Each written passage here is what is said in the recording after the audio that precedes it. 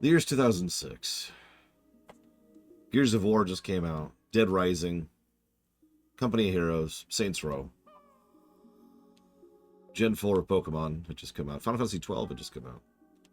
And there's this other game you may have heard of called Oblivion, which is a hell of a juggernaut. In that year, PlayStation 3 also came out and was almost immediately followed by the Wii.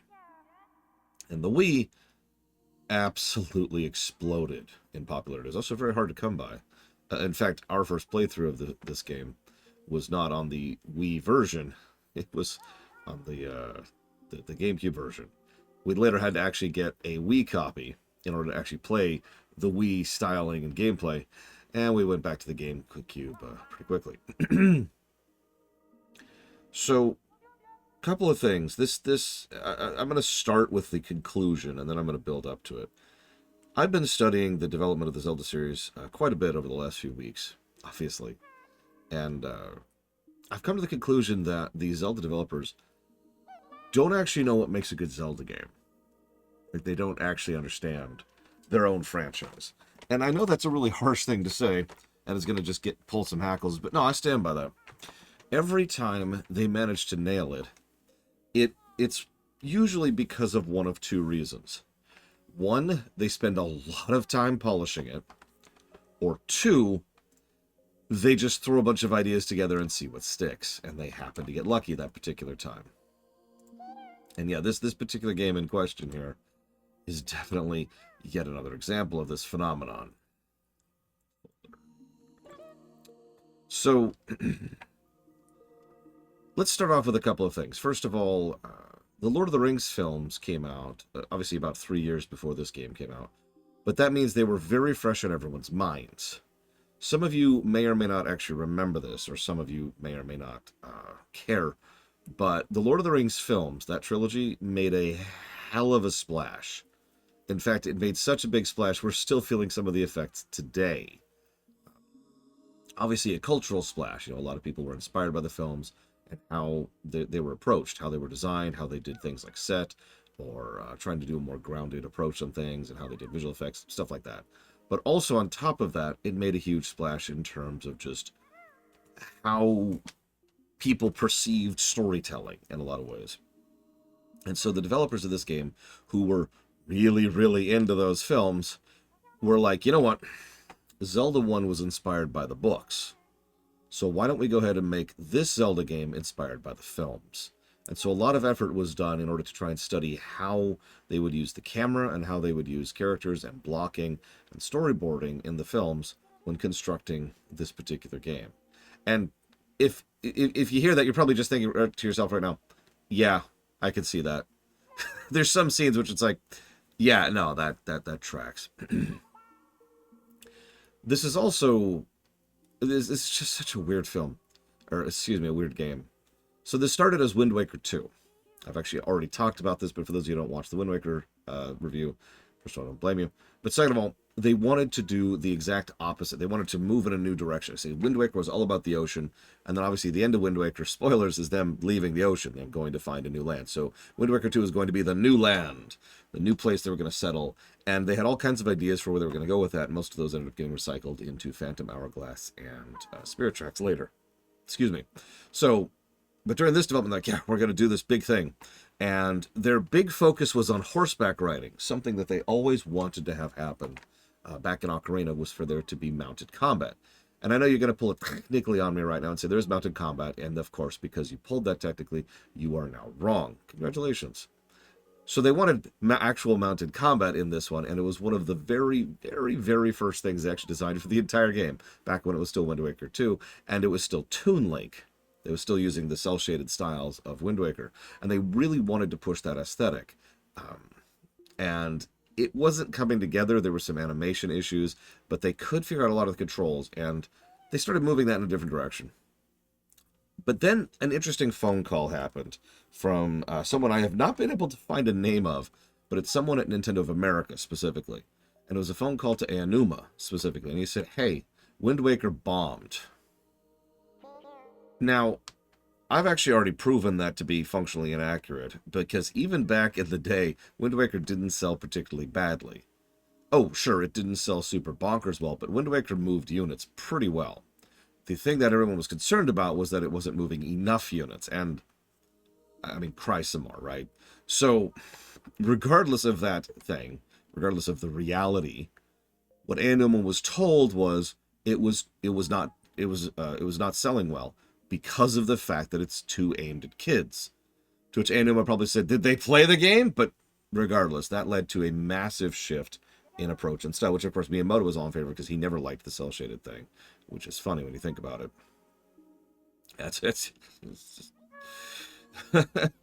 So, yeah, did they finish it? So they're like, okay, we're going to do this idea. We're going to push in a new direction. We're going to move away from Toon Link. But if we're going to move away from Toon Link, if we're going to do something else, should we keep calling it Wind Waker 2? And the idea was essentially just thrown out in the middle of a meeting. Well, hang on. Why don't we follow through on Majora's Mask? And so a lot of the story ideas that they already had were shelved, and again, would later be reused in Phantom Hourglass and Spirit Tracks.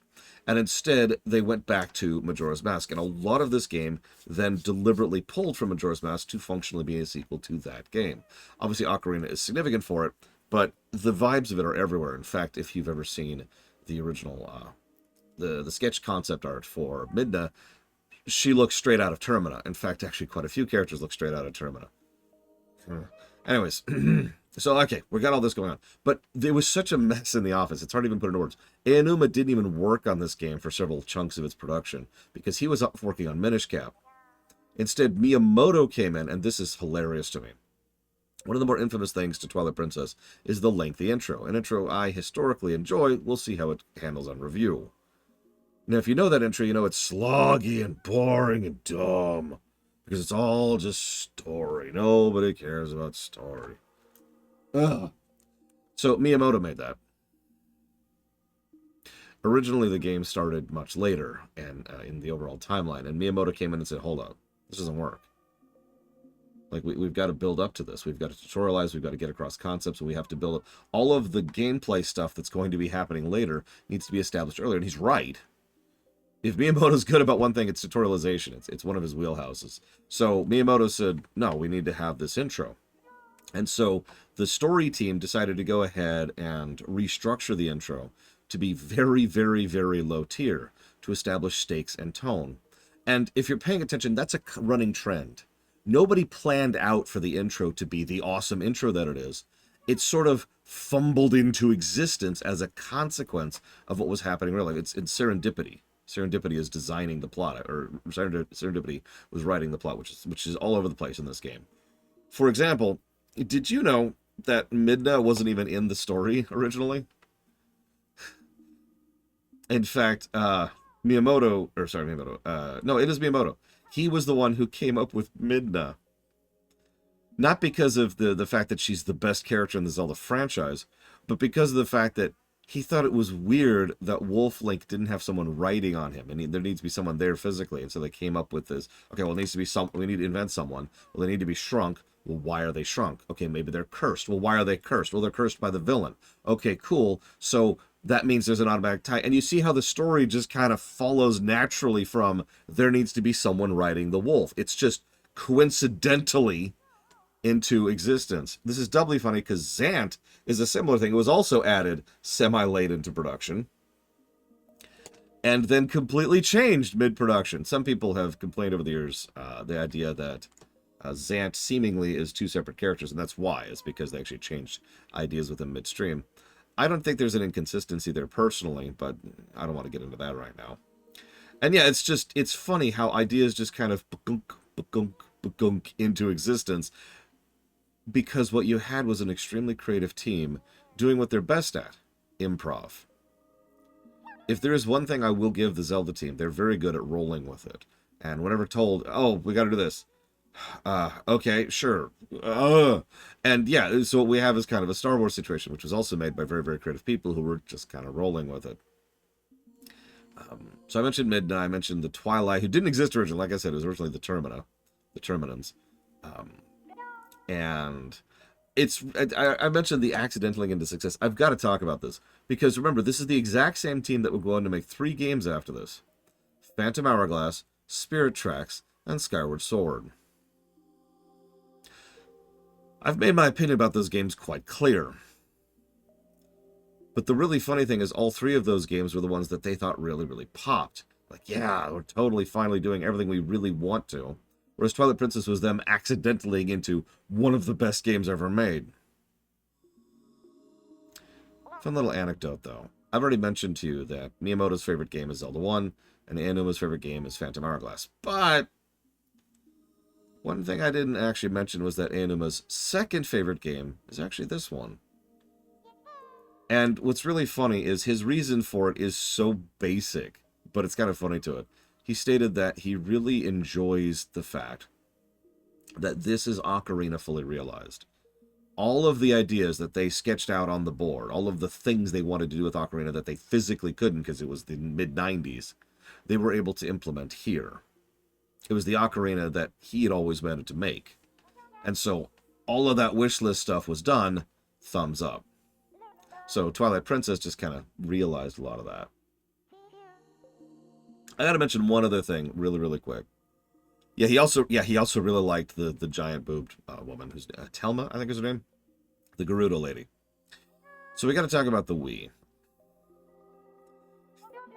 So obviously this game came out on the Wii as a launch title. Was not intended to be launched on the Wii. Now I mentioned that because if that sounds familiar, then you've heard me talk about Breath of the Wild before. They were in development, quite a ways in development, when it became clear that the game wasn't going to come out, because this is the post-Wind Waker / Sunshine era, and Iwata was starting to express a lot more influence over the creative process at Nintendo at this point in time. Which means, when they said, hey, we need more time for development, the answer was, okay. And despite all of the issues that would continue to plague the series and the games in general at this point, they would never rush or crunch a game ever again. In fact, still haven't to this very day. So, this game actually took a little bit longer than usual to make because not only did they want the extra time to polish it, hey, go figure. This was delayed a while. But also, they wanted to convert it to the Wii to make sure that it would be playable on the Wii, which was apparently a much harder thing to do than it sounded. Obviously the game is mostly the same, although there's the infamous fact that they flip it, mirror it from horizontally, which caused confusion for years. But because Link's right-handed, right? It's just, anyways, but just getting the way that the Wii works in order was kind of a problem, because obviously this is just a button press. That's easy, but they also wanted to do the aiming thing, and apparently getting the Wiimote aiming reticule thing working for a game that's designed to take input in a completely different manner was a huge technical hassle and took them quite a while to overcome. Yes, the Wii and the GameCube are very similar architecturally, just like the Wii and the Wii U are similar, just like the Wii U and the Switch are similar, just like I almost guarantee you the Switch 2 is going to be similar too. That has been one of Nintendo's more, let's call it, more successful ideas hardware-wise over the years, unlike, say, the PlayStation, which is constantly changing its infrastructure and architecture, which has been causing issues for years. Anyways, but they had to do it. Obviously, they wanted a big launch title for the Wii. Nobody at the time knew that the Wii would explode the way it did. But the big reason for it, and I've already told you this story, is because when Aonuma first sat down with a prototype Wiimote and pointed at the screen, well, he didn't actually do this, it was just an automatic thing. He was like swinging to swing the sword. He was like, oh, it was like, oh my God, I'm finally actually playing the game. This is it. This is the thing we need. We need controller gimmicks. This is where that started. This is where the controller gimmicks thing started, which we've already covered all of the consequences of that already, as of this point in time historically. But, yeah. So, thanks for that. Anyways. Yeah, thanks for that, buddy. Thanks for years of crap games, because you insisted on changing the controls rather than changing the game. So without much further ado... and just really, really quick, because I know several people... wait a second.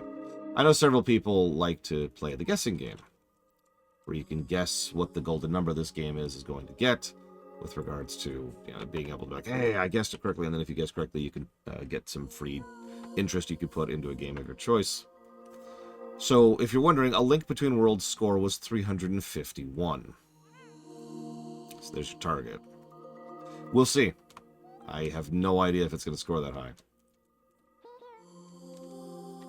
Feel free to quote me on this and how wrong I am if this scores really, really badly in, I don't know, like half a week or whatever.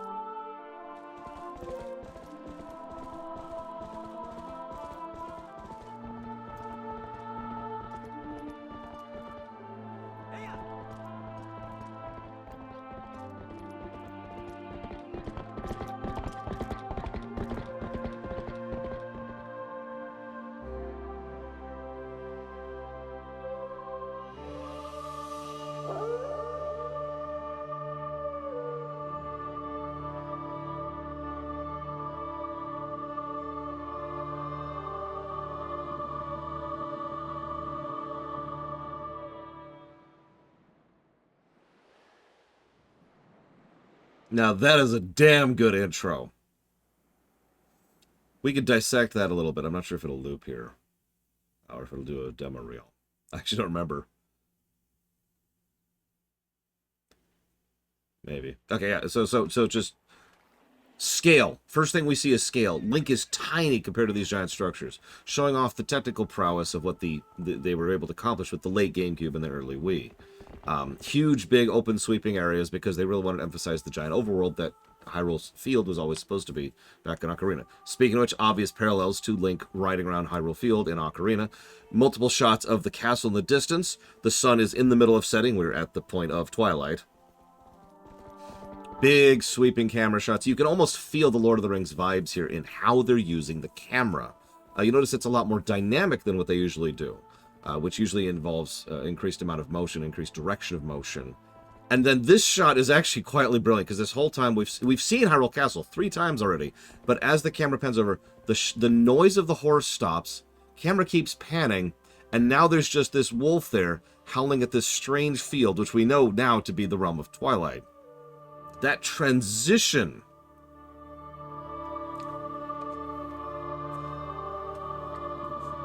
Look at that. That is brilliantly constructed. And yeah, the music perfectly encapsulates the mode. No, I'm good. Thanks, Loner. Oh, hey, there's our playthrough from last time. That's funny. Let's go and get rid of this one. No, it's... Let's go beat the game. Yep, it's time to ride Brigwin, which she's not going to get because she's not here. Join us, Giga. Watch me ride Brigwin. God, that was 5 years ago we did that lore run. Holy crap.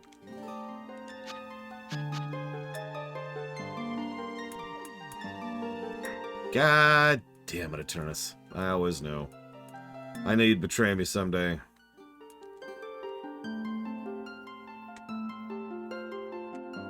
I always knew. Time to die. Ugh.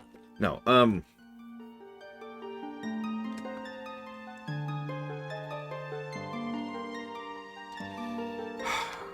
thank you, Eternus, very, very much.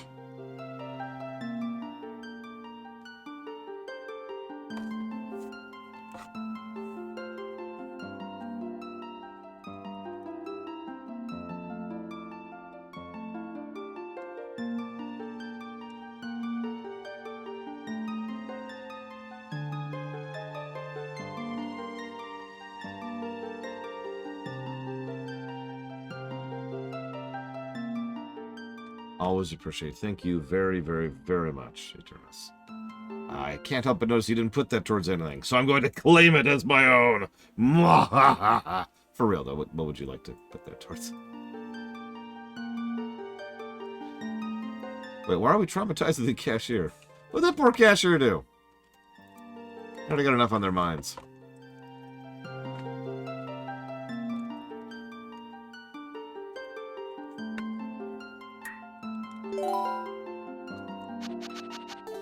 Whoops.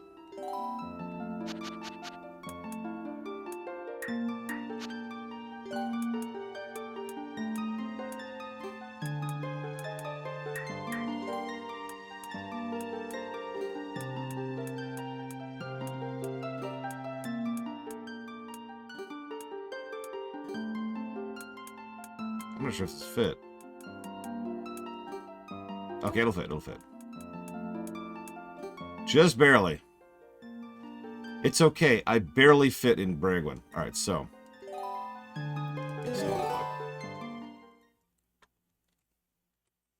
I don't remember Eternus, I'm sorry.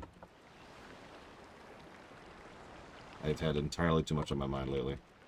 As a reminder, this is our last stream for an uncertain amount of time. I don't know when I'll be streaming again after we finish this game. It could be days, months, weeks, I don't know.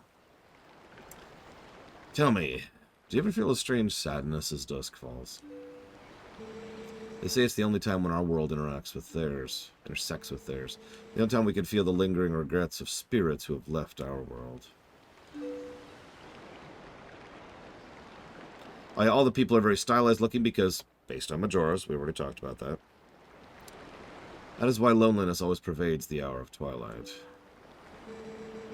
But enough talk of sadness. I have a favor to ask of you, Laura. I was supposed to deliver something to the royal family of Hyrule the day after tomorrow. It was a task set to me by the mayor, but would you go in my stead? You have never been to Hyrule, right? In the kingdom of Hyrule, there's a great castle, and around it's Castle Town. A community far bigger than our little village. Far bigger than Hyrule is the rest of the world the gods created. You should look upon it all with your own eyes. It's getting late. We should head back to the village. I'll talk to the mayor about this matter.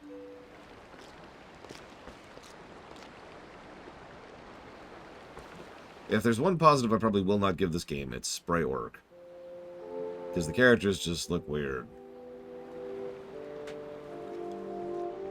Trust me, he's not the weirdest guy we're gonna see.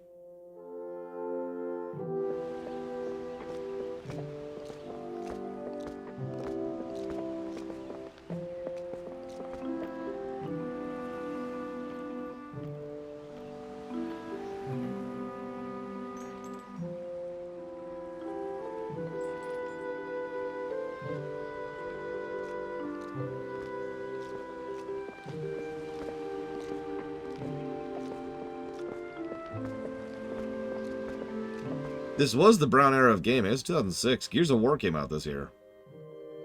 This is solidly in the middle of the brown era of gaming.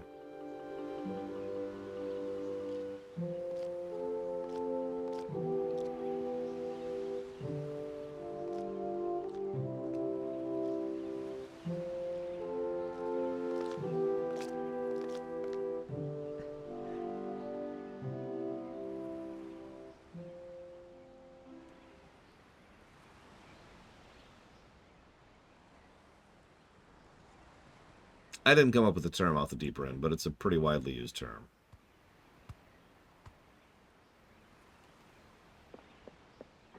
It's okay, it could be worse. This could be the original version. Don't worry, I'll tell you a story about the original version's graphics much later, in the third dungeon. That makes absolutely no sense whatsoever in Arkham Axis. Hey, you might help me herd the goats? They ain't listening to me lately. Yeah, sure.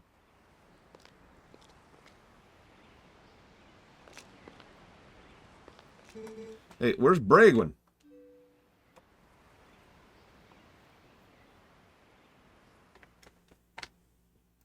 We lost her. We lost her. Hey. Come on now, hurry up, bring Bragan with you. Okay. Oh god, it's so nice to have a mini-map again. It's even a toggleable mini-map. We've also got our inventory. Let's see what kind of options do we have here. We've got the toggle, we've got camera. Is this... Hey! Actual camera control options. Holy crap. I am shocked. Holy crap. Actual options. My god. No negatives given. They would then lose all of this when it comes to Breath of the Wild. Not too long after.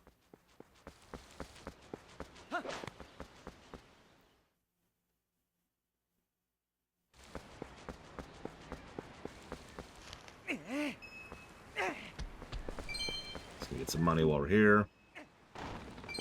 Oh yeah, let's see if the cutscenes are skippable.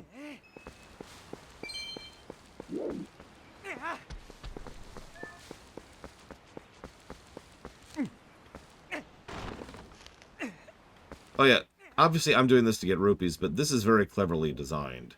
What's the first thing they give us? Option 2. Run around and figure out how to move the game. Okay. What's the second room we encounter? An area with a bunch of grass and a bunch of rocks. I've seen demo reels of this, but even when they first or not demo, sorry, reels of the demos when they first showcased the demo of this game. And the first thing most players do is exactly what I'm doing right now. Immediately run around and pick up all the rocks just to try and throw them around and see how that interacts. Fun fact, the same speed tech for rolling exists here as it did in Wind Waker, and for pretty much the same reason. After all, this is actually the Wind Waker engine, so that makes sense. God, I'm going to actually have camera control for the first time since, like, Breath. This is going to be great. I've been doing this whole time.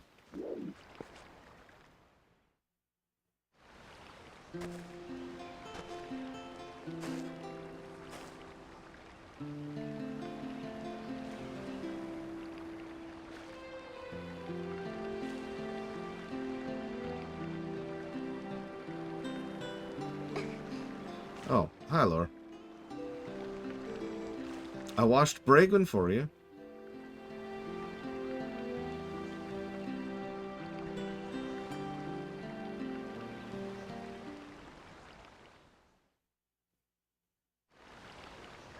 Bragan, do we need to have a chat? Bragan works really hard, so I thought she deserved a treat. That's true. But listen, could you do something for me? Could you use a piece of grass to play that song for me? You know, the one Bragan likes? This was also something that was supposed to be an ocarina. But then Judo Joker showed up.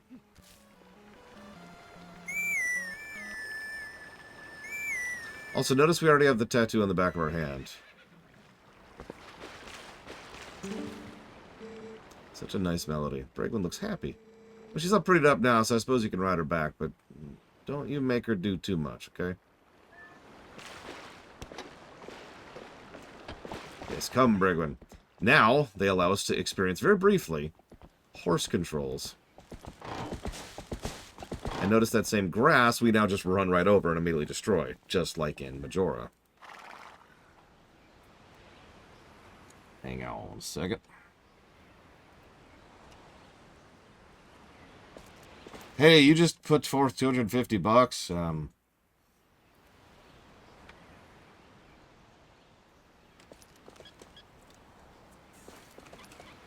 Listen, it's entirely possible that it'll be a nice, smooth transition. I'll get right back to streaming, no real issues. But it's also possible that I might not be able to do a regular stream for several months. In fact, there are two possibilities which are on the table. One of which would involve me not being able to stream for quite a while, and the other would involve me not actually having a proper studio, so being forced to live with like a temp stream like we did earlier here for probably about 6 to 8 months. We'll see what happens. So we'll put that towards Hitman 3, Mercenaries, Playground, Destruction, and Siphon, Filter, Omega Strain. Thank you, Judo Joker.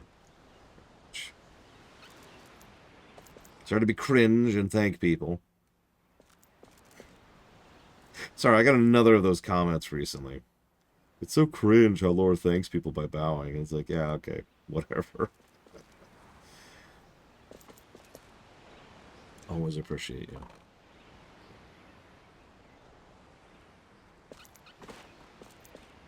Yeah, I'm very crunjo.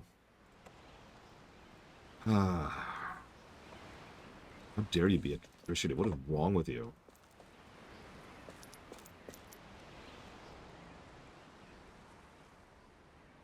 It's cringe to be cringe. They're cringing it up now. We'll talk more about Epona here and how she handles later. Sorry, we'll talk about how Bragwin handles later. Slippery when wet. Alright, so.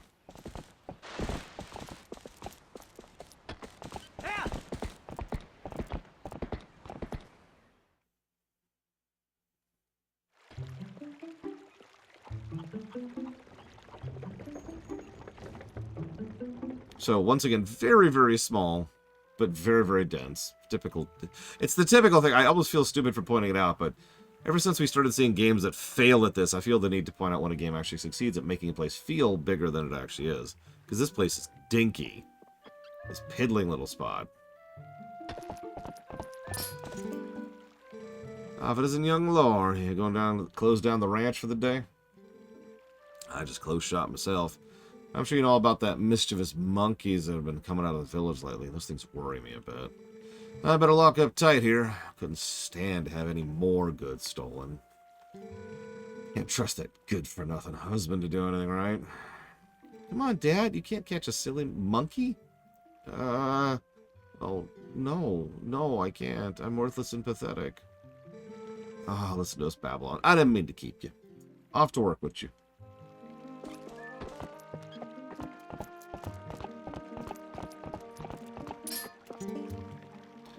Oh, hi, Lore. Making you a fishing rod, you know? All I have left to do is paint it, so get ready for fishing. Oh yeah, quick aside. You know how Epona was neat, but ultimately kind of frustrating to use back in Ocarina? All that's gone. Because they started off so much of the game around this concept of the horseback riding and being able to do simple horseback riding. You can interact with things and people and loot and combat without ever leaving the horse. It's also very, very quick to dismount, which I demonstrated, but I forgot how to do it. I think it's this. Nope, I'm wrong. Oh. Also, I just missed something. Sorry. My dad always has to stick his nose in everything, you know. Yeah, I know. Hey. Great timing, Lore. Something I'd forgotten to tell you. My son Colin's making a fishing rod so two of you can play together. He should finish it today, so you should come by and get it at the house tomorrow. Okay, thanks.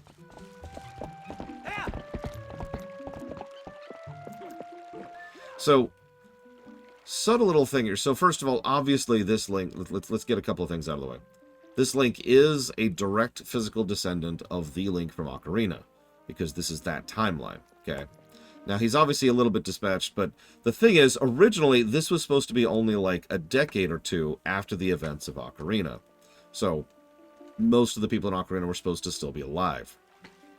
Obviously, they ejected that concept and decided to make us a descendant, but they actually didn't move the timeline that much further down. This is only about 4 generations down. So, it's been roughly a century since the events of Ocarina. Things have settled, obviously, quite a bit. But I bring all this up because this is... excuse me. This is a direct bloodline descendant of Link, and he lives out here in this ranch where he has his own private house, and he also owns one of the only workhorses in the area. So, what I'm trying to say is, this Link's rich. Relatively speaking, but it's still true. In fact, it wouldn't surprise me if this is actually his ranch, the ranch we're about to go up there and help close, the ranch we work on every day. We may not be in charge of the village, like the mayor here, but this is probably functionally our property. And it would make sense if that was because of the fact that Link hooked up with Malon back in Ocarina, and this is kind of what's left over of the Lon Lon Ranch.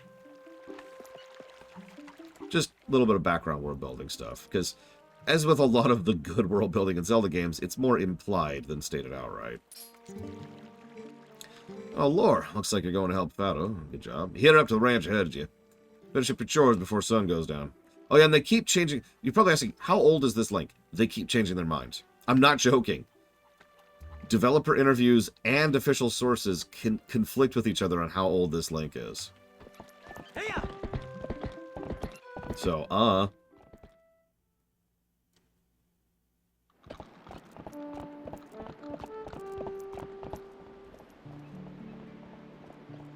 they've said 16, they've said 19, they've said 17, they've said 24. They've also said he's older than the Skyward incarnation, which was explicitly in his 20s. Your guess is as good as mine. Because they can't make it up. I'm telling you, they have no idea what they're doing. They can't even decide the age of their main character. I know that's not really a major point, but honestly, it's right up there with Anthem, where they couldn't even name the planet the setting takes place on. If you can't even name your planet, maybe you should go back to the drawing board a little bit.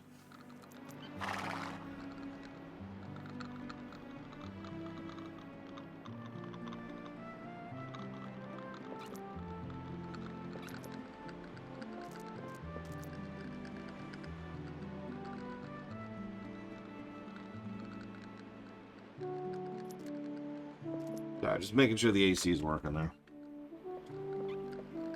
22 is a good age. Still young, still developing.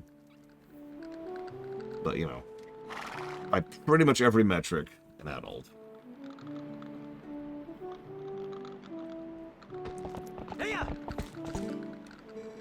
Sorry to get you over here in such a hurry, Laura. These guys have been awful skittish lately. Don't listen to a word I say.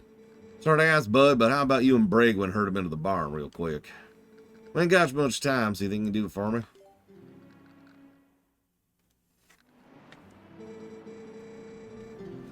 Much obliged there, bud. Okay, then, let's go on and herd all these little scamps in the barn for me. Yeah, that's another thing. We have to keep in mind the fact that the Japanese have this obsession with people being too young. So he's probably actually 5.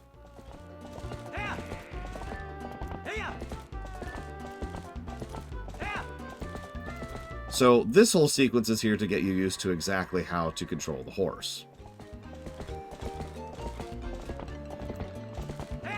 It's also a bit of a mini-game, which we probably won't even really do later. They also fixed this substantially in the Wii U version. The AI on the goats in the original was a thing.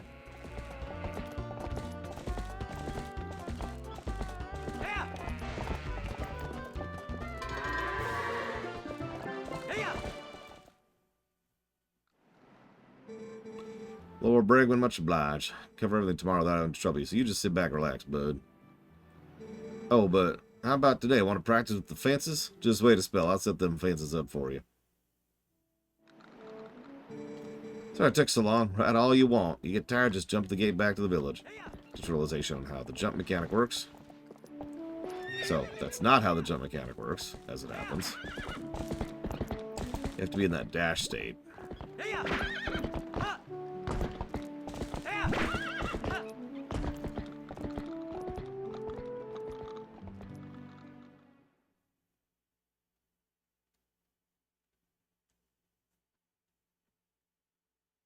Sure.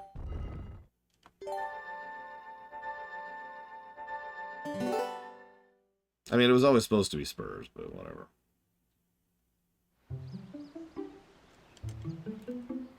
I mean, again, Majora practically had the Twilight thing going for it, too, so that makes sense. Hey! Wake up, Laura. It's morning already. God, why are we so lazy in all these games? Wake up. So, some of you may know that the very first time I ever discussed doodads on this show was actually for this very game about 5 years ago. And it's because of this room. Picture of Epona, picture of our family and friends. In fact, we even have the picture of our family and friends actually has the kid who's taking the picture right there. I can't think of the word. There's a thing. Bookshelf? We'll call it a bookshelf. Uneven bookshelf, of course. Books. Cloth. Thing of, I don't know what that is. We've got a bottle there for the water. We've got the paint brushes. Little dabbler right there. Over here we've got Another picture. He's got a lot of pictures. Cloth with the sigil of the Ordon Ranch here, because, of course, again, this is probably his ranch.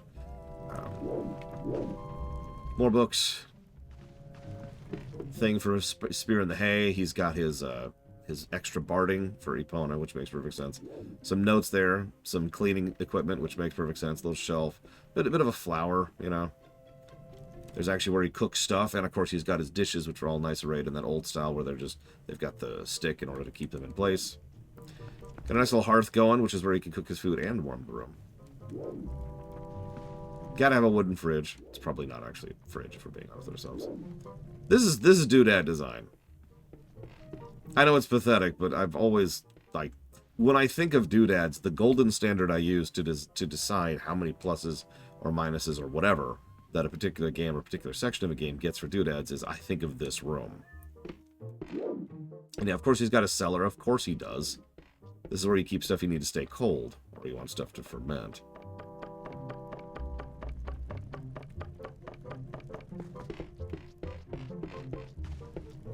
They actually did a decent amount of research on how farms and ranches worked in order to set up this section, which is hilarious, because it wasn't even in the game originally, as we already talked about.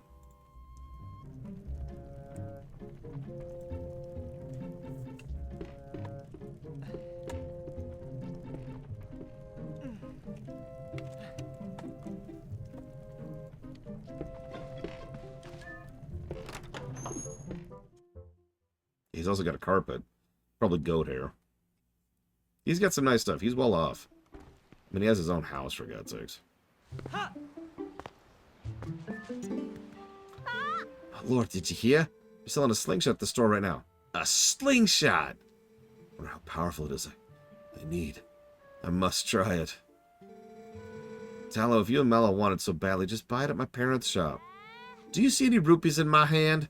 I can't afford that thing. Come on, Beth, can't you just loan it to us for a while? You know I'd get in trouble for that. If you two want it, save up your allowances or something. But our allowances are terrible. I wish I was born into a family with a slingshot instead of one with a water wheel. Actually, it's funny because this is legitimately a bit of foreshadowing for the fact that that child right there, actually, Mallow. Mallow there actually has more economic sense long term because he was born into a family with a freaking water wheel, which means a lot of the bread and grain is probably being processed through his mill, which probably means that he controls a decent chunk of this town as well. But anyways.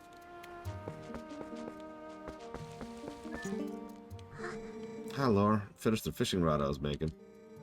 Thought I'd give it to you this first thing in the morning, but Dad says you just wait till Laura comes to get it. That's why I didn't bring it to you. Dad's out today, so would you ask my mom about it? I think she's by the river.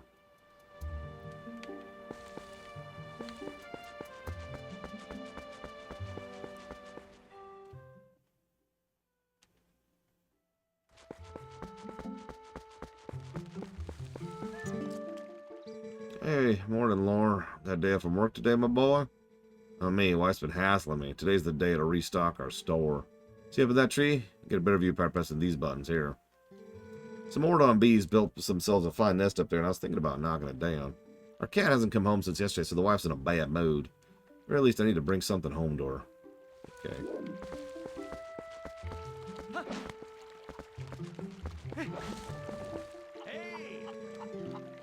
Here's your typical distance talking tutorial, which almost all these games has. Tutorial. Also a climbing tutorial. Death to pumpkins!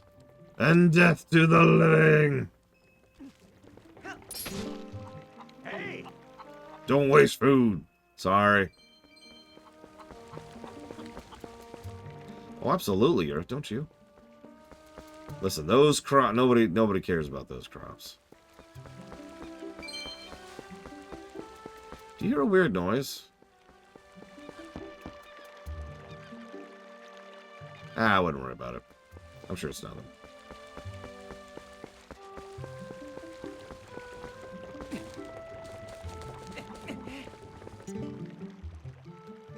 Yo, there you are.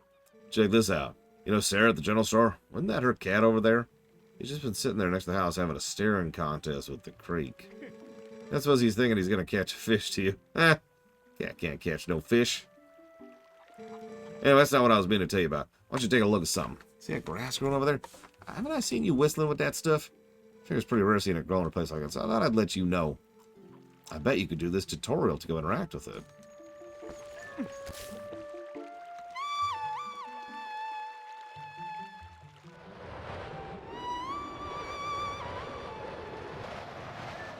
By the way, there's the skippable cutscenes. You actually can skip cutscenes in this game, by the way. Not all of them, but most of them.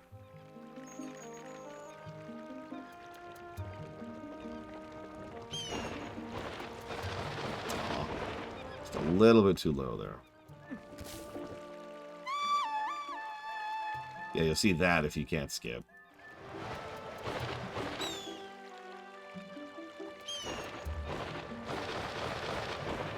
Okay, sure, game.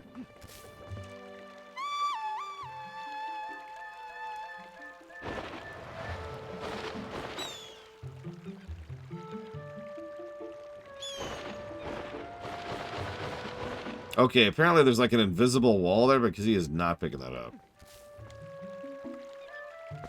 That's fine, whatever. Just go over here anyway. Screw you.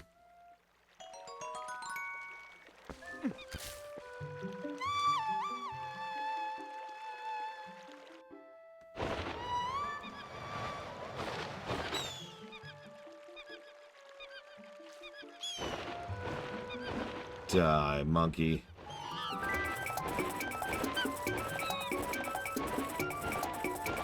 I didn't know you hated this game, Jesse's Mask. Like, that's just news to me. Where's that coming from? So he accidentally did the quest ahead of time. Sorry. But hey, I found your thing that you were missing that the monkey stole. Been looking for that cradle. I made it when my first child was born. I cherished it all these years. Do you know all this somehow? Did you bring it back to me on purpose? Thanks to you. That reminds me. Something I'm supposed to give you.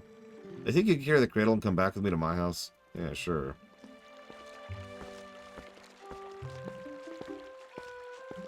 Interestingly enough, of all of the Zeldas that are divisive, like, say, Majora's Mask, or Breath of the Wild, or Wind Waker, I've never heard of this one being divisive. Like, this is kind of universally the good one, ironically, alongside Ocarina.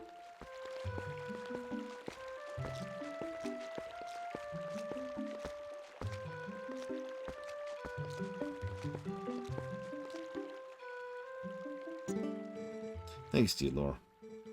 Yes, yes, I know I've forgotten. I'm supposed to give you this. Here you go.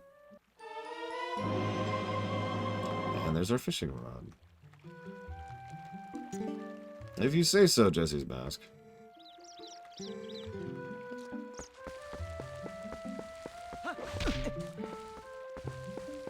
I have heard people don't like the intro. That's pretty common. And I usually throw those people out in the trash where they belong. No, for real. I don't actually get that. It's the same as disliking the Kingdom Hearts 2 intro, and I don't understand it for pretty much the exact same reason. I'm admittedly taking my time, but you can absolutely blaze through this intro. Actually, more so than the Kingdom Hearts 2 one. Morning, Lore. Sounds like Fado's handling things at the ranch on his own today. When he's up there alone, I always figure some calamity or other's gonna happen.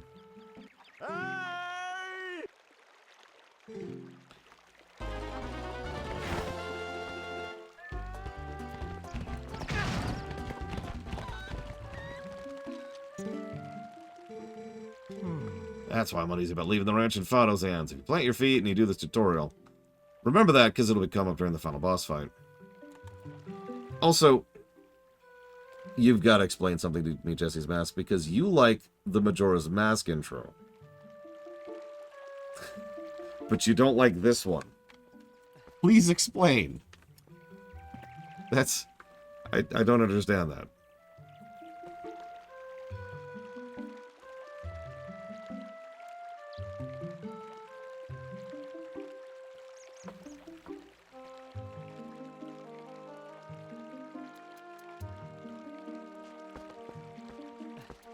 Can you give me a reason how? Just like in specifics.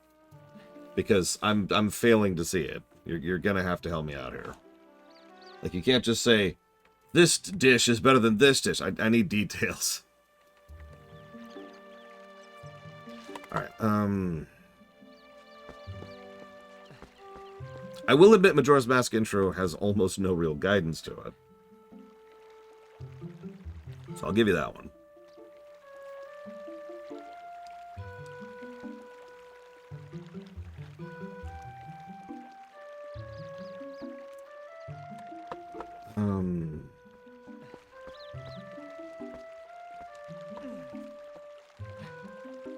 Now, if you played a mobile gacha game, that's hand-holding.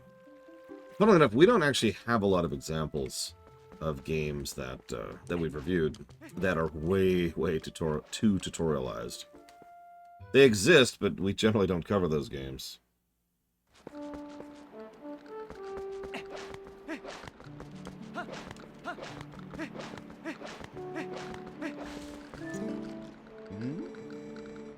That told you to take the day off, bud. Everything's fine. I'm keeping a close watch on these scams. Go relax, bud. Don't spend your time here. I forgot to tell you, the young tots are pretty fired up talking about how they're going to play with you today. If you ain't got no plans, how about spending some time with them and make them real happy? Oh, okay. Go with kebab, I think. Also, what's wrong with the lore coin commands?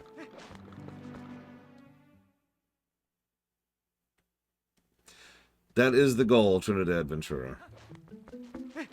And after that is nothing but a giant pile of uncertainty. So who knows?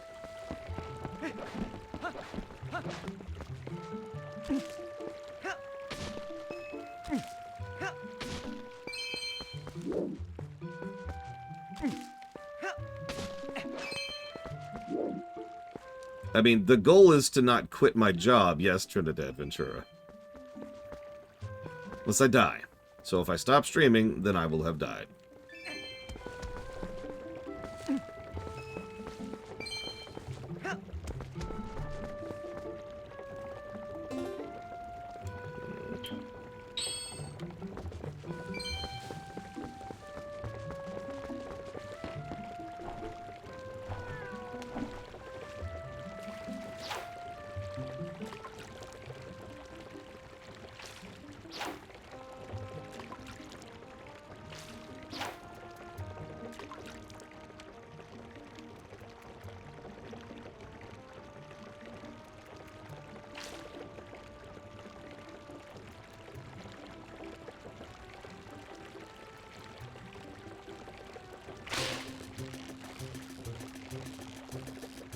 The reason these animations are so weird is because it was designed for the Wiimote in mind.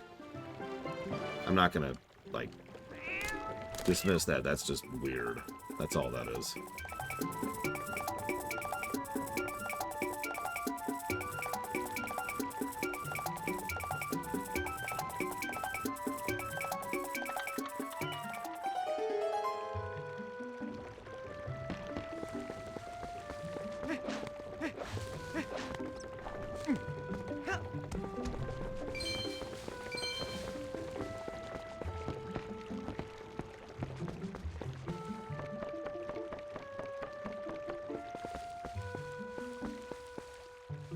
If it's not obvious, this is the Kokiri Forest section that we're going through right here.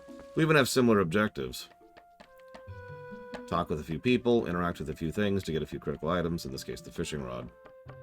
And of course, get a certain amount of money.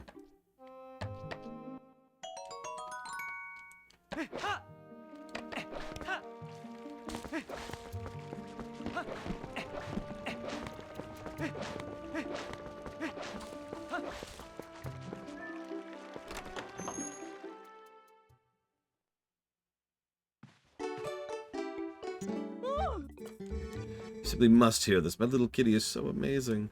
Today he caught a fish all by himself.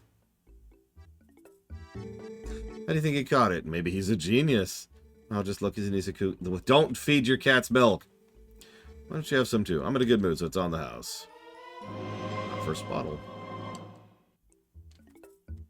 You don't have to return the bottle. You can reuse it, you know. Recycling's important.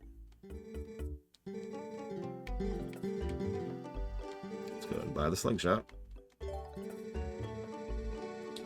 What are you doing buying a slingshot, you naughty thing? You're too old for toys. because we're 22. Well, at least let the kids play with it. Oh, I should tell you, if you run out of pellets, you can use pumpkin seeds. Children love this item. No, this isn't the 90s anymore game.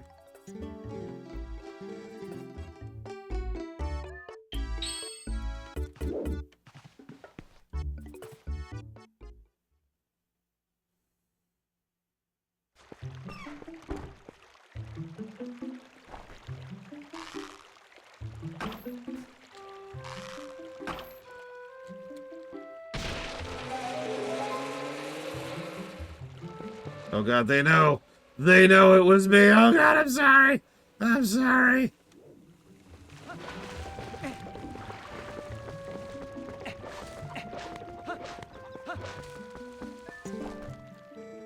was watching you, Lore. Yeah, I was throwing rocks too. I just wasn't as successful as you. Good job, you knocked the nest down. You bought the slingshot, I see. Thanks, my boy. Yeah, you're welcome. You are such a pathetic husband, by the way. So we can get some bug larvae here. We don't actually have a lot of reason to do that, but you can.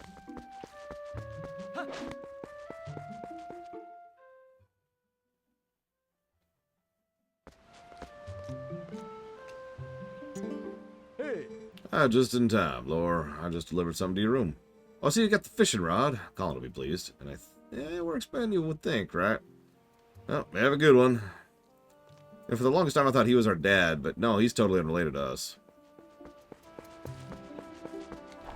Make sure you know how to use the slingshot. There's a slingshot. Whoa! You don't have money to buy it? You know. I am the rich guy in town.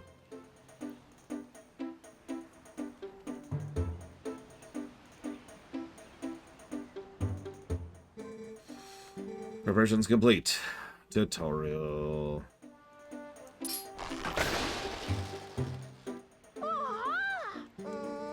Slingshot.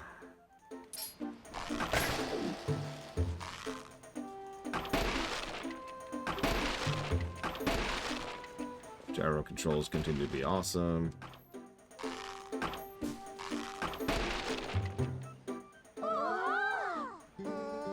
Thanks, Lore. Yeah, you're welcome. You really are amazing, Lore. By the way, Lore, are you expecting Colin's dad to bring something? Because he did. Oh, yeah, that's right. What was it? What was it? I command you to tell us. To my knowledge, they never talk about Link's biological family other than the obvious exception to that.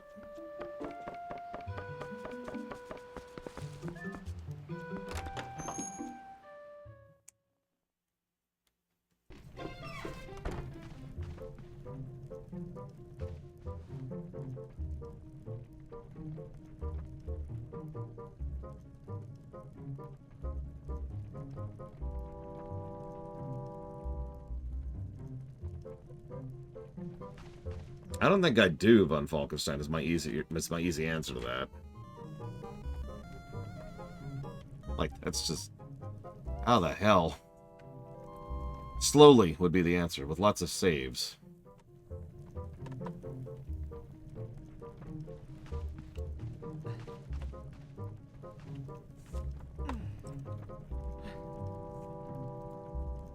This is just apparently the, sorry you're leaving your job forever and going to go die. Thank you, Dragon Player, very, very much.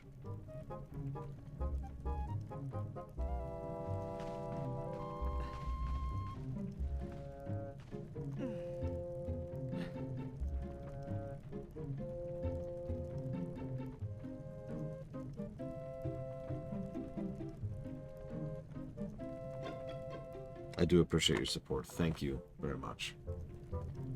I will spend that on getting McDonald's during my 12-hour trip. And I will put that towards Snufkin, FF701, Cyberpunk.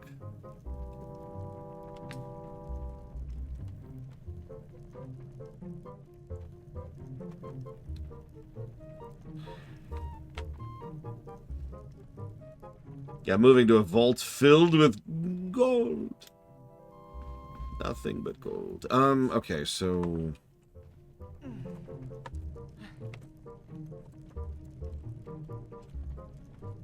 The smell of it, the texture of it, the taste of it. I'm going to personally disagree that this is the best soundtrack of the series. But that's because Four Swords Adventures exists.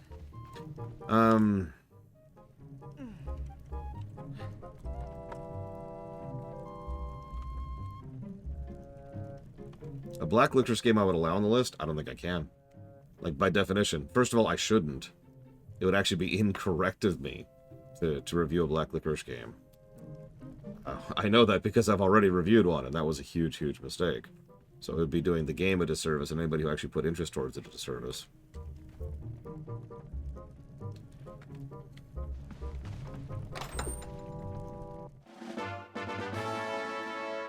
We got a sword.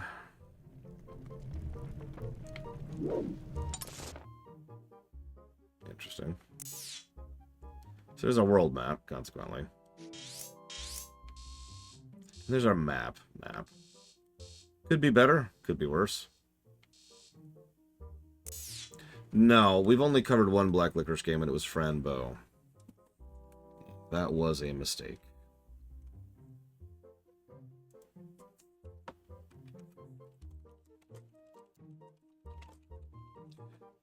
Honestly, I would say Breath of the Wild is more realistic looking than this, to be honest. Like, as several people have pointed out, this drifts into Uncanny Valley. And it doesn't really, like, look realistic. It looks stylized.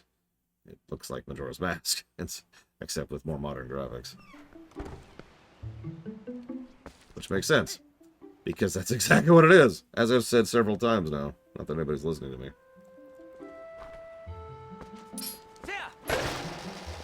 Whoops. Oh, isn't that a wooden sword? Yes, she's right. Okay, say it for a sec. Seriously, lately these monkeys have been coming out of the woods and playing tricks on us. We want to get those monkeys good. Why would the monkeys be acting out? Like, you've lived, like, peacefully with the monkeys for years now. Okay, fine, I'll teach you how to use a sword. Oh, thank God for that, Robostall. Not that I care. So first off, we want to see that move. The slice.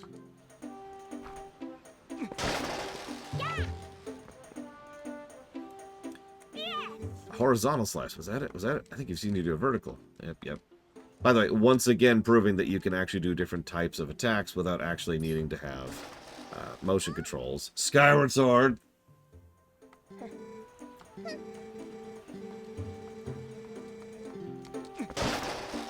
God damn it.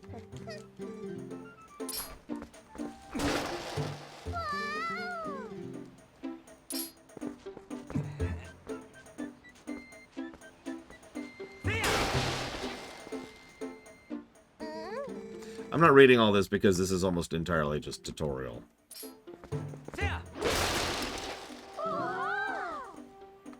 Well, if you check the website, you'll see the answer to that, Judo Joker. But to answer you here, since I would hate to force you to go to my website, glare of disapproval.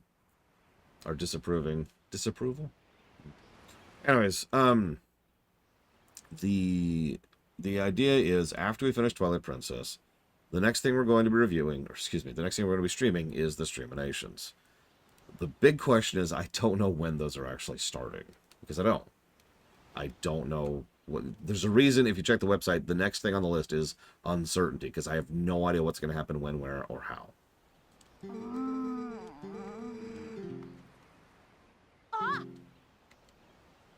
Monkey! Keemon! Where are you?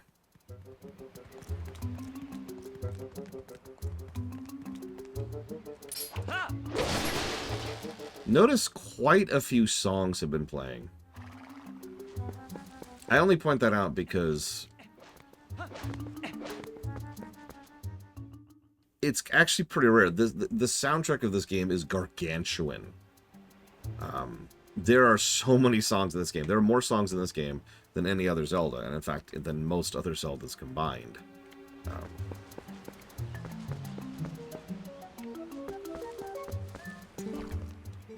Tello and Mello and chasing like crazy people after that monkey. Can't keep up with this too. It was a big friggin' soundtrack. Also, you can attack while moving. This was considered a bit of a sea change a little bit. Because this really changes how you interact with the combat of the game. I should probably mention that I consider this to be the best or the second best combat, depending on what you define as combat in the entire franchise. You went that way. The rest is up to you, Laura. You say that jokingly, Ect, but it's easy to understand how big of a change this is, because all I have to think about is the fact that I can continue to dodge and maneuver around my enemy while still attacking them. Because in other games it would be... and move. And then move. And move over here. Yeah. He's just a kid, Blue of Alex.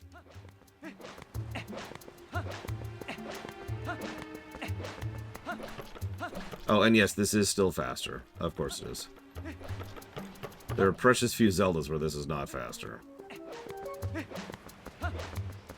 Yeah, it's usually a special ability of a unit in a strategy game if they can actually attack while moving.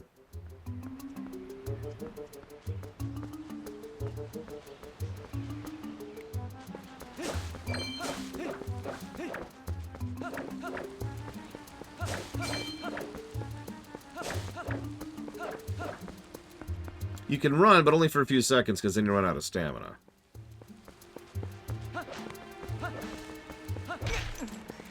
Oh, damn. Alright.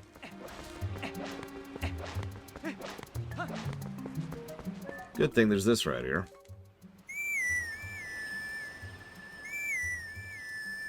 Hey, liberated Phoenix.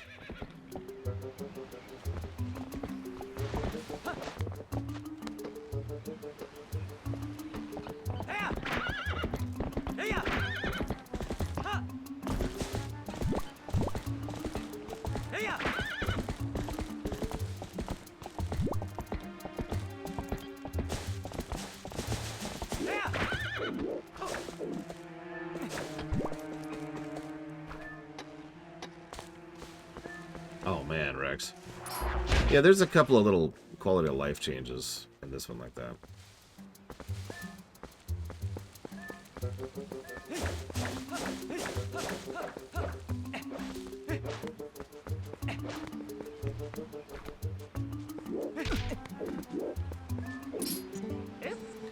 Oh, an Ordonian. Hey, guy. Listen, I'm not sure you should be wandering around the woods without a lantern. Just because it's daylight doesn't mean it's safe. Tons of caves and dank spots around here. It get pretty dark even in the middle of the day. Why do you have a nest in your hair?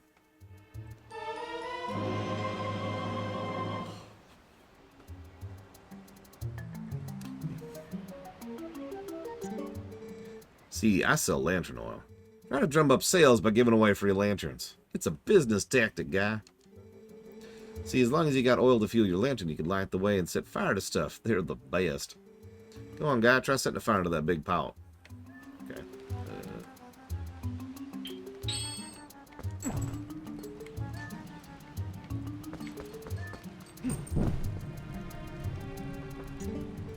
That's right. See, it's on fire, guy. Keep using that anytime you need. If you run out of oil, come see me to get it refilled. Yeah, sure, kid. But not before I kill your, pumpkin. That's fine. Don't worry about it.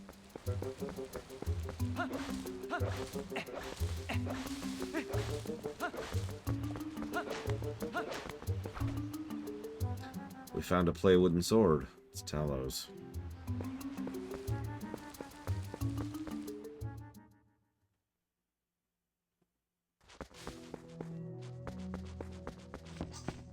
Keys! First real enemy in the game. It's a freaking keys. I guess that's not true. We saw the Baba thing earlier. Ignore me. Second enemy of the game. Keys. Third enemy is rats, of course.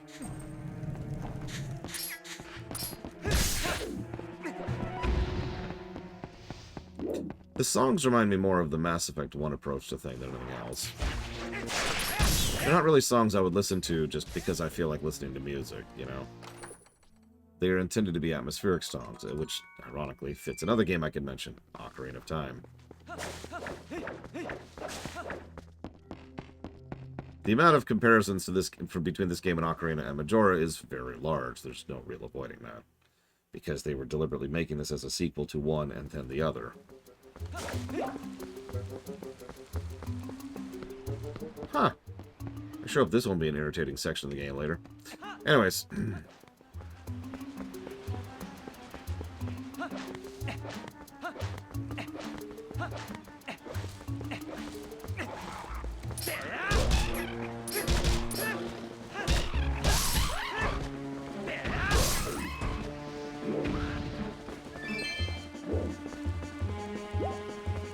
I'll be paying attention to the soundtrack as we go, though. I am curious how it's going to line up.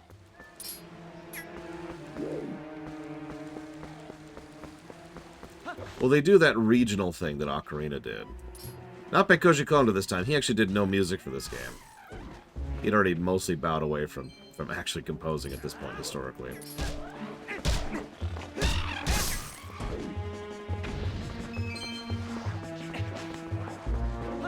There's a lot more music than breath. And better used. These woods are dangerous, holy crap.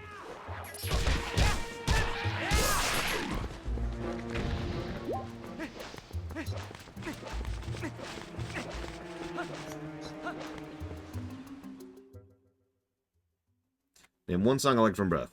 Hyrule Castle. That's true off the deeper end. Both would still do occasional stuff periodically, and Koji Kondo moved up to being like the music director of the entire company. But actually composing? Not so much. Name a second song from Breath.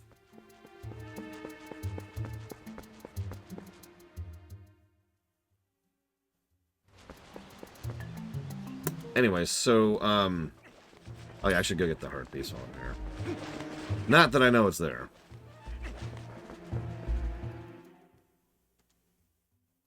There is that terrible dungeon song, but I think the goal was to name a song that I actually like.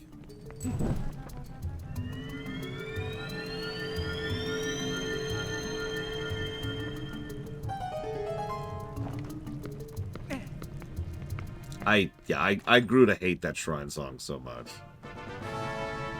So, heart pieces are 5 to the container. I've actually done some digging on this to try and figure out why, and the answer is I have absolutely no idea.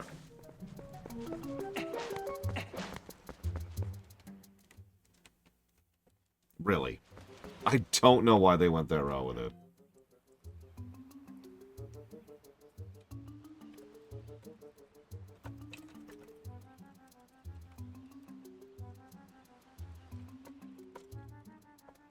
Thank you, Krenzler, for your support, as always. And I'll put that towards the Tales of Berseria, BRPG block, and Satisfactory. I don't think it's an example of either. It's just a weird decision off the deeper end. There are a lot of dungeons in this game. It's not like they can't fiddle with the amount of hearts or heart pieces you get. They've done that before this. And they would do this after this as well with Breath of the Wild.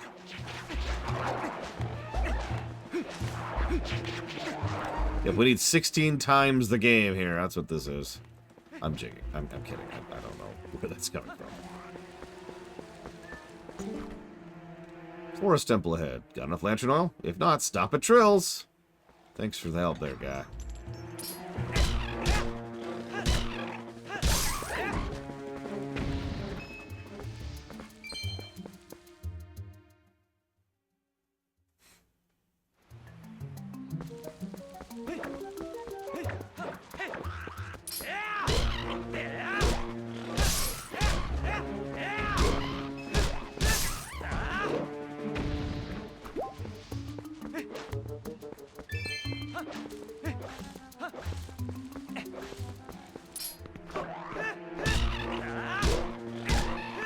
Well, Dark Souls came out quite a bit after this, if I'm remembering correctly. Hey, you're super.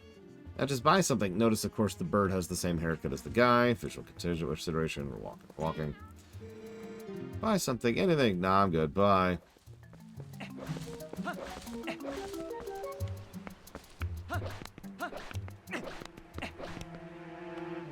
So there's the first dungeon, believe it or not. Now, paradoxically, we are not actually doing this now. This is an interesting choice, and we'll talk more about this in a minute. I think this is one of those things that's a lot more hit or miss when it comes to people's opinions. I could, of course, be completely wrong, and I'll admit it's a hit for me, but I can see people not liking what they do here.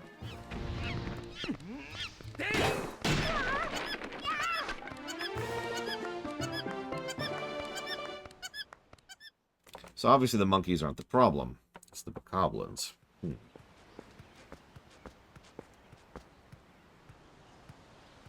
If you hadn't come, Laura, me and that monkey would have gotten eaten, probably. She was actually a pretty nice gal, that monkey. She tried to protect me. So we got captured together. You're not going to mention this to Dad, are you?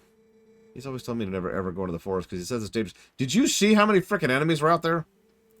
You really can't tell him, really. You have to promise. I promise nothing, kiddo. Lore. Sup? Son told me Tyler disappeared in the woods and had not returned. I came as soon as I heard, but looks like you brought him home already. Apologize. Such a task should not fall to you. Yeah, so here's our local guardian, by the way. Tell me, have you noticed how strange the wood seems lately? I feel uneasy about what may lay in wait. Anyway, Lore, tomorrow's finally the day. You'll be departing for Hyrule. It's a good thing I've given this task to you. Good luck. Return safely. If you're lucky, you may even get to meet Princess Zelda. As if.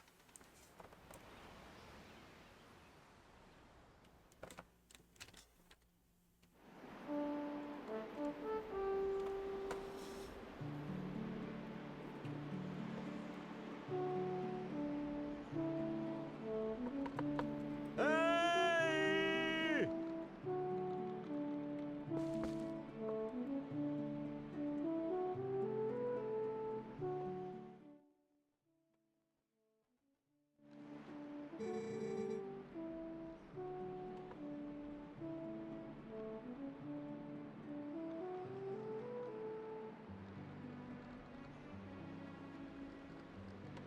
They probably don't really know the significance of it, but either way, I have no idea, Bella.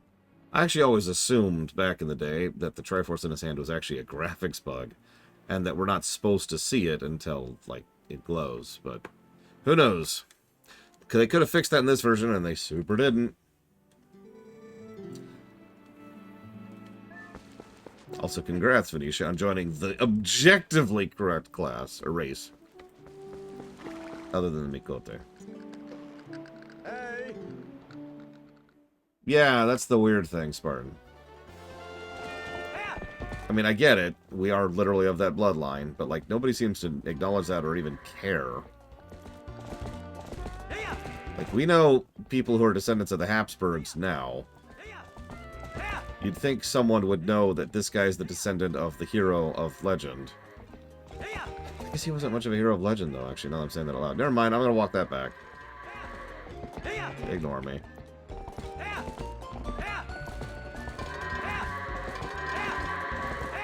But yes, the Triforce is already in a split state, which makes sense, given events we find later.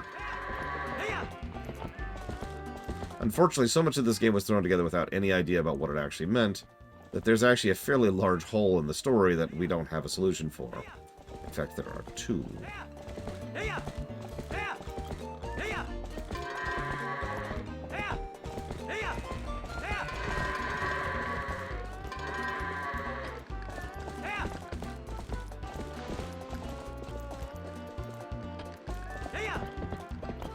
Pretty much, Act.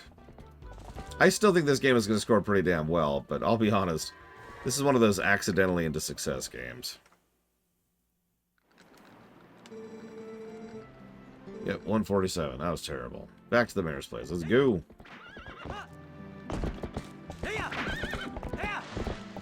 Actually, yes, Pillars of Snow.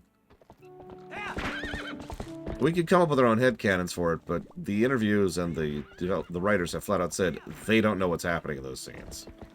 And that's enough for me to never speculate ever again.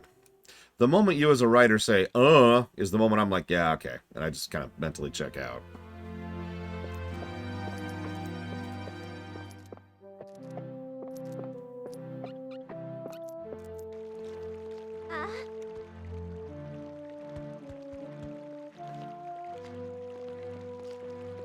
What is with his mustache?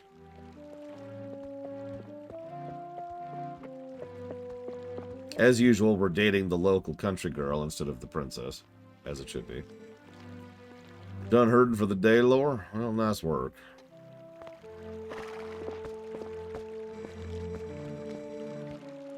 The royal gift Russell told you about is ready, so you should get ready for your trip to Hyrule Castle. Now, the royal family requested this gift specifically, so it's real special. It'd be bad if the representative for Ordon were to come late for such an occasion. You get me, lad? Path road before he's a long one, my sweet horse, but please bear Lore safely along it. Wait, what's this? What's happened? She's injured, isn't she? Lore, how could you? You were pushing Bragwin too hard again. I bet you hurt her leg jumping fences, didn't you?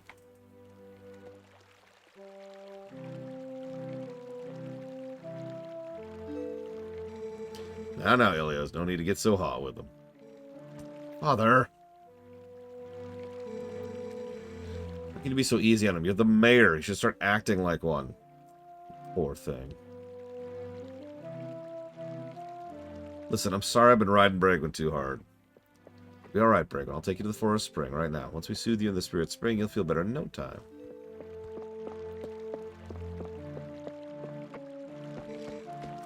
Ilya, without Bragwin, the gift won't be delivered in time. All this won't do. Wasn't my idea. Fun Falkenstein. Oh my god. Yep, time to take Bragwin out back. And have sex with her. Alright, so. You just go right for the jugular. Alright, Yep, Bragwin's now been turned into glue. I wouldn't go with that, Venetia. If I was to compare these to the FFs... Oh god, how would I compare these to the FFs? Let me think about that for a second. So, A Link Between Worlds would be Final Fantasy VI, specifically the Pixel Remastered version. Which would make LTTP Final Fantasy VI. And then that would make Ocarina FF7. And there's actually a lot of legitimate comparisons you can make between Ocarina and FF7. Like, for real. And then Majora would be FF9, I think. Which would make this... I don't know what that would make this. I'm not sure. I'm not sure there's a direct comparison. Because, like, I was going to say FF12, but this game doesn't suddenly get terrible towards the end of it. And FF10, FF12 I think is as close as it's going to get, because both had a similar, much more grounded and much more serious storytelling bent. There's a reason most people say either Majora or Twilight are the darkest of the Zeldas. And there's also the fact that this game was really trying to push new ideas in a way that kind of succeeded and kind of didn't. I don't know. Yeah, Wind Waker's FF10. That's a better example. I like that. Because it's a great game, except when it isn't. Anyways, those guys don't learn to let people boo. Do you think we can go see Ilya together? Yeah, sure, let's go. Come on, kid. Hi. Lore, hello again. Oh, you're going to Hyrule Castle, aren't you? Must be so nice. I want to go to Hyrule, too. I mean, there's nothing that looks good on me in this town.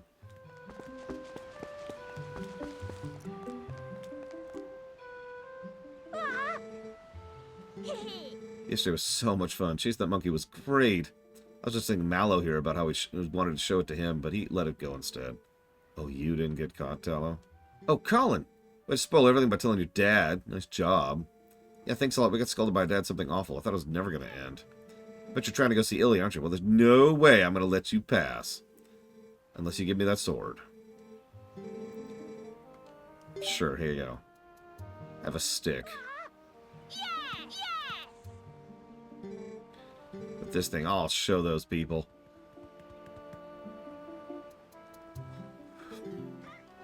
Laura? Thanks. Those guys are always teasing me. What's so fun about swinging something loud around? Anyways, I hate it. It's scary. When I grow up, I'm going to be just like you, Laura. I don't want to learn about swords or anything, but could you teach me how to ride a horse sometime? Can you? You have to promise. Yeah, I did the exact same thing, Rex. So when I first played this game, I was playing this game with like 3 other people in the living room, right? And so we got to this part of the game, and it's like, all right, take the sword. No! And we all just like simultaneously, all of us in the living room, no, of course not. And so we just went roaming for a bit, and I forget who, but someone's like, we got to give him the damn sword, don't we? Fine.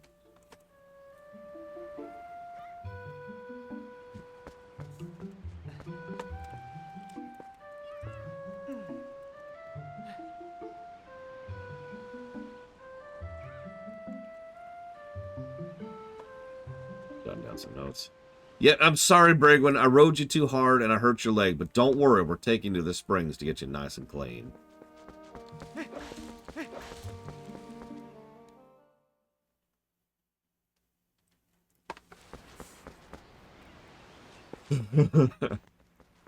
Sorry.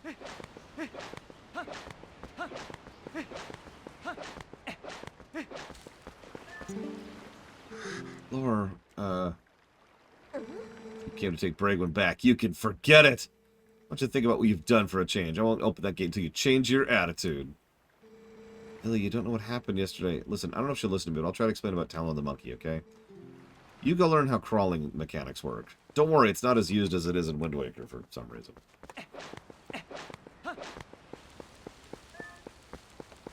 Perfect, Giga. That sounds absolutely terrible, actually.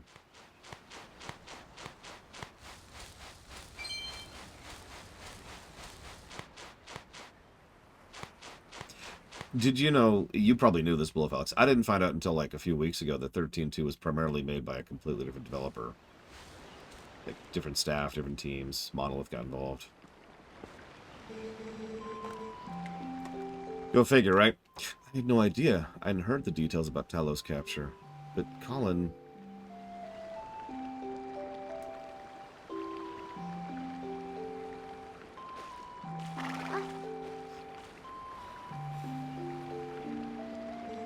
So you still prefer your master over me, huh, Bragwin? Whoa there!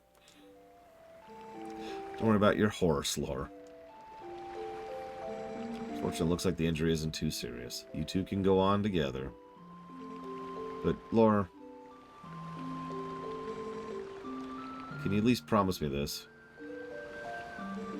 Yeah, no, I just found that out very recently, Blue Felix. I was looking up developers for something because of the recent Nintendo Direct, and I just kind of went down a chain. And I saw at a glance that one of the people who worked on Xenoblade worked on FF13 too, and I was like, huh. And then I saw a lot of people at Monolith worked on 13.2, and I was like, huh. And, yeah. No matter what happens on your journey, don't try to do anything out of your league. Don't worry. I promise I won't do anything absolutely insane in this adventure. Just come home safely.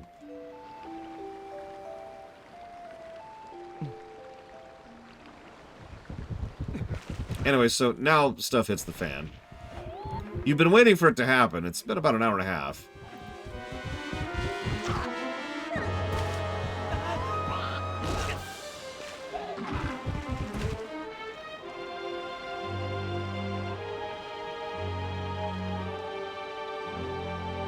Yeah, she did. He did.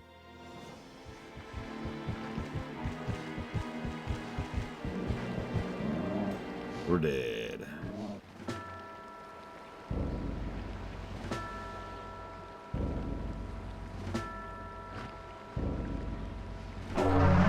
Interestingly, they're not here for us. We're incidental.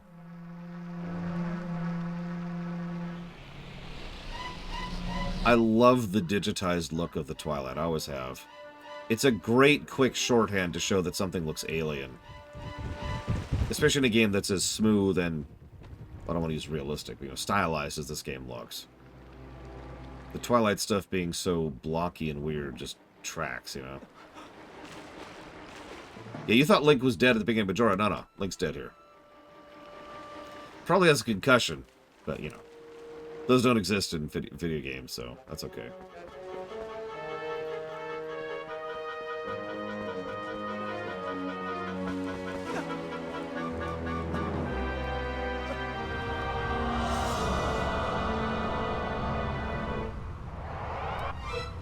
So, if this feels like completely different pacing from everything we've just done, remember, this is where the game actually started originally.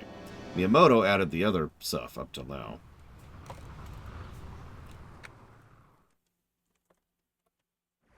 That was his inclusion into the work.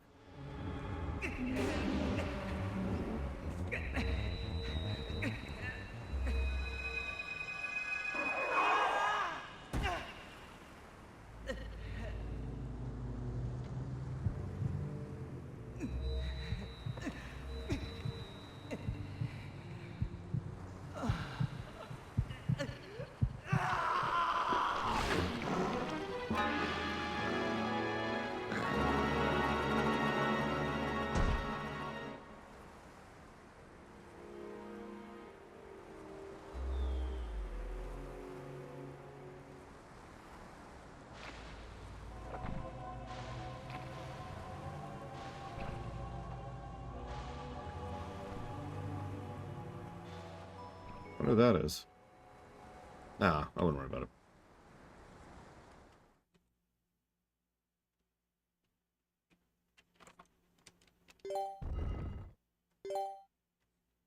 Damn it.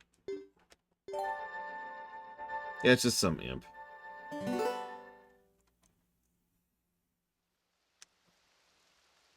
When did Sonic Unleashed come out? Because it's on the Wii.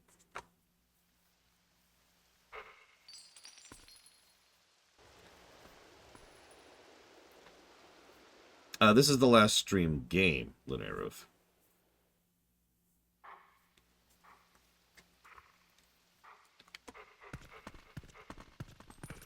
Help!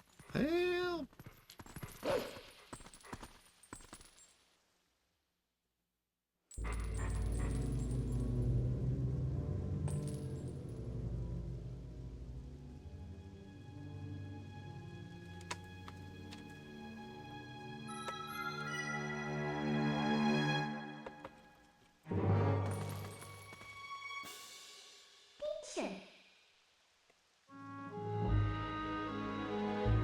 Found you. Ooh, aren't you scary? You sure you want to be doing that? Snarling and glaring at me. Well, that's too bad. I was planning on helping you if you were nice. That's much better. You humans are obedient to a fault, aren't you? Oops, but you aren't a human anymore, are you? You're a beast. There, there. Be a good boy and calm down. No need to bite.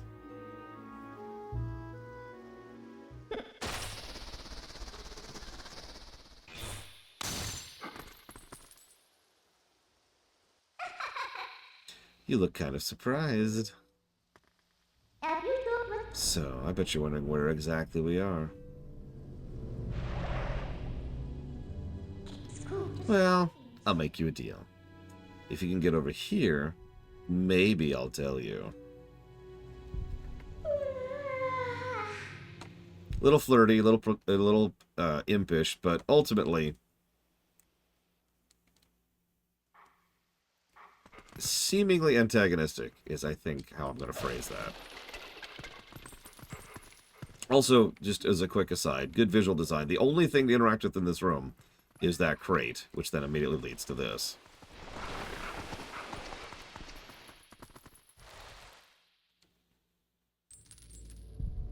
They also showcase the fact that she's a decent mage pretty much right off the bat. I guess you're not completely stupid after all. Listen, I like you. I think I'll get you out of here. But in exchange for my help, you have to do exactly what I say. You need anything from me, just press this thing and I'll be the Navi for this game. Clear? Good. Now get on. Let's get a moving. And now we start our second tutorial, because there are two fairly distinct control schemes in this game. And I've actually praised this before, and I will praise it for it again. 1 second, please.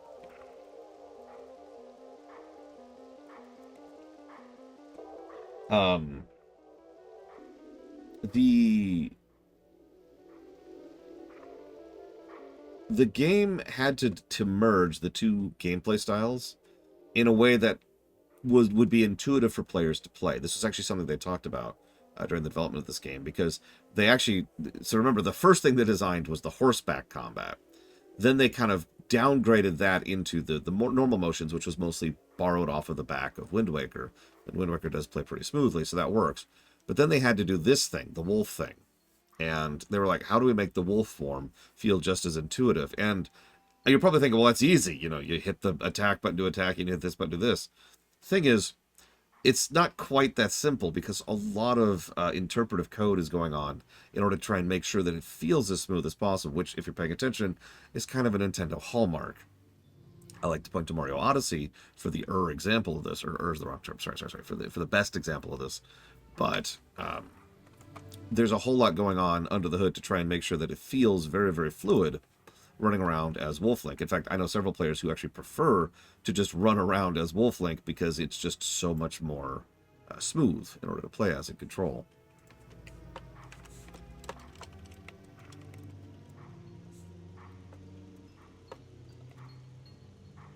It is also faster, as speedrunners will tell you. There's like a tiering of speed in this one. Okay, so, sorry, I'm just trying to catch up on positives here. Give me a second, please.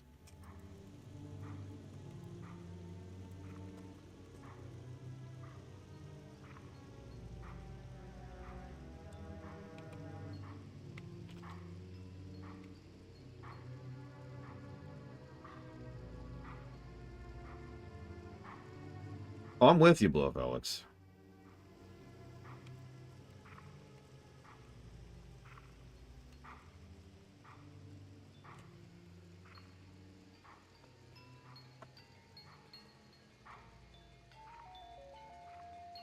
What's the word I'm looking for? It's an adjective. It's like the prankster type person, right? Q in Star Trek, or Loki in the MCU. No, trickster's not quite the word I'm looking for. Mischievous. That's a good word.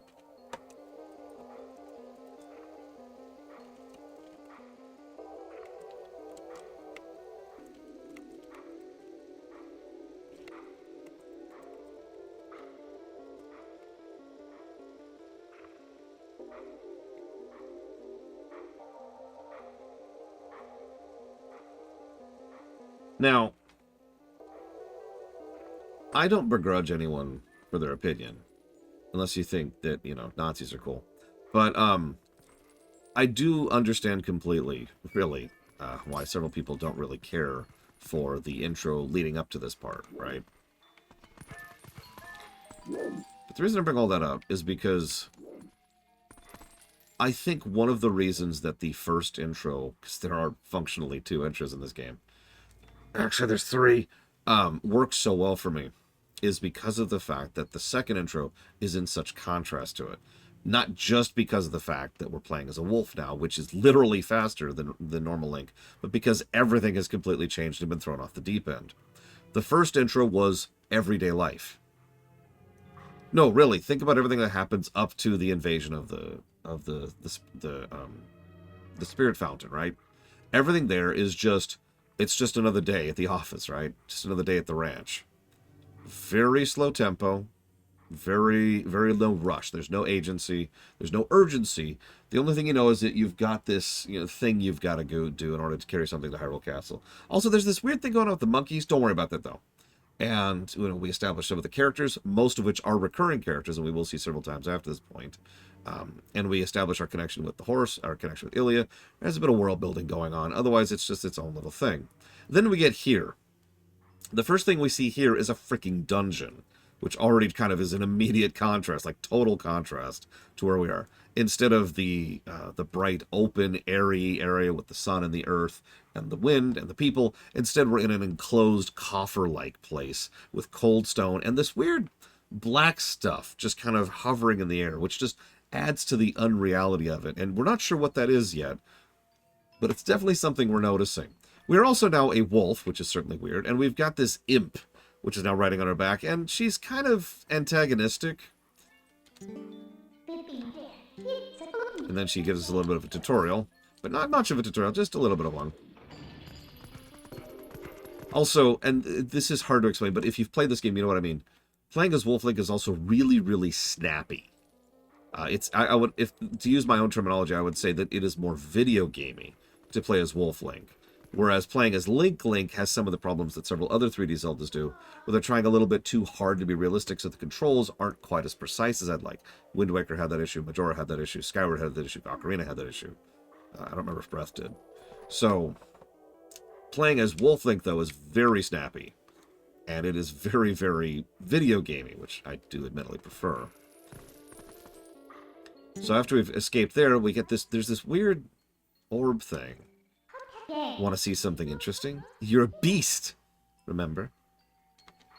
You can have this sense. And you see this person who looks like a spirit person who, well, we'll talk more about that in a minute. Can't run any farther. That's far enough, right? I'll be safe here, I think. What's that noise? Don't even come near me. And all we see is this little spirit flame thing. Now, based on later evidence, it's possible this guy is not dead. But when we're playing this for the first time, our first thought is, that's a ghost. So now this is even more messed up. We're in a dungeon, and the first thing we see is someone who is clearly a guard. He's even leaning on his spear. And he looks like he's a ghost. Okay.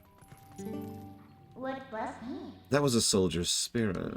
Maybe it's someone from the other world. What we That's a bit of a censorship. In other words, maybe it's someone who's dead, is what she means.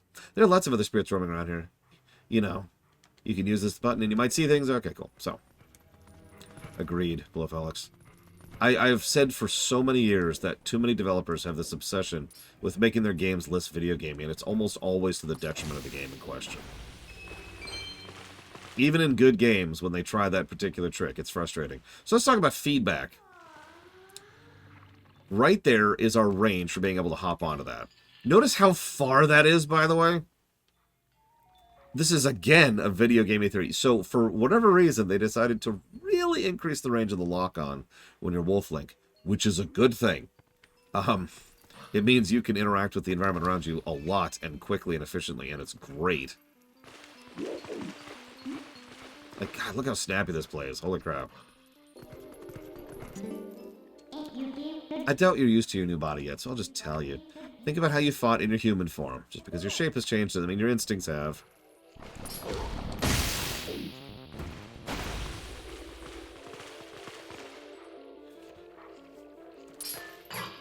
Look at that.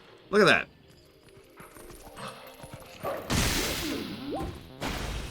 I'm sorry. So, if it's not obvious, this is, once again, inspired by and developed as a intended sequel to Majora's Mask. The transformation, specifically. They really wanted to lean into that transformation mechanic, and because they're Zelda devs, they didn't want to just do the same thing again. So rather than having transformation masks, they had the wolf form. This was also part of a compromise, because originally there was going to be a whole Twilight realm, and if you played this game, you know there kind of isn't. There's an asterisk there, we'll get to that later. But the idea here being that they still wanted the transformation mechanic for Majora's, which I agree with, it's a great idea. It is a natural, logical evolution of the concept of kit. So, wolf form. Yeah, they wanted a Dark World. They didn't make a Dark World. In fact, the next Dark World they would make after this would not be until Link Between Worlds. Go figure. Notice how this is a very effective gameplay tutorial, by the way, this whole sequence. They show us how to move. They show us how to interact with the environment. They show us how that we can lock onto things. They show us how she can be helpful, because she's our Navi. That stench! Why are we lingering in such a nasty place?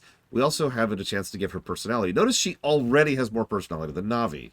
No offense to Navi, but Midna is oozing personality. So she's... then we have tidbits of combat against low-level enemies, which will attack us and can kill us, but otherwise are very, very low-tier enemies. And then we have a little bit of very basic dungeon design, puzzle design. So this whole sequence, I will freely admit that I don't want to overpraise. I do like the first intro, but I like the first intro almost entirely from a narrative perspective. This sequence is awesome on both. These black things, where are they coming from? How do we get out of here? Yeah, Midna in many ways is very obviously based off of Tattle. And I'm not just saying that because this game was totally, intended as a sequel to Majora. And yeah, you can actually see the development of characterization from Navi to Tattle to Midna. And then they made Fi after this.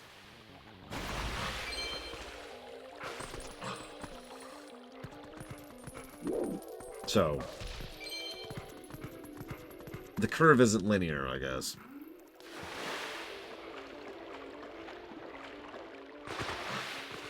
Yeah, and then Breath has nothing. They just ejected the companion character entirely. Sway over here. I'll be waiting for you, but you'll have to help yourself for a change. Actually, it's funny you say that because there's evidence in this game that our bite literally has divine energy behind it. Triforce energy, which I guess in context would mean gratitude energy. Which makes more sense the more I think about it.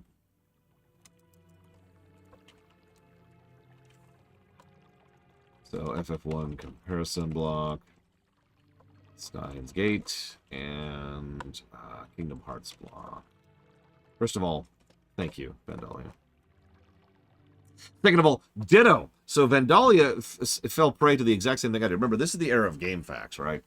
So I remember sitting down playing this game, and I even remember a specific incident. I was going to wait until telling you about this until we got there, but since Vandalia brought it up, there's one bug in southeast Hyrule Field, and you're supposed to get it all the way up here. And so I'm over here on the flipped side of it, the west instead of the east. Or east is, I actually forget what it is, but it was the opposite. And I'm just looking around, and I cannot find this thing. And the guide is very clear, and I reread, and I reread, and I reread the guide. And it's like, no, it's over there. And I'm just like, I cannot find this stupid bug. I didn't know at the time about the flipped thing.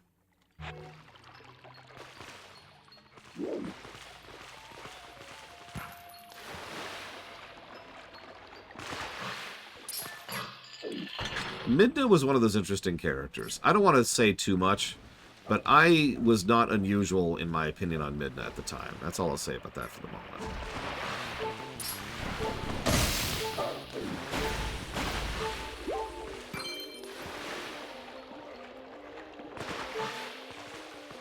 Interestingly enough, I think Zelda would have worked as a companion in Breath, but then they didn't do that, so whatever.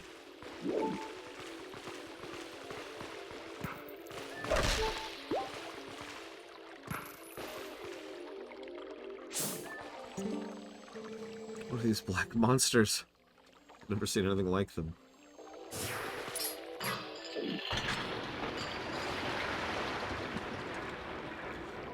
I think there's actually 3 degrees of Beetle Leaps, but yeah, it's gradient depending on how low on health we are. Yeah, we had the King of Red Lions back in Wind Waker. In Phantom, we had the Fairy. In Spirit Tracks, we had Zelda.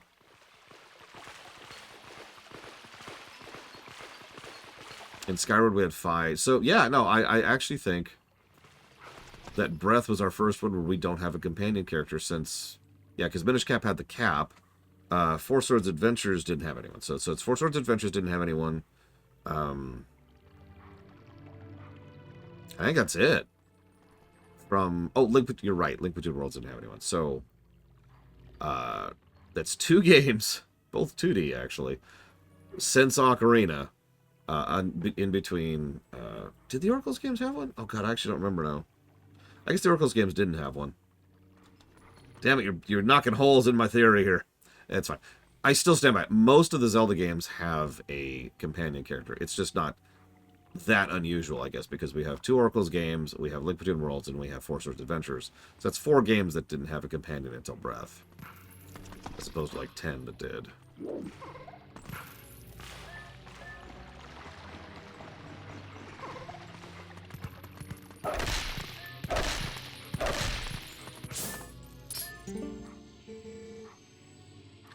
Please, I am but a lonely soldier.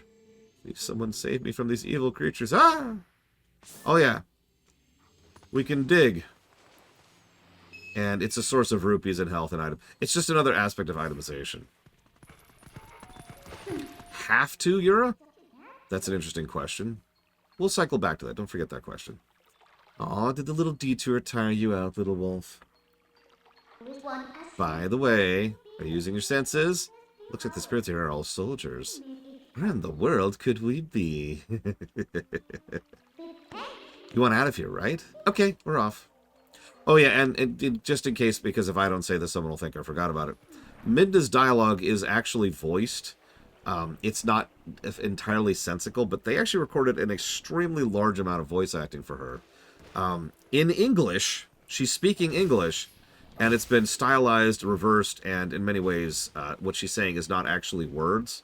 Like if I say Imflaritiotom or Eldritch Embade, you know, that might sound like a word, but it's not actually English, right? It's just noises, it's just words, vowels put together. What are you doing? And they scramble it up. But there is actually a woman who is voicing Midna, and who sat down and recorded, like I said, a huge amount of dialogue for her. And they did this whole script to make it. It's actually really, really cool. The amount of effort they put into it, because for, I believe, only the second time after Breath, we might actually be giving a voice acting positive, because they put a lot of effort into her, and I do think it adds to her characterization. I guess I have to do everything for you. And you can kind of hear it there, right? And this is how we do long-distance stuff. So, Midna is pretty much mandatory for the wolf thing, and that's the other thing that they do right with the wolf sequences, is because you're not just playing as Wolf Link, you're playing as Wolf Link and Midna. Both of them are part of the gameplay. It's kind of like God of War did with Atreus and with Kratos. You are playing both characters simultaneously with the same inputs, and it changes how you interact with the world around you, and that's awesome. It was a great idea, and it completely informs a lot of the puzzle design throughout the course of this game. Whoop, whoop, whoop, whoop, whoop. Let's not do that. Let's not do that. Oh, you can also charge an attack. Warg.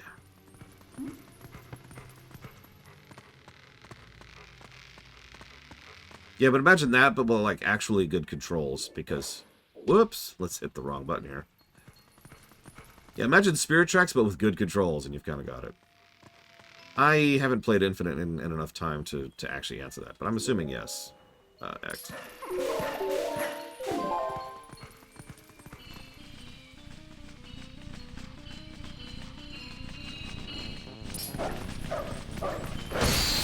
Yeah, speaking of which, I thought CNN was supposed to be left-leaning. What the hell were they doing during that debate? God damn. Oh, that's right, they were not doing their jobs. Alright, so... You know where we are yet? Well, if you go out to the top, you might figure it out.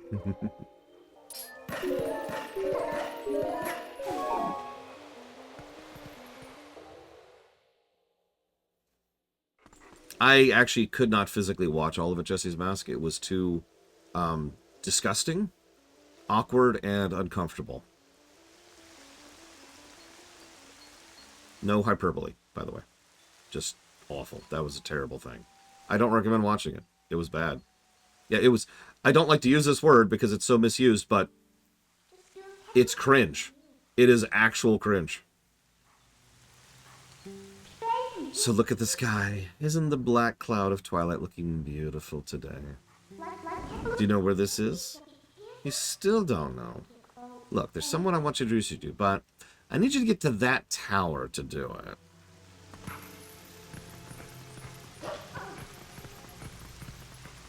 Oh, and on the off chance you don't know why I'm bashing CNN, some of you probably don't know this, but if you're going to have a debate, that was interesting, one of the key components of a debate is there has to be a moderator.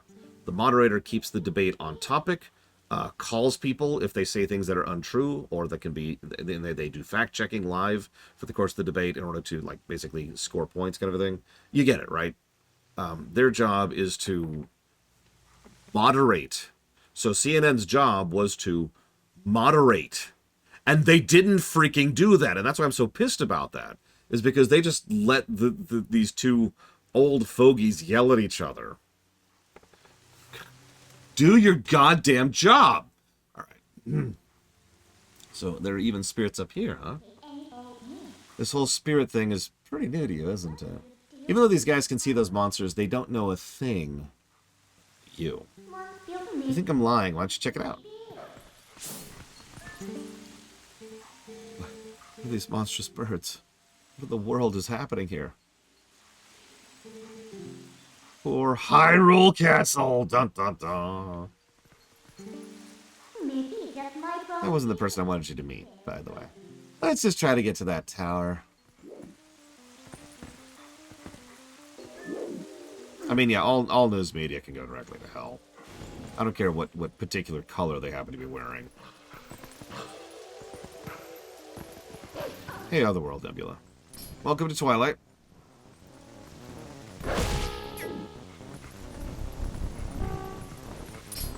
I would say this one would, Vandalia. Twilight's Zelda is actually pretty good of a character for someone who only gets, like, 3 cutscenes in the whole game. Which is funny, because that's a recurring trend, isn't it? Remember how many cutscenes Ganondorf got back in Wind Waker? To give you a hint, it was 3 big ones. There were a few other ones, but still. Yeah, they do a lot with very little time. Just a little farther.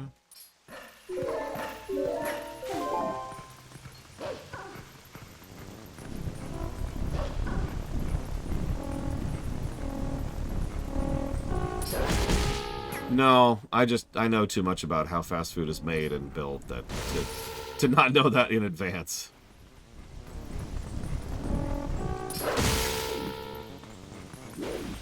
I would also vote for Midna over, you know, a lot of other possibilities. Not because of her hips.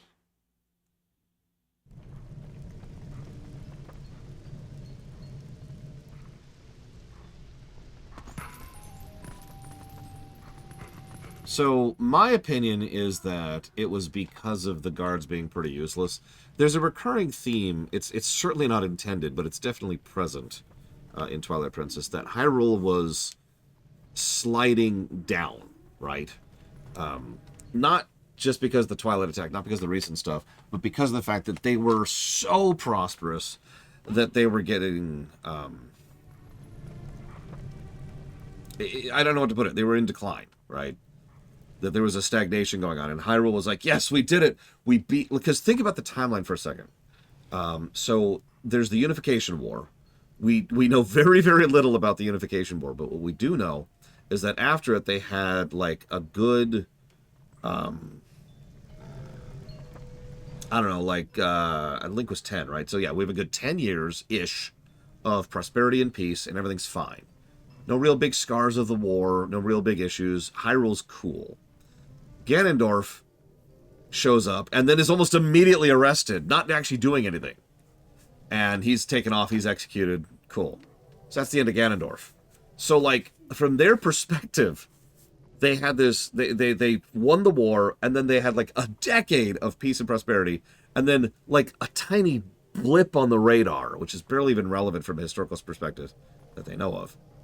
And then it went right back to peace and prosperity. And you could just feel how the kingdom just kind of was like, all right, cool, I don't have to try anymore. And it's just kind of slowly rotting. Now, I'm not saying that that's, you know, always going to be that peace and prosperity always lead to stagnation, but it definitely did here.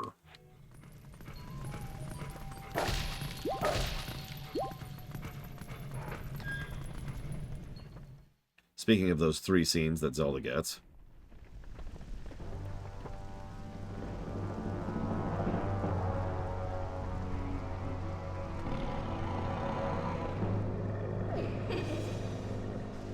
I love the use of camera in this. Again, very Majora.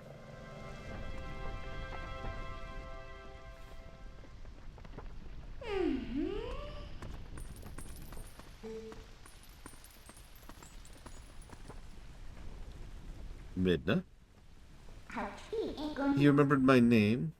What an honor for me. So, this is the one for whom you were searching. He's not exactly what I had in mind, but I guess he'll do.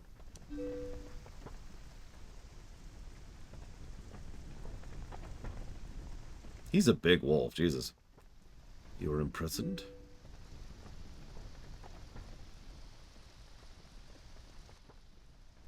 I am sorry. Poor thing. He has no idea where this is or what's happened. So don't you think you should explain to him what you've managed to do? You owe him that much. Twilight Princess.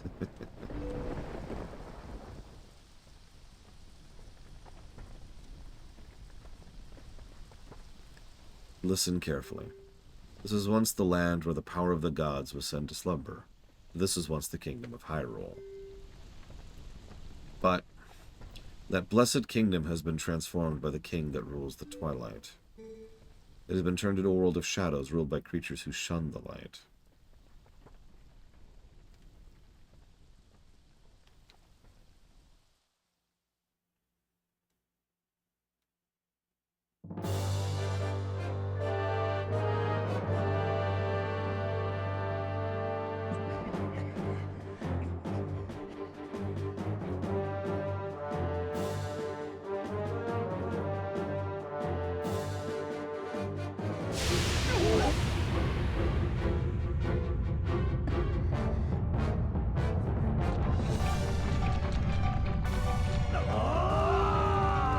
Once again, we could argue how much of this is deliberate or not, but the Hyrulean military here are pathetic.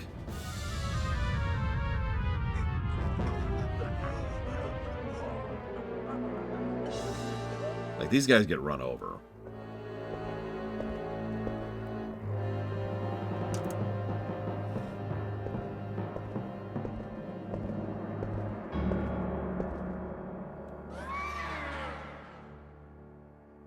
Oh yeah, by the way, just a little anecdote. The Twilight have a big fascination and cultural thing with masks. You see it on most of the actual Twilight creatures and the actual people. Midna has one, and Zant has one. It is time for you to choose. Surrender or die. Yes, a question for all the land and people of Hyrule. Life or death?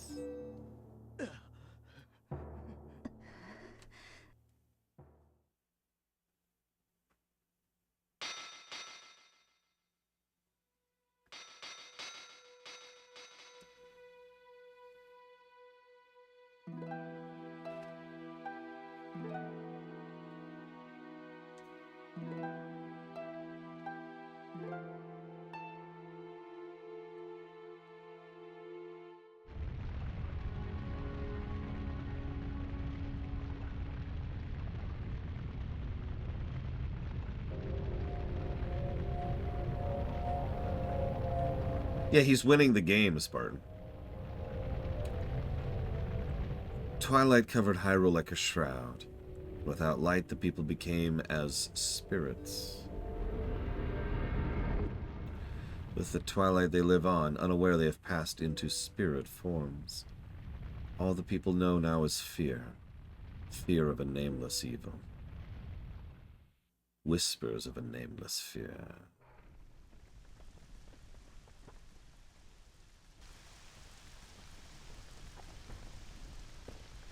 The kingdom succumbed to Twilight, but I remain its princess. Oh yeah, spoilers, this is Zelda.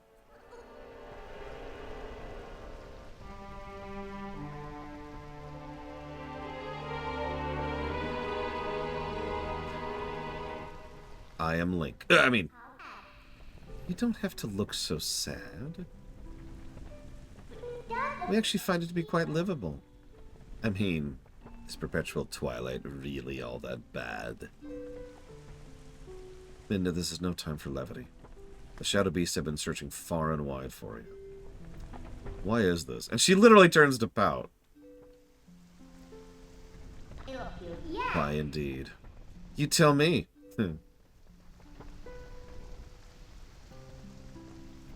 Time has grown short. The guard will soon make his rounds. You must leave here quickly.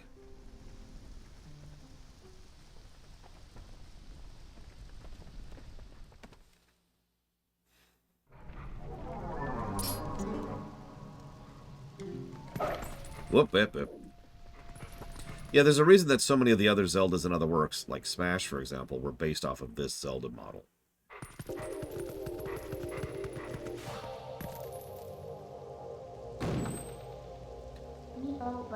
Not that way. The guard's coming. Boy, he's prompt. No, that was Link, Otherworld Nebula.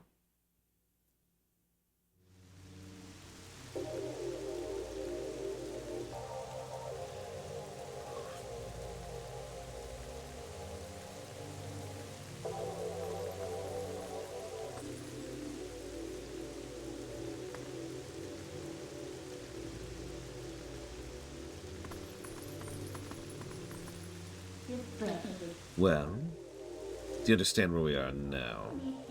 I guess a promise is a promise, so I'll let you go back to where you first tumbled into Twilight. But are you really sure you should be going back? Are you sure you aren't forgetting something important?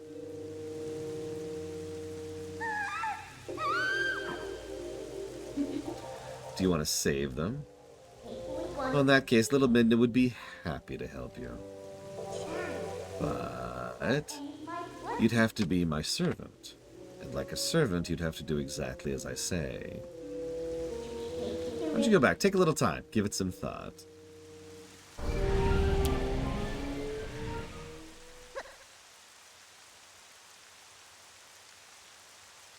What I find most interesting about Midna is a lot of what she's doing seems like she's a fairly high-tier mage. But actually, if you pay attention, what she's just doing is very cleverly using the same three powers creatively over and over. Now, that's not a dig. It fits her. Yeah, she's casting Mage Hand a lot, exactly. Well, that's right. I forgot to mention one thing. Though you may have left the Darkened Realm, you haven't transformed back to your former self, and you won't anytime soon. Why could that be? See you later.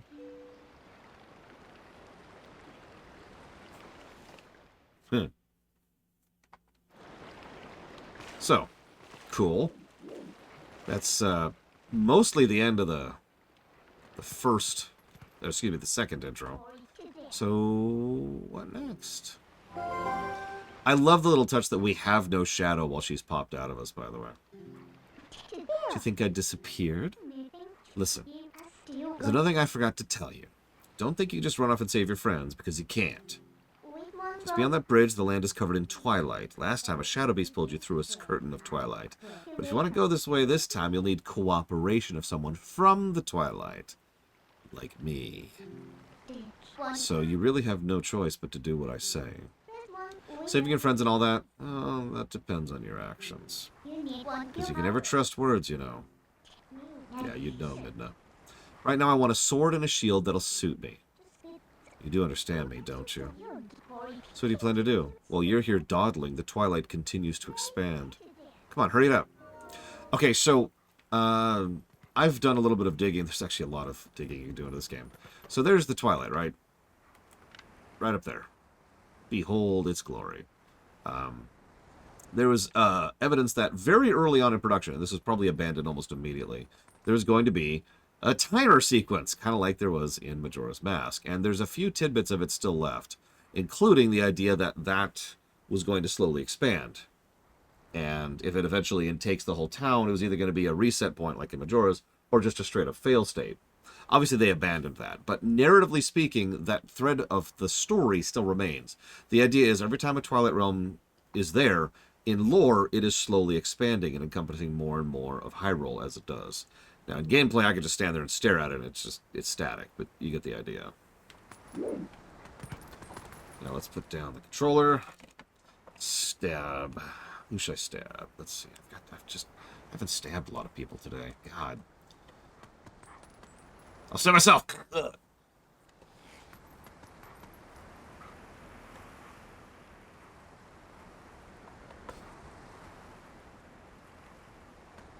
Very well, anarcho-Marxist. Unstab! Isn't that just like a heal? Heal, heal.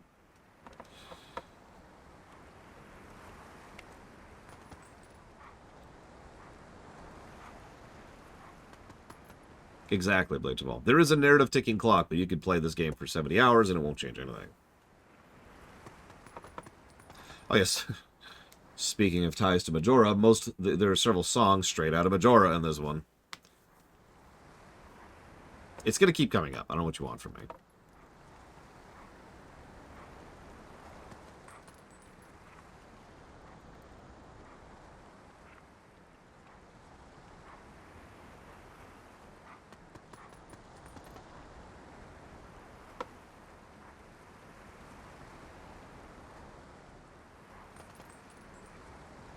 We'll probably be here for a few days, Act.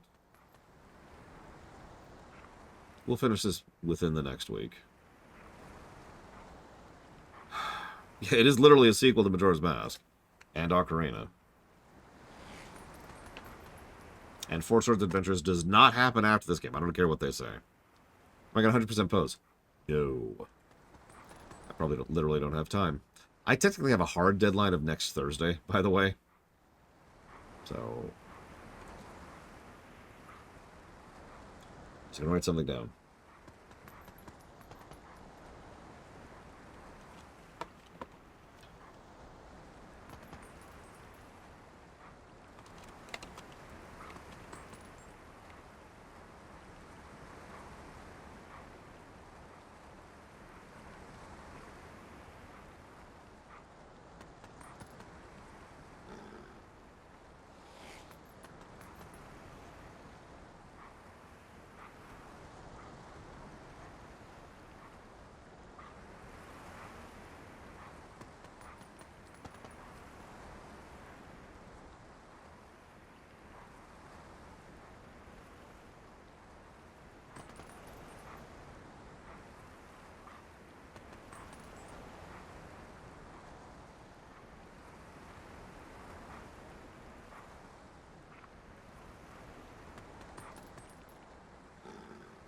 Oh, I did not like Midna the first time I played this game.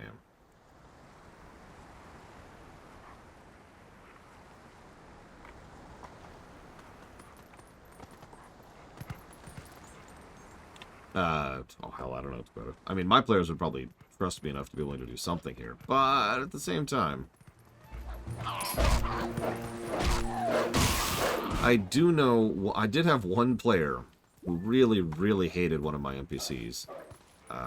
And deliberately did very foolish and stupid things just to spite that character, so... Ended up committing suicide over it, actually. The character, obviously.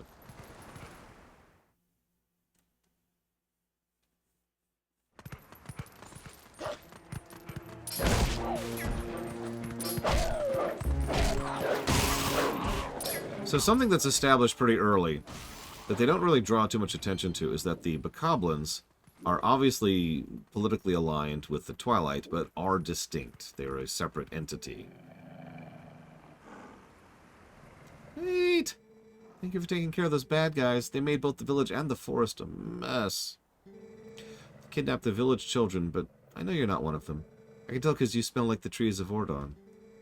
If you're trying any trouble, try talking to the animals. We animals understand one another, so you'll be alright. So now we can talk to animals. Remember the mask in Majora?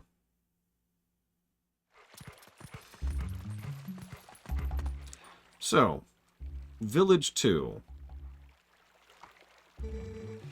How did it come to this? Children, please say nothing's happened. Please forgive your good-for-nothing father.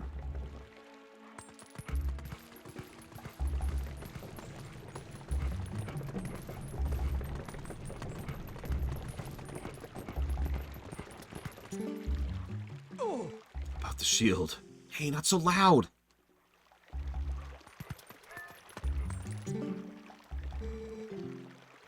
Came to it, as we discussed. I checked, as we discussed, is actually what he said, sorry. So that shield's still in your house, right? Yeah, it should be in the storage loft. Good. Go grab it, quick as you can. Russell got wounded pretty bad, so he can't go search for the kids. I'll take over for him. But Russell had a sword, Mayor, and he still got hurt. If you're unarmed, you're done for. I'll be fine. The sword we were going to present to the royal house should still be at Russell's house. Oh, yeah? I understand, Mayor. I'll hurry up and get that shield. You just wait here. No good. Run!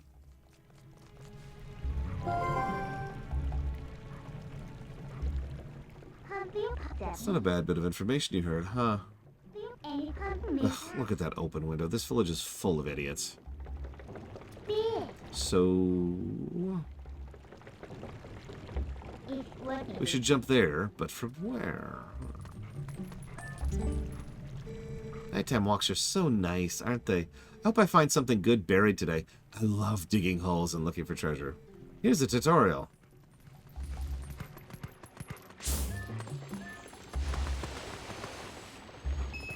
Amount of money. Money. I like the idea that dogs bury rupees. You know, gratitude. Think about it for a second. So, of course, you can't climb things as a dog, changing the nature of how you interact with the world around you because of its transformation. Monster! You've returned for more, haven't you? My daughter. Return her! And take this! Remember that eagle?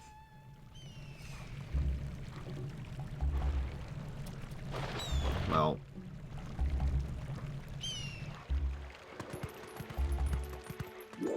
if you get too close, yeah, he's going to use the eagle on you, like that.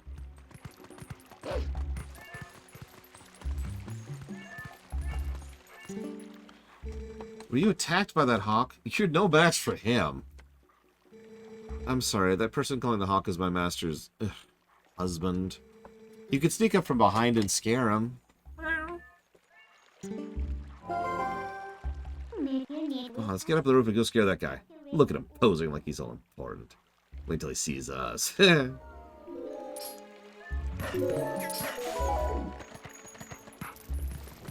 Boo.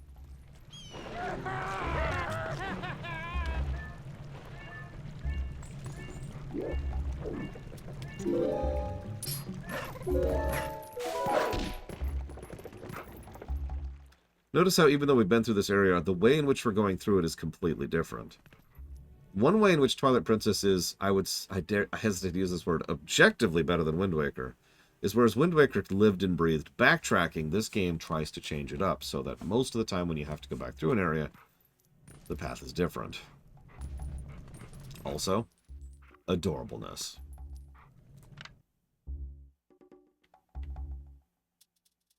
Okay, I'm way too close to this. Hang on, back up a bit here. There we go.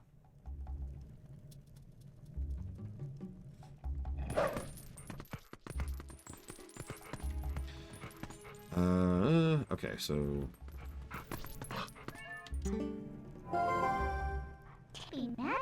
Found it! Found it!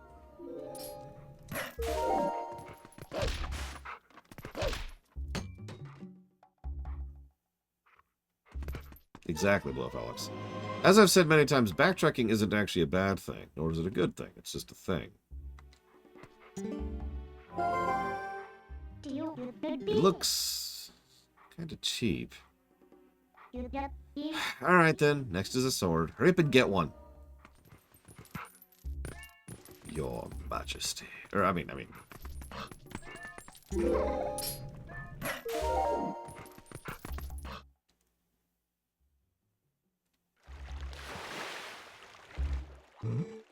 What was that sound? Children could not have returned, could they? I must go out and search one last time. You get inside the house. I've placed the sword that is to be our gift to Hyrule on the couch. If the mayor comes for it, please give it to him. But darling, your injuries. I am fine. I am brave and tough. I am the local knight. Yes, we actually haven't left Tutorial Land, nor will we for a minute. It's a long intro.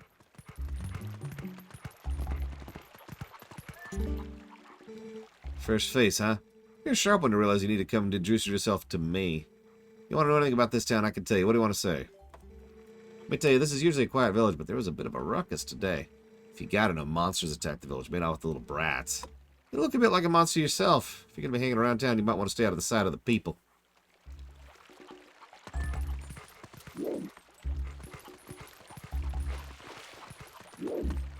So if we walk up to him... Beast! I found you. He actually pretty much automatically attacks us, so he will always outmaneuver us. To humans, this must seem like an average country town, but to us, it's paradise. You should take a good look around the town. I can see stuff sparkling. Whether or not you can is up to the quality of your tutorial. Town rascals used to play around here a lot, so there's a lot of stuff buried nearby. If you use this tutorial, you can find stuff. Ribbit. Ribbit. I didn't think anyone would come calling, so I haven't thought of anything to say. Sorry.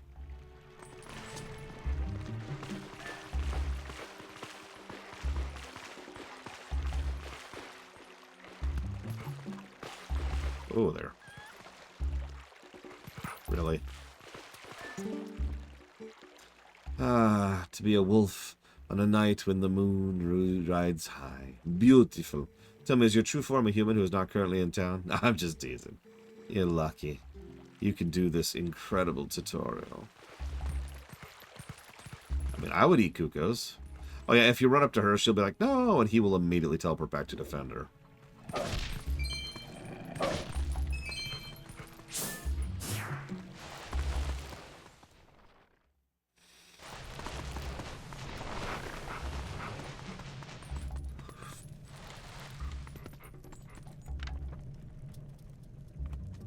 More adorableness. Also, the two fishing rods, probably his and his dad's. God, I love these doodads. Look at this place. Just take it in. Soak it in for a second. Soak it in. Pots, pans, vases.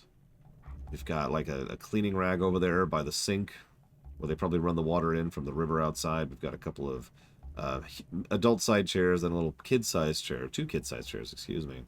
There's some food still laid out. They've got a little decoration in the middle to keep the place smelling better. Listen, Yura.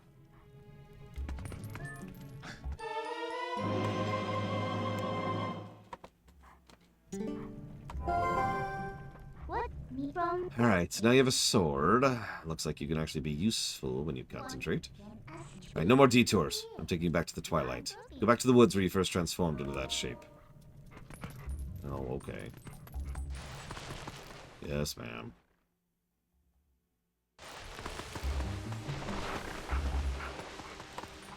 And thank you very, very much, Potato. Always appreciate the sum. If you'd like to put that towards up to 3 things, please let me know. Oh, my nieces love broccoli. As do I. As does my sister and my brother-in-law. So yeah, we all like broccoli.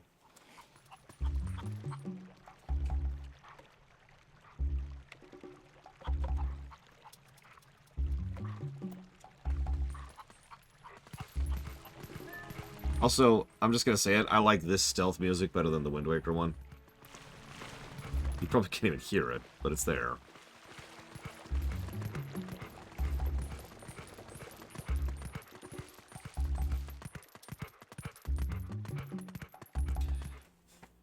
This is probably going to be one of those games which doesn't get a lot of pluses to music and gameplay, but probably gets several in story.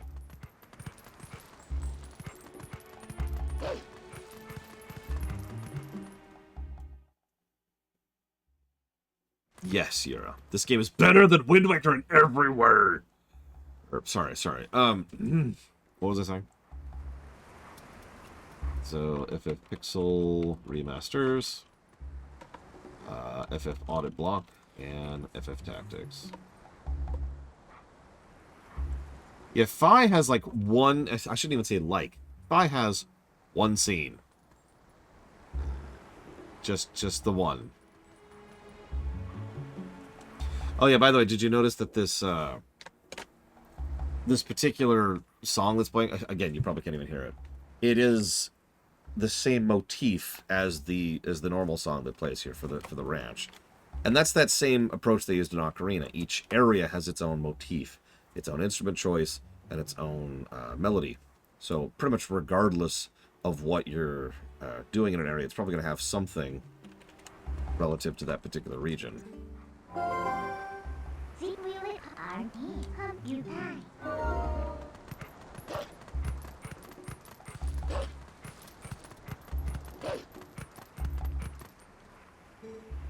Wait. Come to my spring. Mwahaha! You have been transformed by the power of shadow. Come to me.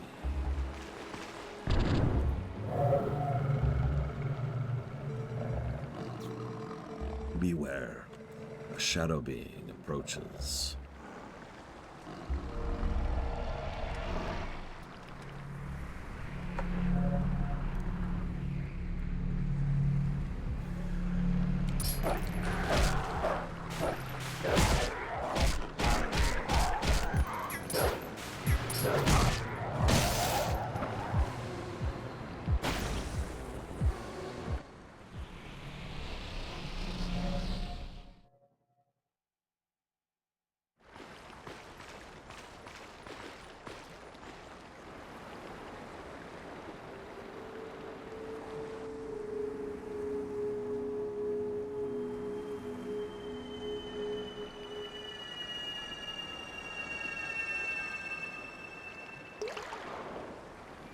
That'll be like weird for weird's sake, because there's a lot of that in this game.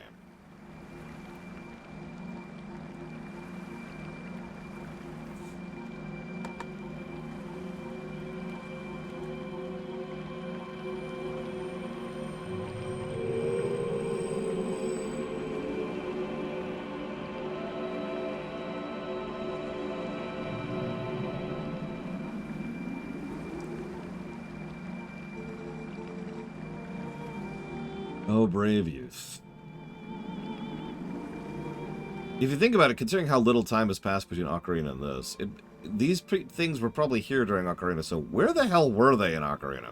I'm one of the four spirits that protect Hyrule at the behest of the goddesses. Or gods, whatever. I am Ordona. The black beast that you slayed was coming here to steal me away as its prize. My brethren in Hyrule have already had their light stolen by these fell beasts.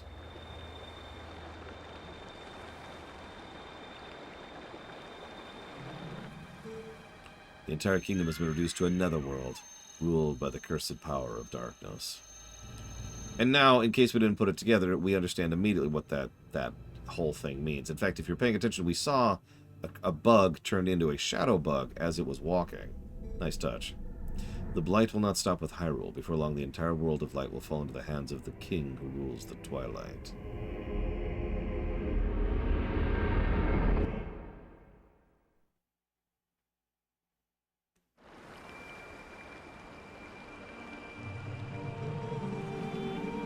To save this land from the King of Twilight, the lost light must be recovered. The three spirits who have lost their light must be revived. Originally, this wasn't in the game, but they added it in because they wanted to have more connective tissue sequences in between dungeons. Because in the original design document for this game, because they had a design document, it was just dungeon, dungeon, dungeon, dungeon. They added these to spread it out a little bit more. Whether this succeeds or not, we'll have to decide as we go. You still have not yet discovered your true power, Hero of Destiny. Those who transform by Twilight usually cannot recover their original forms. Unless, if you were to return to Faron Woods where you were first transformed and revive the Light Spirit. There, by the power of the Light Spirit, you may find the means to regain your other state of being.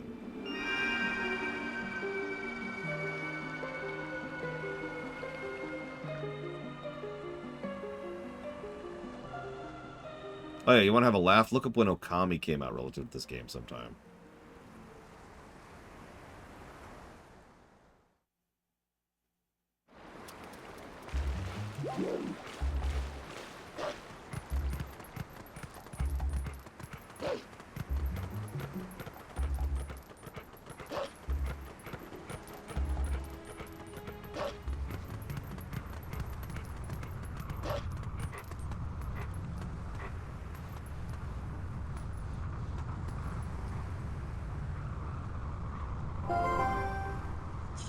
Hey, She was okay. And look. The Farron woods that you know so well are now covered in twilight. she's taken. You might not be able to come back here, but... You still want to go?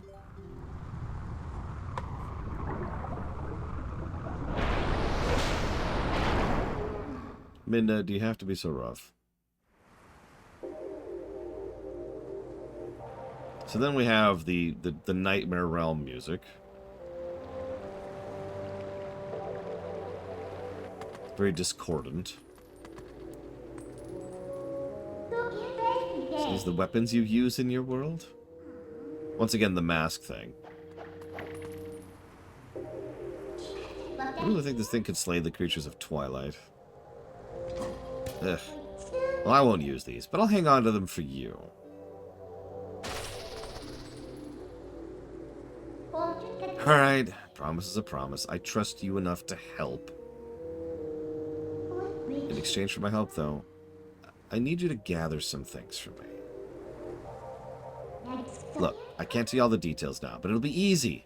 Trust me. But enough about that. Do you hear that noise? It's the lamentation of a spirit that had its light stolen. What in the world could it be? Better get going, don't you think? Don't blame me for your world's fate if you don't hurry up and find that light. Come on, snap to it. I would if you'd stop talking, Midna. God.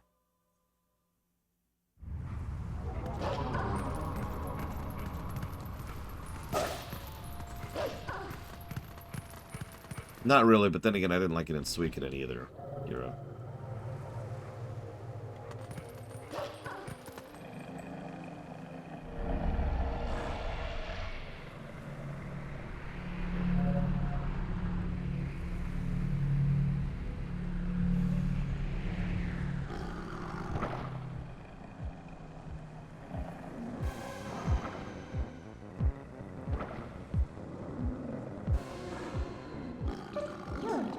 We're penned in again.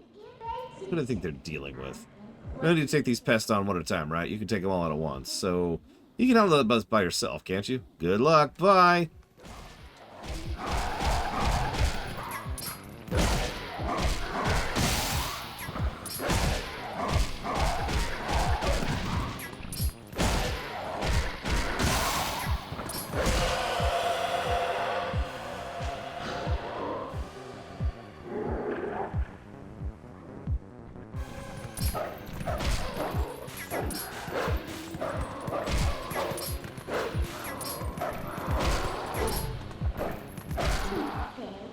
What's the holdup?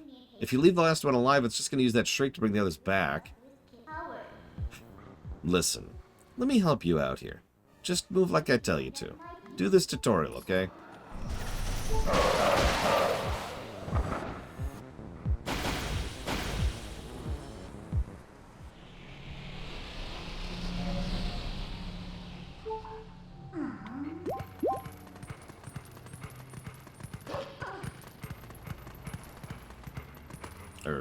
Pay attention, Laura. You actually have a mini-map this time.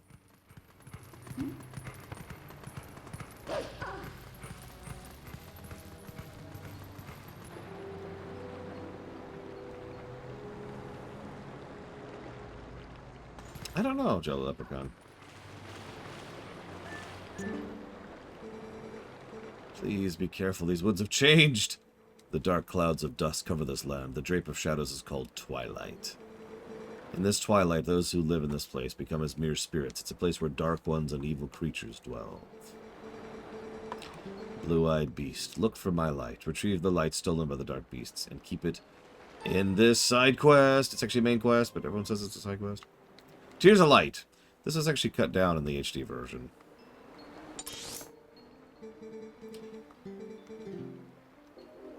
And, as you can see... Actually, maybe you can't see, but it actually labels where each one is.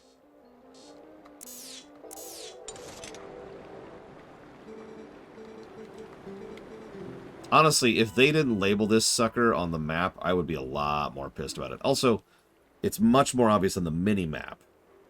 This right here is one of the biggest reasons I don't mind the Tears of the Light sequence. Because, I mean, look at it right there. That's actually good visual design, because in the map, they're not super distinct, but in the mini-map, you can tell instantly where one of them is. And, I mean, that's a good mini-map design in general, so... Will the Twilight be getting a negative because of the... So you're remembering wrong, Dragon Player. However, the answer is, of course, yes. It was actually a friend of mine. I was doing a backseat run of him. I have done 3 backseat runs of this game in my life, by the way. Anyways, so I was doing a backseat run for a friend of mine of this game, and there were certain parts of the game that we had to actually put down or mute the game on, because the music that plays, it's specifically the combat music in the Twilight Realm, so something you'll hear fairly commonly, was actually making him nauseous. And I have learned anecdotally that that's not exclusive to him. Or this song right here.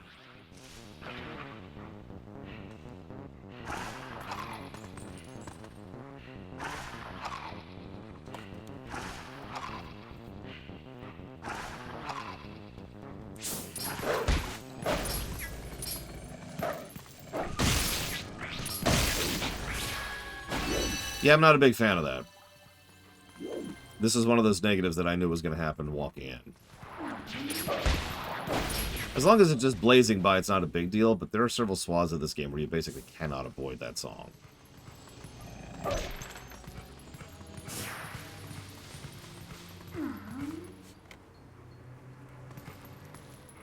Hello, Mr. Nuclear. Oh, where'd the guy go? Oh, well, I'm sure it's fine.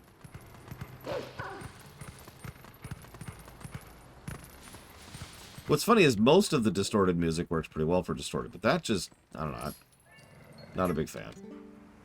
Yeah. Come on, there we go. Ugh. It's an interesting spread, Frieza, excuse me.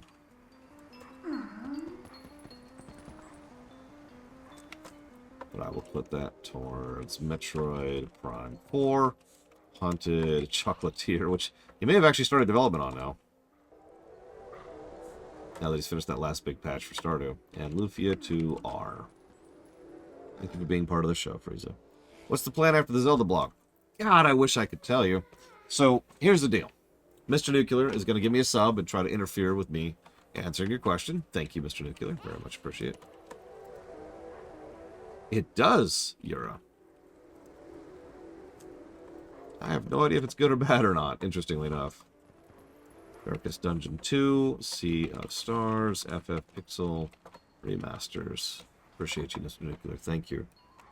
Sorry, I'm stuttering a little bit because I'm dry. A lot of reading in this game. So, starting next week, I'm going to go ahead and help getting this house into saleable format. That means sorting into sell, give, trash, and keep. Actually, it's more like keep, sell, give, and trash, but whatever. Point being, sort into the 4 categories, and parsing down what's actually going to be moving, what's actually not. A lot of the furniture we're not actually going to bother moving because it's actually not worth it. It's one of those weird things, right? I was talking about this earlier. It would literally be cheaper for me, for example, if I was just moving by myself, to buy a new mattress than to rent a U-Haul to haul my mattress to a new location. Weird thoughts. Anyways, so we have to get the house into saleable format, and after that, question mark. I have no idea what's happening after that. Obviously, the house has to be listed. It might actually be sold at some point. After it's being sold, there will probably be an actual move to the new location. And the new location, of course, I mean the new area of the new location, probably a rental while we try to figure out where the new location is. It's possible we might actually be able to have a new location set up without having to do the rental step. I don't know. It's possible we might not be moving to the location we've been thinking about. I don't know. It's possible that this house might sell immediately. I don't know. It's possible it might take us days or weeks or months to find a new place to live. I don't know.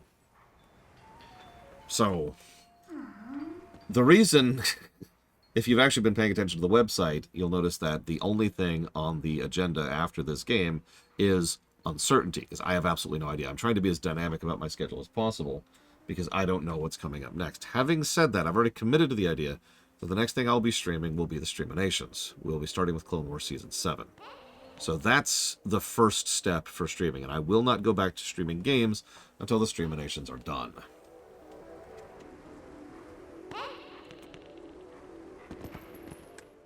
That's going to be about 2 months of solid streams, assuming we do a full schedules, which we might not, because that might be happening in a rental place or in my car.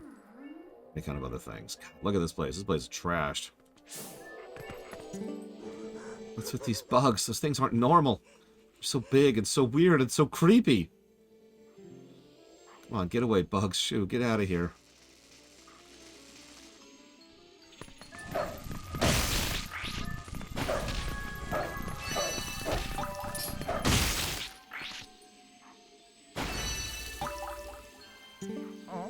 What? They just died? Boy, I have no idea what's going on around here. I do love the perception filter that's going on around these people.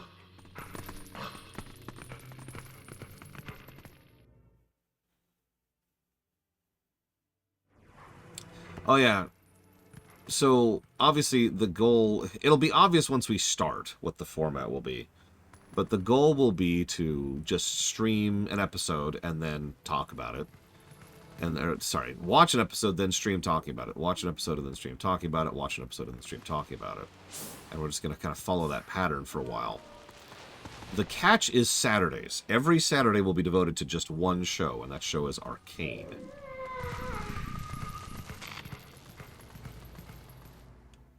Damn it. I didn't actually mean to do that. If you don't help the light spirits, this world will be forever covered in twilight. Better fill it with the tears, or there's no telling what'll happen. How will streaming from the phone look like? Well, if you were watching my streams 1 year ago, 1 year and 1 month ago now, actually, you already know the answer to that, because we did a few impromptu streams while I was doing the last move, the move here.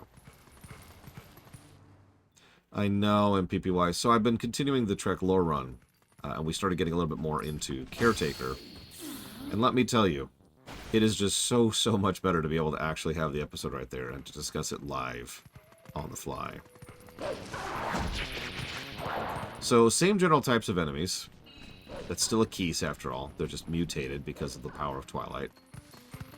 No, I don't believe so. They were not, J. Palmer.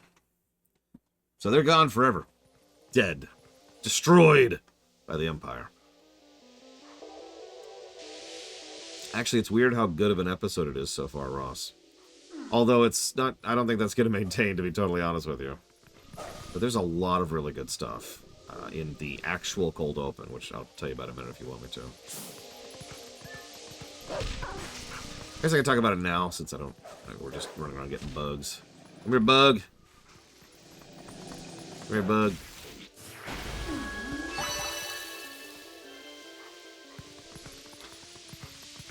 So, let's head out here. I'm sure this will be fine. Oh, God! Ah! Oh, the original Caretaker, J. Palmer. I knew it. From the look of it, I don't think we're going to get through here too easily. So, what now? I could, but it's not really feasible for anything, Shadow Machine, especially since I would not be able to archive it, and only people on Discord would be able to watch it. That's not a great option. There, let's cross over there. Okay.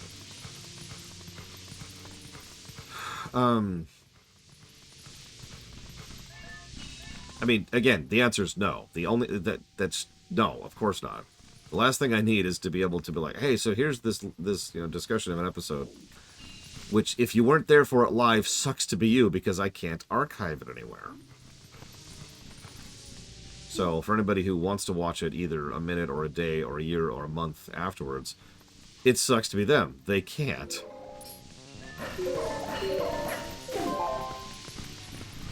Well, it's not just how it works. There's no feasibility to get it on YouTube. If I could just stream the episode on YouTube, I'd just do it on YouTube. That's the problem. Correct, Jelly Leprechaun.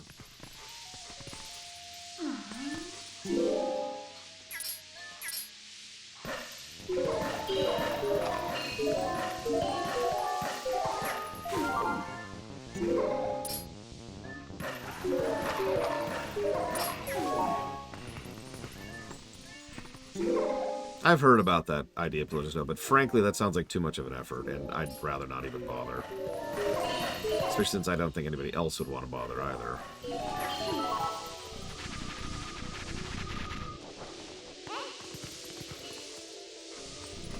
And no, I have not. Simple Gamer.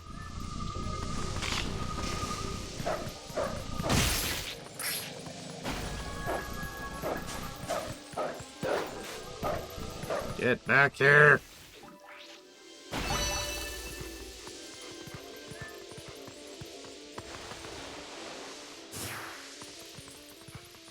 Don't mistake me, I'm not happy with the Stream of Notions format, but that's kind of it. Like, that's not as good as it is. Or that's as good as it's getting, whatever.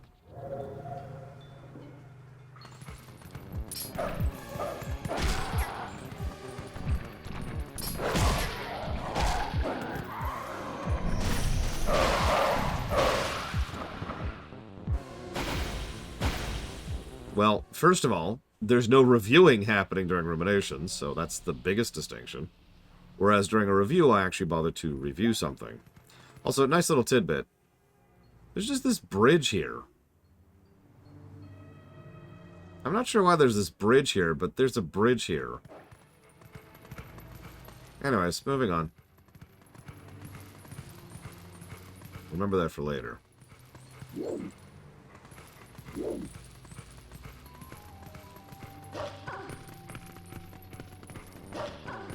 Yeah, a lot of this game is much more distinct in this version. Holy crap.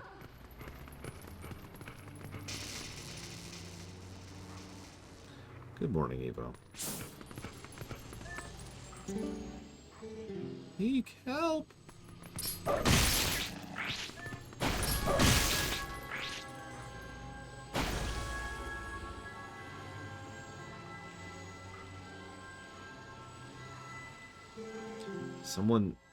Someone helped me? Lucky for me, ever since the boss went funny in the head, there have been scary monsters everywhere. These village kids got led through the woods for some reason, and the whole forest is so weird now. What happened?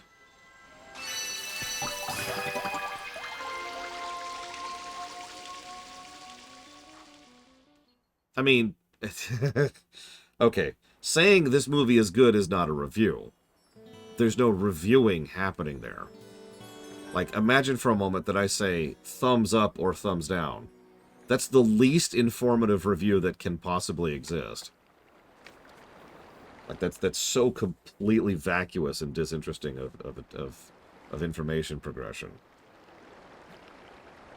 Like, I don't even know how to put that into words. I'm sorry. Ruminations are 100% not reviews. There's nothing about a rumination that is in the mindset of format of a review. The actual reviews also go substantially more in-depth into the work, much more analysis and much more detail. Because a room was smashed out in the course of about 30 to 40 minutes after absolutely cramming to get through an episode as quickly as possible. Yeah, it's the whole point of the rumination format was always, imagine for a moment you just finished watching an episode and then you just sit and chat about it. That's a rumination. A review isn't that. A review is a review. It was so nice here in the Twilight, but what's so great about a world of light anyway? See you later.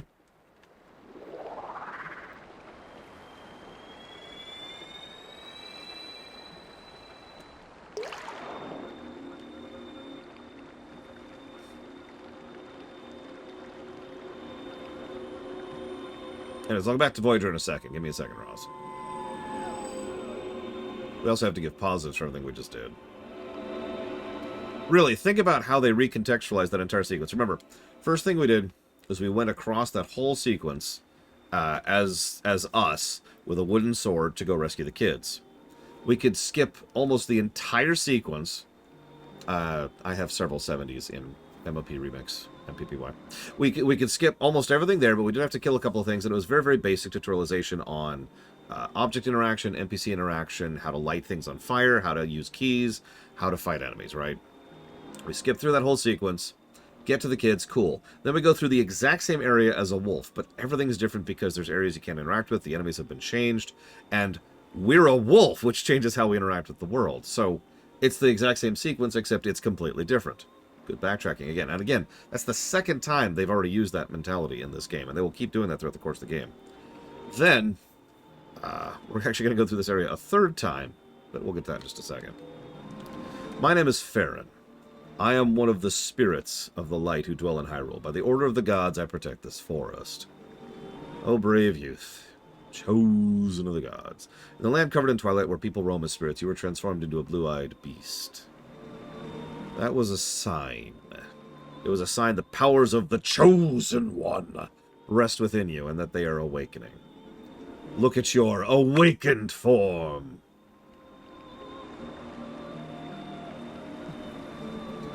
The green tunic that is your garb once belonged to the ancient hero chosen by the gods. His power is yours. His is the true power that slept within you. Your name is Lore. Yeah, I knew that part. You are the hero chosen by the gods. Yeah, you just told me that. Thanks.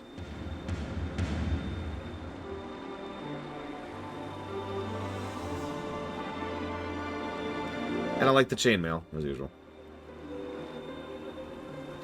A dark power rests in the temple deep within these woods. It is a forbidden power. Long, long ago, I and the other spirits of light locked it away. Because of its nature, it is a power that should never be touched by any who dwell in the light. But this world weeps beneath a mantle of shadows, and so there is no choice. You must match the power of the King of Shadows. If you would seek the forbidden power, then proceed to the temple in the forest depths. I was actually going to ask you the same question, Evo. Especially now that we're out of Twilight. Because everyone in chat has been bashing the visuals this entire game.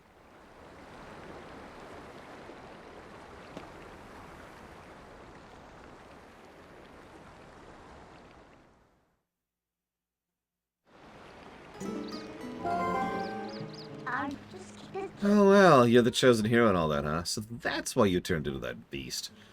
What a shame. I mean, maybe you'd rather just wander as a spirit like the rest of them. Totally unaware of what was happening for all eternity, right? So, what do you want to do? Do you want to head to that temple? Wasn't that convenient? I was about to head there myself. Hey, look. You want to help your friends, right? The way I see it, maybe they're in that temple waiting for you to rescue them. Well, good luck, Mr. Important Hero. I've said it before, I actually prefer the look of the people in Breath of the Wild over this. I've discovered as we're going through this that of the 3Ds, Breath actually probably has my favorite overall visual style. Probably followed by Wind Waker if I had to pick one as a second.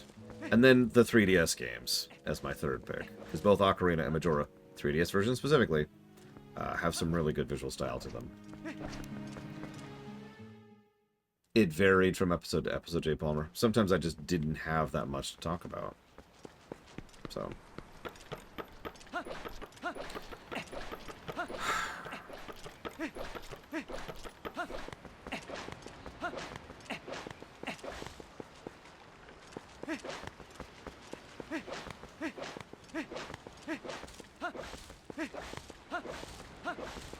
The remasters of Link's Awakening? No.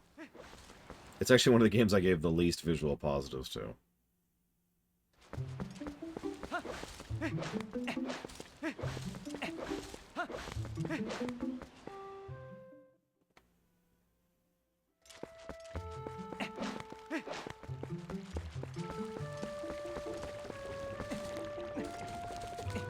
Actually, no, Roz, I am not. We'll see what they do with it, but you know me, visuals are like the bread on the side of the meal for me. Don't mistake me, I enjoy good visual storytelling and brickwork and all that, and I bang on that point a lot, but gameplay and story are substantially more important to me than visuals, you know what I mean? Oh, you came back to us. Have you heard? The children. These poor children were taken by monsters. I'd forgotten how quiet the village is without them. Ah, well, they're all dead, so don't worry about it. Well, that's exactly why I use that analogy act, because really good bread can actually add to a meal. Like, you go to a nice Italian restaurant, and they've got some really good rolls there, right? A little bit of garlic. Oh, that's great. But I'm there for the meal, not the bread. I'm sorry for pushing back so hard about this, but it's been irritating me for the better part of 20 years of my life now that people will look at a game and say, oh, this game's amazing. Oh, it has really good gameplay? No, it sucks. Oh, what's the story like? Oh, the story's crap. Then why do you like it? Because it looks cool. And that has been such a common trend. Actually, 20 years is an exaggeration. It's more like 30 years. The SNES era had this exact same problem. And early 3D stuff. And just, this has been something since gaming has existed. And forgive me for sounding irritable, but it irritates the crap out of me that people will just walk past so much junk because it looks unique or different or interesting or pretty.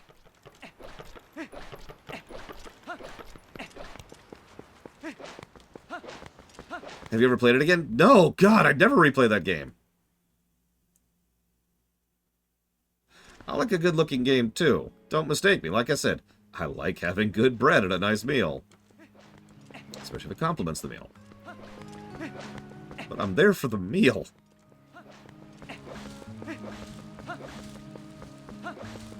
And yeah, I mean, the Avatar films, right? Which is just like a personal insult.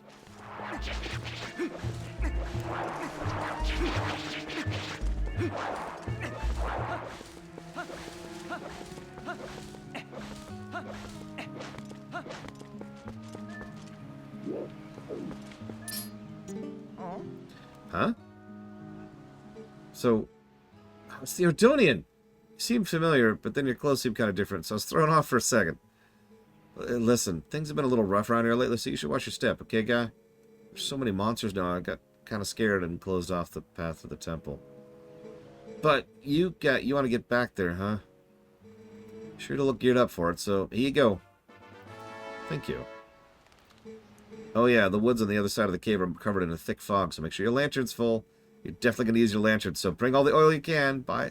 I've got a special one-time offer, 100 rupees. I don't have 100. Oh god, I don't have 100. I thought it was 80. I thought it was 80.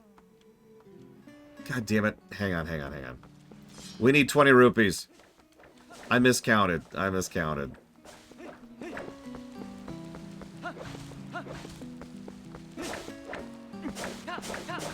Time to do some lawn mowing. I'll talk about Voyager now. So, Caretaker, right?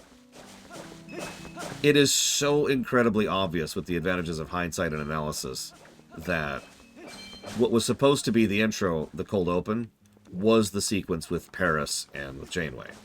Everything about it screams cold open. It even leads to the big moment of the reveal of the ship, right? And it's good characterization, it's good establishment. We understand who she is, we understand who he is, what their mission is, why they're accomplishing it. A lot of the premise, a lot of the character hooks are all there immediately. And that's great. And I love it. Ugh. Excuse me. What?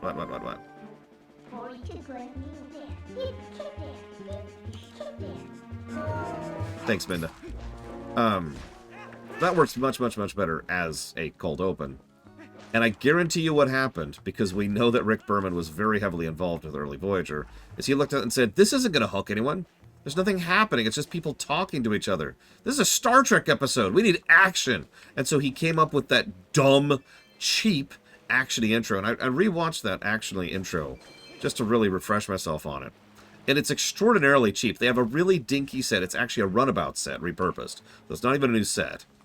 And then they cram, like, 3 principal cast members and an extra in there just to try and make it look even more crammed. Then they have 2 model sequences where it's just like a quick shot of the ship fleeing the Cardassian ship. It's taken straight out of Star Wars. And then like another shot of them entering the Badlands. And everything else is inside.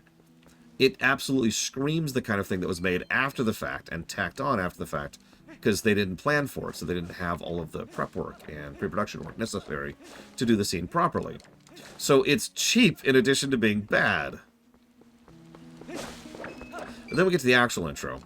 Quick establishment of Janeway as the captain, which we understand immediately regardless of the fact that she doesn't even say that. She is just the captain and how she's presenting herself.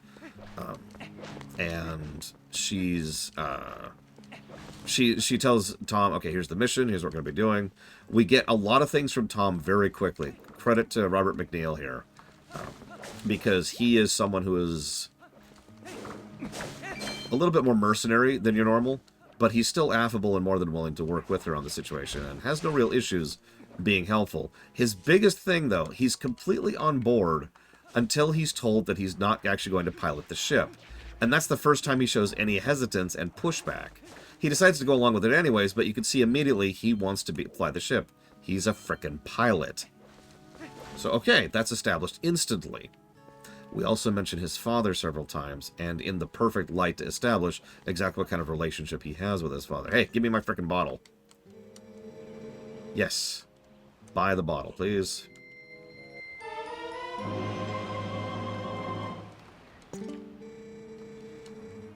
Yep, I'm definitely going to put stuff in the bottle that I've been holding oil in.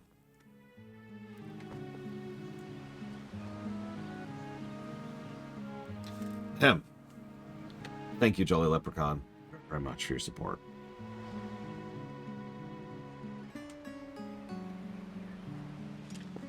Always appreciate. Thank you.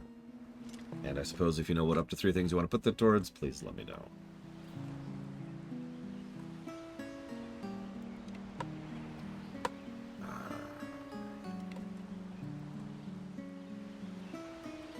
Stick on the cupcake. I like the bread analogy. I'm going to stick with the bread analogy. And then the rest of the episode's actually pretty solid, and they do a lot of really good establishment, exposition, and characterization. Dealer's choice. You got it. Thank you. Very, very quickly and very, very efficiently. Like, one of the next scenes we see is Tom flirting with a woman. Okay. But then immediately after that, he sees Voyager, and he immediately loses interest in her. Once again, establishing his character arc. Then we cut to Quark and Harry. Now, Quark is awesome as he always is, duh. But the best part is Harry is well established immediately. He is just the perfect type of green. Garrett Wong actually does a wonderful job of portraying someone who is so green, he doesn't know he's green. Tom also immediately walks in to help him with the situation and completely outmaneuvers Quark in his own game, because of course he does. Which not only establishes Tom, but establishes Tom and Harry. And immediately these two actors and characters gel in just like that, right? It's just an instant connection. It's fantastic. I'll keep going in just a second, because... So now we're going through this for the third time, okay? Third overall pass-through. Now what do? Like, we can't be a wolf, and this crap is still in our way.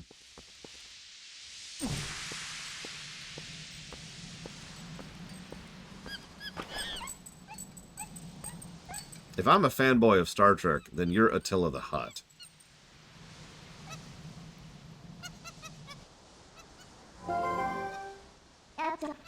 Hey, what's this monkey's problem?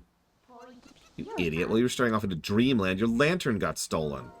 And notice how Midna immediately assumes that this monkey's trying to take advantage of us because, as we'll learn more about her in the future, she hasn't lived a great life. And so she's not used to people helping other people out just because they want to. So she assumes we're being taken advantage of. She assumes that this is a mockery or a robbery or something like that.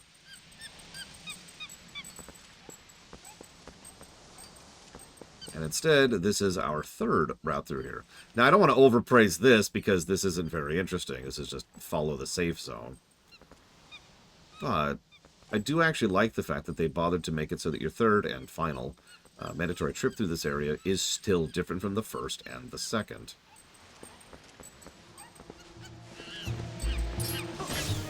We also have to actually escort. But it's not a terrible escort. It's just, you know, deal with the enemies so that the monkey here can continue to make a safe path. I wish the monkey would choose a little bit more straight of a path, but you know how video game characters are.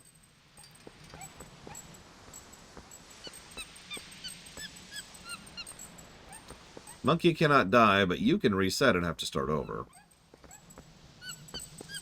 Wait, there's states that have possums, Yura? Why did nobody tell me?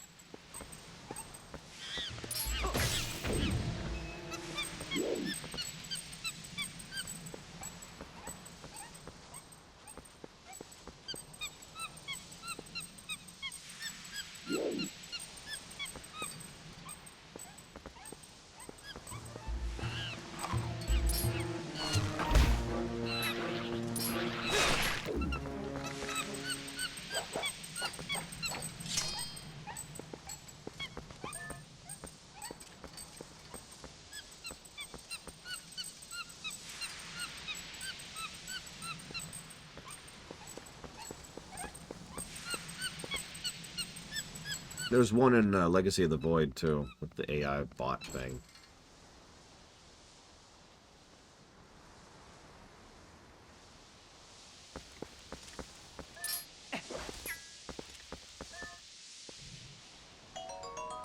You ran out of oil while you were following the monkey around. So we're actually out of oil, but...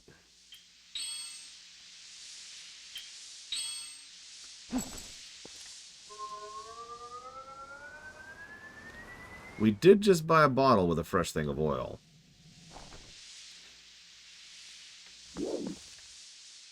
Not yet, Yura, but we'll see.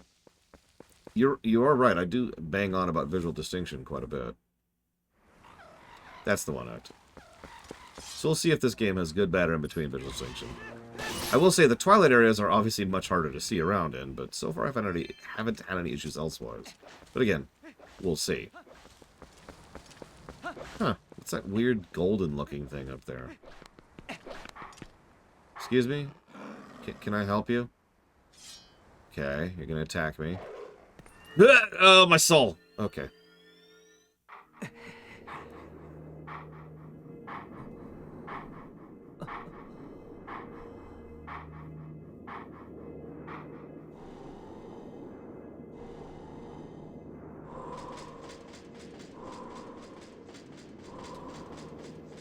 Oh no, it's Astolphos.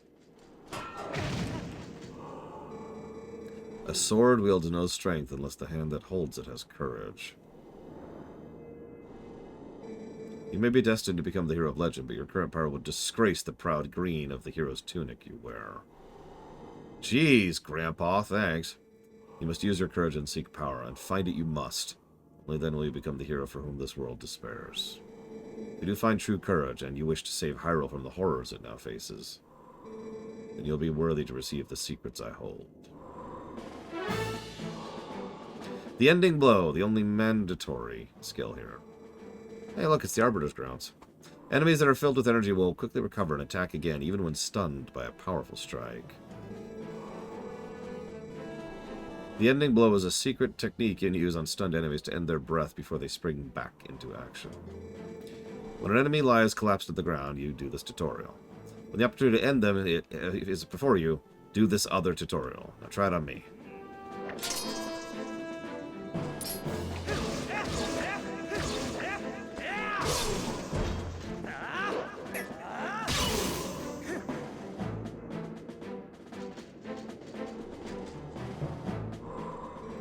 That was a pinpoint strike. Never overlook your opportunity to finish with A. The first hidden skill has been passed on.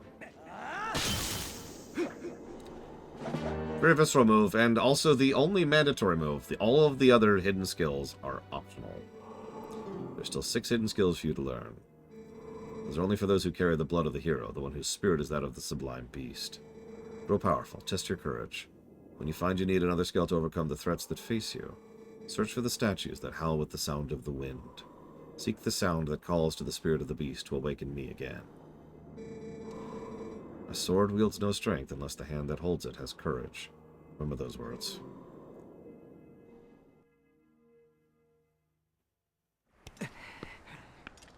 And yeah, that's another bit of padding just removed from the game, because people had issues with Wind Waker and padding. Seconds and minutes, but still padding.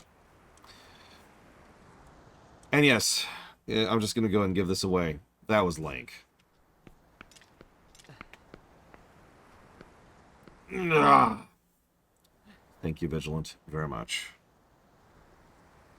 As always. I mean, they didn't. I said that earlier, but I know you weren't here for that, but they didn't do their frickin' job. I was actually a bit pissed at how much they didn't do their job. I'll put that towards dealer's choice, thank you.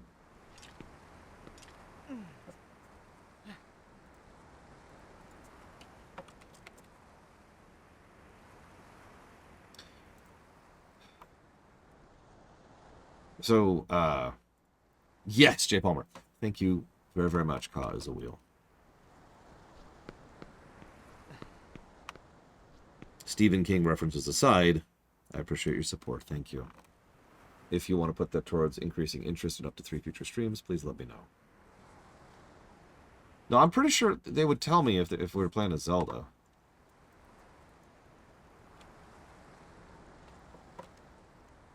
Only in the Wii version, Noctis.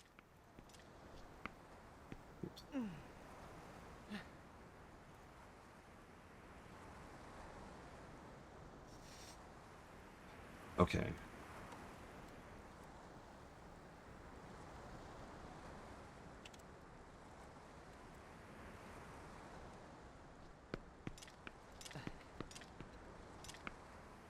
It is very much deliberate, X. The whole idea here, it's actually it's very simple. It's why I don't mind giving it away so early.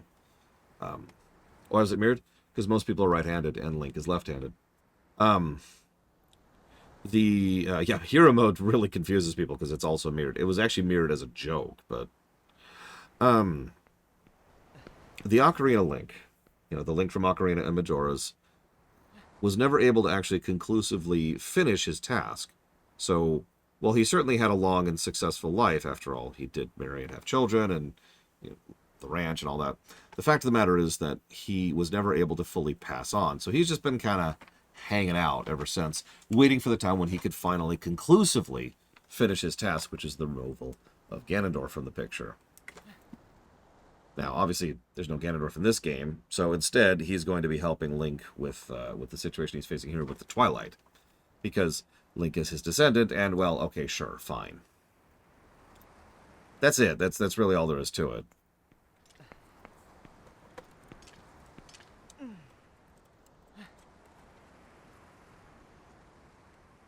Link is left-handed in almost every game, yes.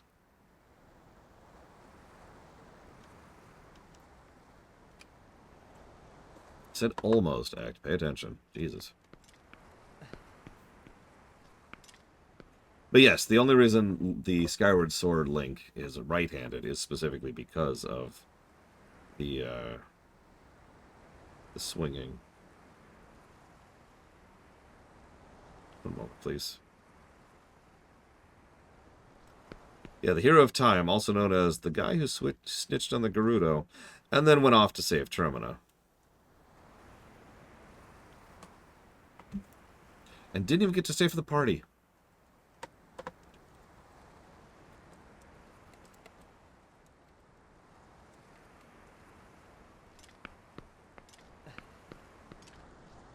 I don't remember if he's a lefty in breath.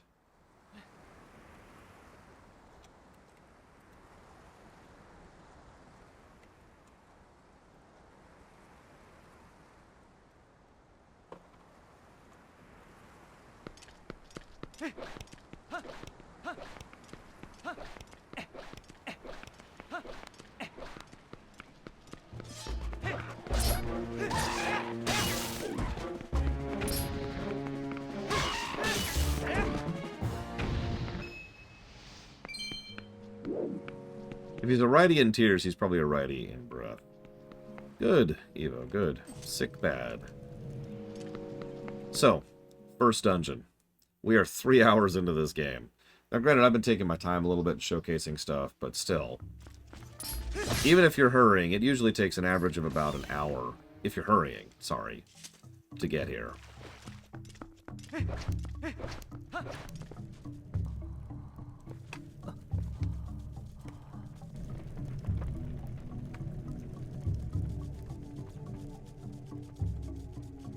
Probably the most brown area in the game, which probably doesn't contribute to this game's reputation as being a brown game. Don't mistake me, there's definitely some brown in this game. I don't want to say there isn't. But man, this is brown. Anyways, sorry, let's talk about gameplay design for just a second, shall we? So what's the first thing they see? There's a bug over there on the right thing, which immediately is moving around. It's also kind of like purplish pinkish, so contrasting the green and the wood. Ahead of us, we see only two things moving. One of which is an enemy, and the other which is one of those monkeys in the cage, which is needing help.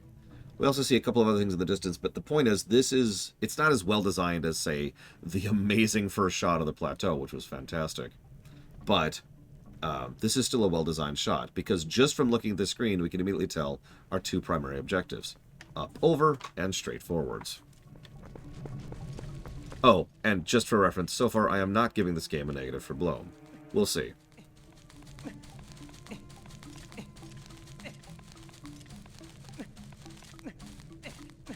Now, if this is the original on the GameCube, yeah, totally. That game was blurry as hell. Good lord. Okay, so nothing much up there. Gonna get rid of the Bokoblin. Save this guy. I don't know why they're in love with Bloom. Oh, yeah, no, the GameCube version of this game is so blurry that I had trouble telling where I was going in several sections. I'll tell you a story about that later, in the third dungeon. Monkey Stroller Lantern. Doesn't it look like she's beckoning you? Aren't you the popular one? Yeah, I'm used to that. Well, yeah, this is the Wii U version. You know what's really, really, really frustrating? Bloom is a post-processing effect. I know I've said this before, but it bears repeating. That means it's the kind of thing that is, by its very nature, a toggle. It is an any file that you could just turn off at will.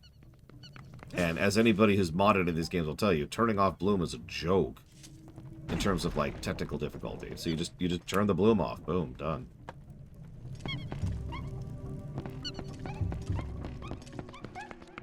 So, like, lettuce?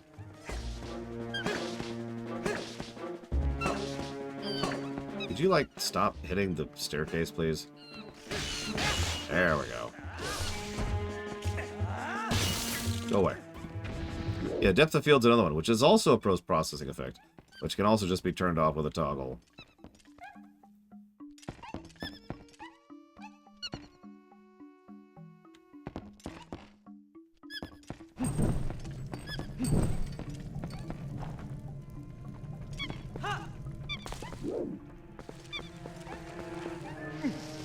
So here's our bombs. They're creatures this time around.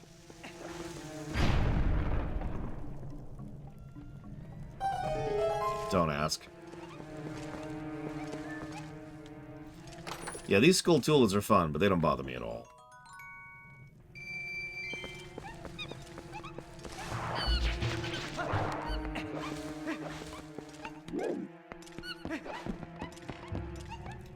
Oh yeah, by the way, another big visual design thing here. The way this camera angle is set up is you pretty much are guaranteed to see the stuff hanging from up there, including the treasure chest, which is actually spinning more than the pots are, so that the motion draws your attention to it.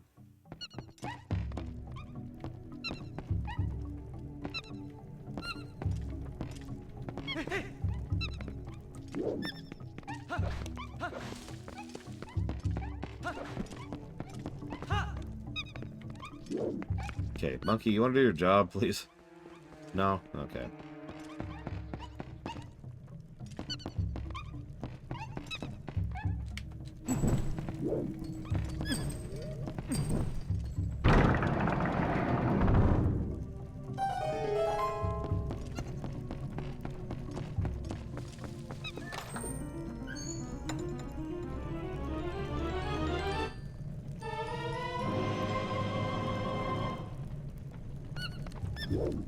So, not a bad map, and it updates the mini-map automatically. Well, the map is whatever. The map is fine, as you can see here. It's a good, it's a good map. I don't want to overpraise. It's just a good map. But the mini-map is awesome in this game.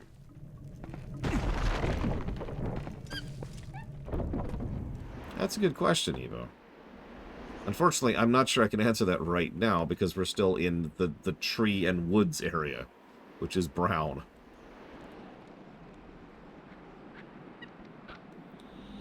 Who's this asshole?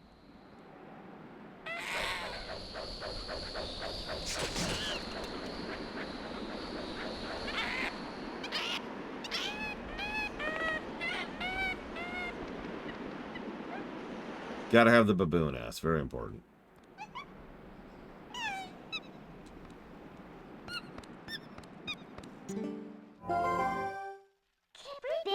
What's going on? Has there been a monkey fight? Oh no, now we can't go any farther. So we'll go back. I don't know what's going on, but it seems like she wants to take you somewhere, so maybe you should just follow her. And yeah, unfortunately, this one?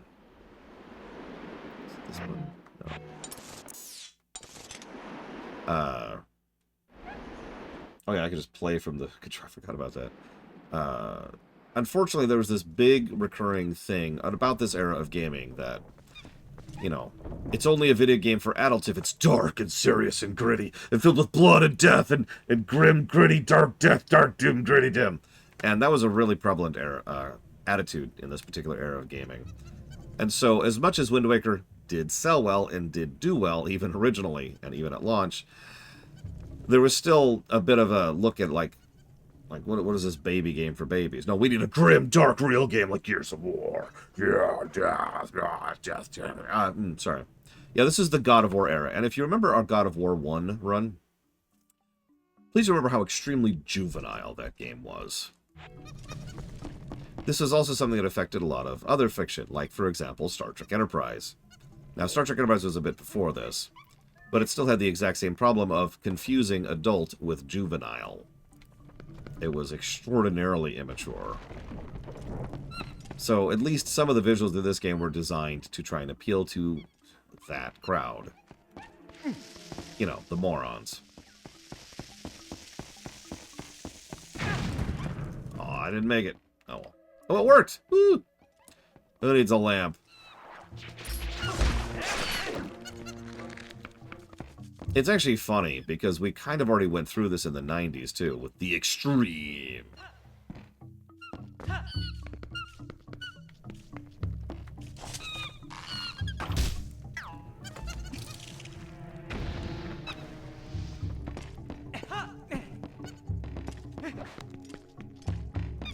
It needs a key. I don't have a key, you Dorcas. Yeah, we've pretty much completely moved on past this. Although, I've heard several people argue that we currently exist in the, what they call it, the fluorescent era? Or the neon era, like the big, super bright blue, lots of teal color choice. If you want to know about this place, you better have asking a monkey, not me. She doesn't speak because she's not human. Oh, sorry, because you're a human. How inconvenient. Like, seriously, look at a lot of games developed in the last 10 years, and they are very, very, very bright. Every magenta. The blue-orange thing, yeah. I'm not complaining. I'm just commenting. Extreme Assassin Ninja Death Doom Dark Doom Deathy Doom.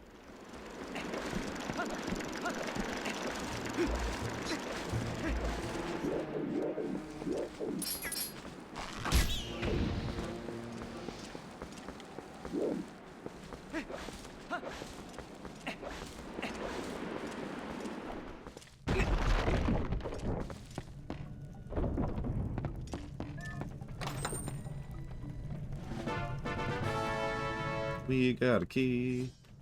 Now to kill Terra. Or, sorry. The opposite of that. I mean, I have a feeling some people liked Midna immediately because they were horny. I will admit, I was one of those people who did not like Midna when I first played this game.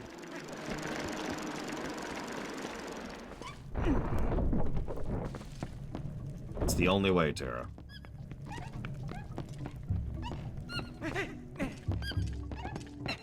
Oh yes, I like Midna for her character. I actually have not played Dead Rising.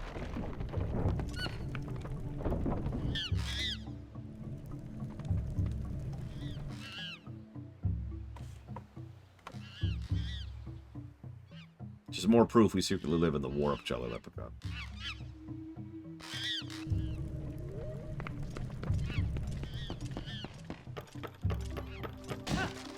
So we're locked in. That sucks. So we actually cannot leave the room right now.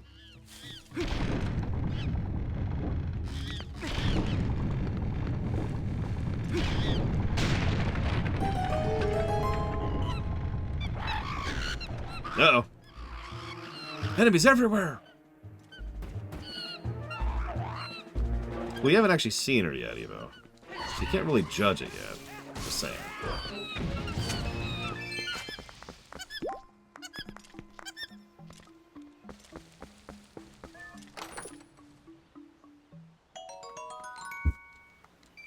Not that I'm saying Midna is super sexy.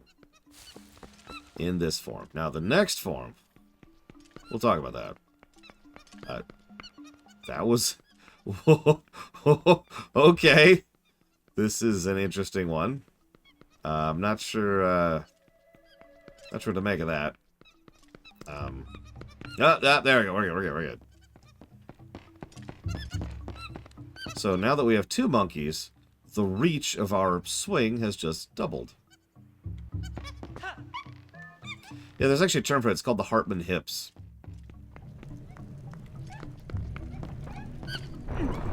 It's used in a lot of fictional media where they don't want to emphasize a woman's breasts as a way to visually indicate that that is a female individual. So instead they give her hips, and it is a specific styling of hips. Again, the Hartman hips.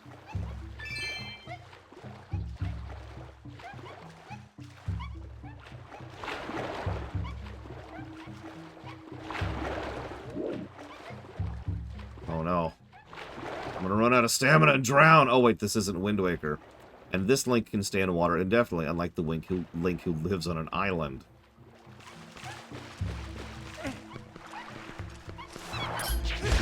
Yeah, all the moms from Cartoon Network shows, of which there are several. And yeah, men usually have the triangle-shaped thing going on. Big chests, broad shoulders. Look at the DCAU for a good example of that.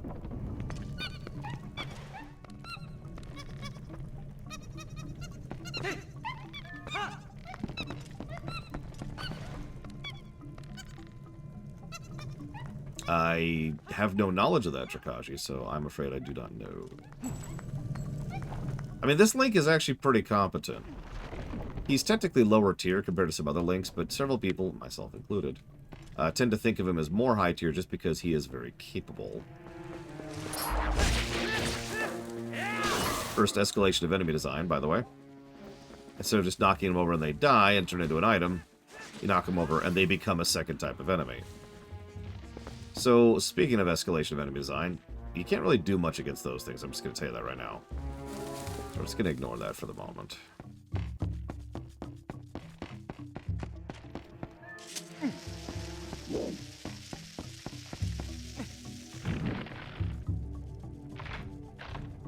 That's true. This Link is a rancher who wrestles goats. He's probably in pretty good shape. That's not me being facetious. He probably is really in pretty good shape.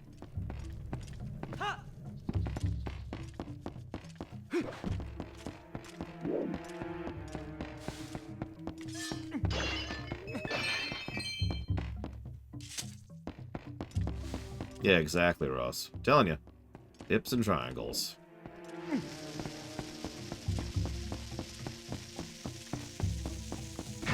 Yeah, I didn't think I could make that. Yeah, he's a rancher, Eva. He owns this ranch. And, does things like that. Does whatever rancher... I don't know, what do you do on a ranch? You ranch it up, you know?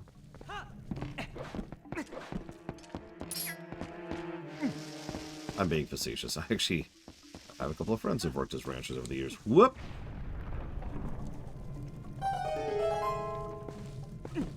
Milking goats. Ah!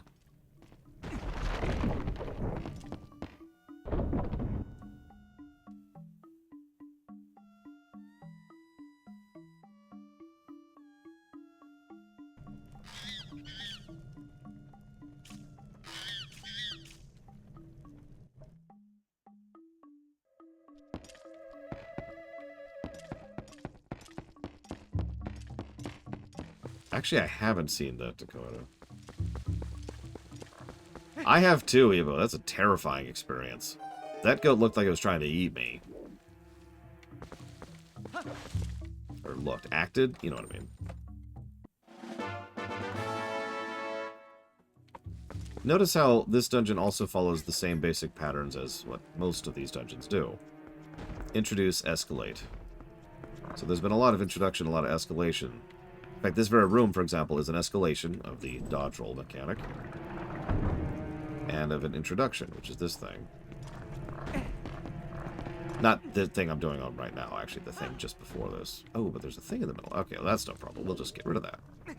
Going over here. Oh my god! And that's what happens if you hit on one of those.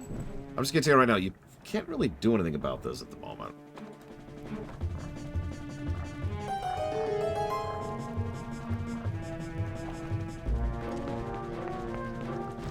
You can see him coming, though, so that's nice.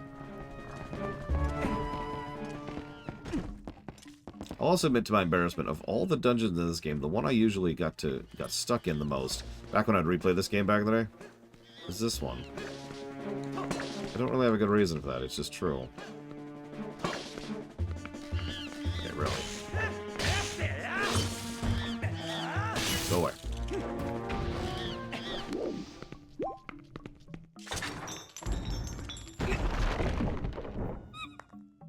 So that's three monkeys jumping on the bed.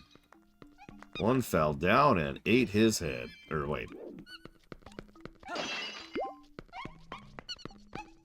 It's the monkey butt. I couldn't deal with it.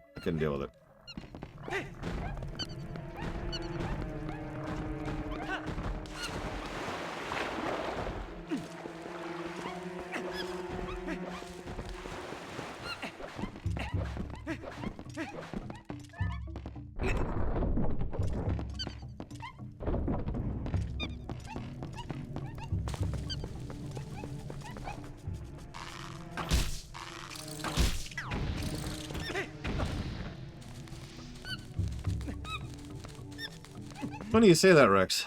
That's one of the biggest reasons why a lot of people had issues when making the music of this game. No, seriously. Because they wanted to have a full orchestral soundtrack, just like Mario Galaxy. And they were just having issues with making it sound natural as they Yoshi drums in and out of combat.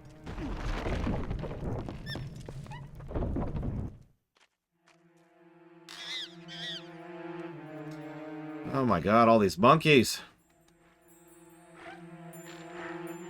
Oh, here's a key right there. You asshole.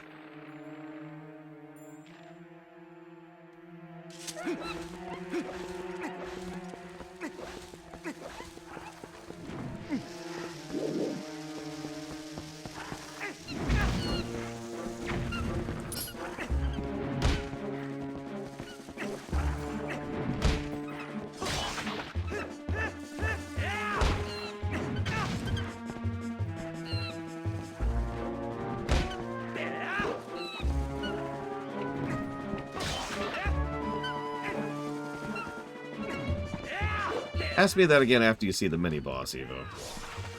There we go. I think I had the angle. Oh, well.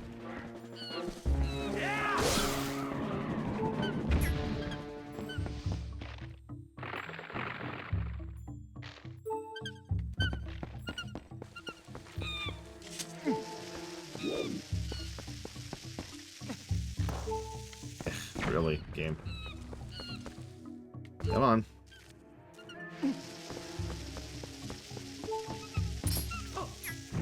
There you go.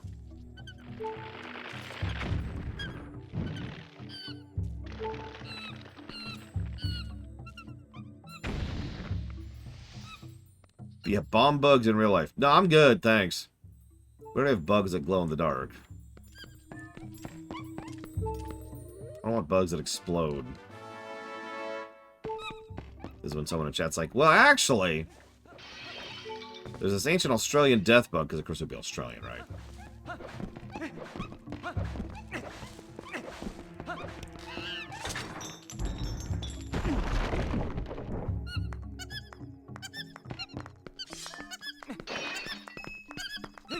Yeah, real life bomb shoes. They just have explosives in them. Just straight up.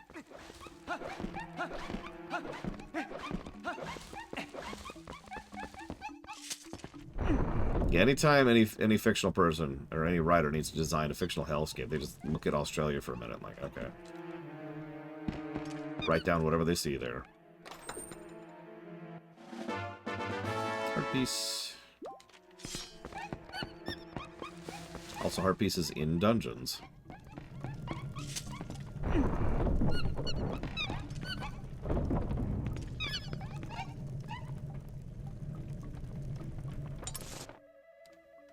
Wait, really? Dakota? I didn't even know that. Whoops. I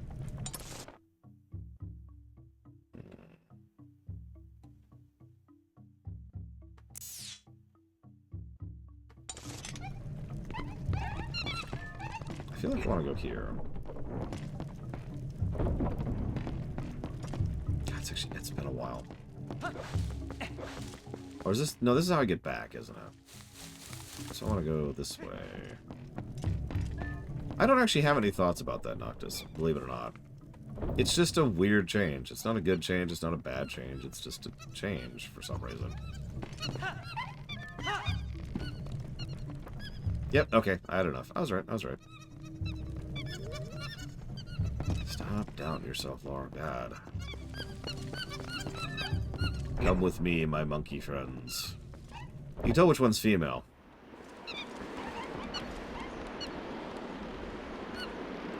Yeah, this is not designed like your typical first dungeon.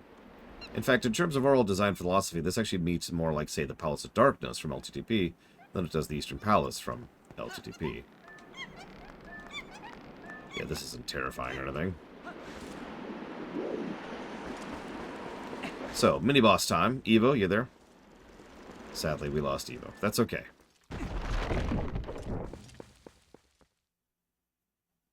It's time to see if monkeys are dicks.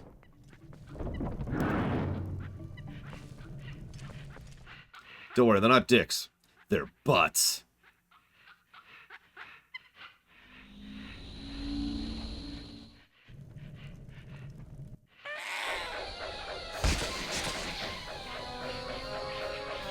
So, tutorializing what we can do to those same enemies later, once we get that item.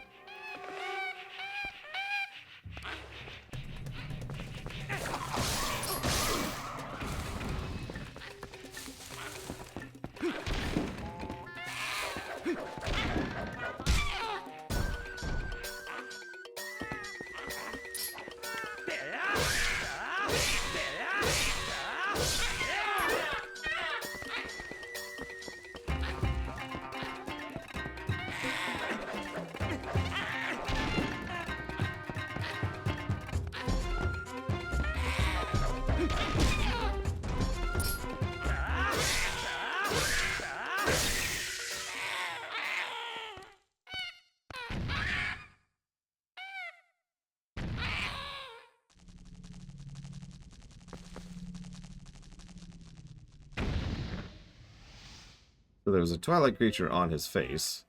When he wakes up, it's pretty clear he doesn't actually know what's going on, so probably has no memory of what he's been doing. Jokes and silly slapstick aside, this actually establishes a concept that creatures can be possessed by the insects, which are a manifestation of Twilight, and in the doing, can be used as puppets. It's going to be a recurring theme throughout most of the game. I am the Fairy of Winds who resides in this boomerang.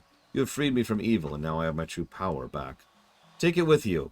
This is probably the most overpowered item in the game, at least for speedruns. Seriously, this is how you skip like half the game, is a stupid thing right here.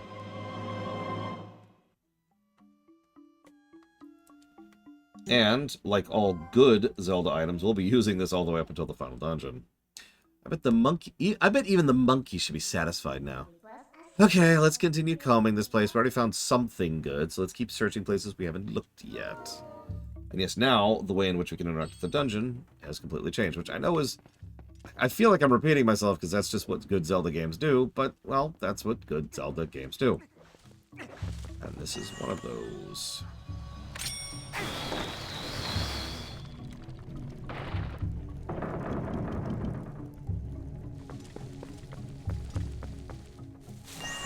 That's strange. Let's try this again.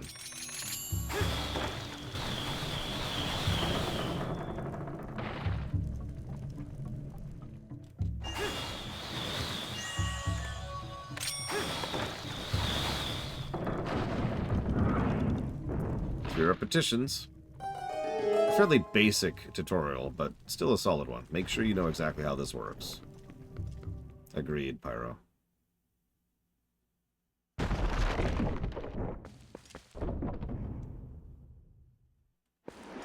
Also, as a further addendum, I didn't really point it out, but the mini-boss we beat almost entirely by just turning his own weapon against him. Because the way you actually hurt him is you hit him after he's thrown the weapon and before it returns to him, so it smacks him in the face when it comes back. It has been interesting watching the boomerang evolve over the games. Honestly, I think the boomerang peaked with Phantom Hourglass, but again, Phantom Hourglass was after this, so... That was a really, really good bit of kit. Well, I guess there are still some monkeys you haven't freed yet. At this point, you should just save them all, see what you can get for it. Remember, that's her primary motive here, is just seeing what use they can be to her.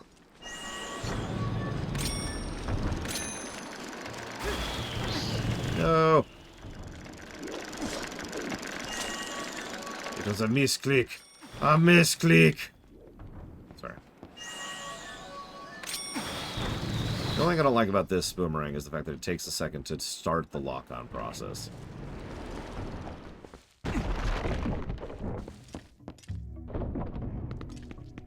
Deja vu. Is Midna evil? That's an interesting question. Midna has lived a harsh life and has just been betrayed by someone who she trusted.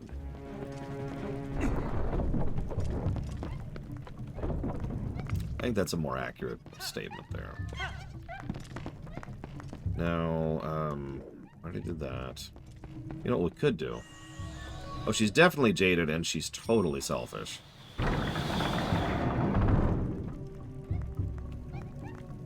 Not what? Okay, thanks, game. Do the thing I actually asked you to do, please.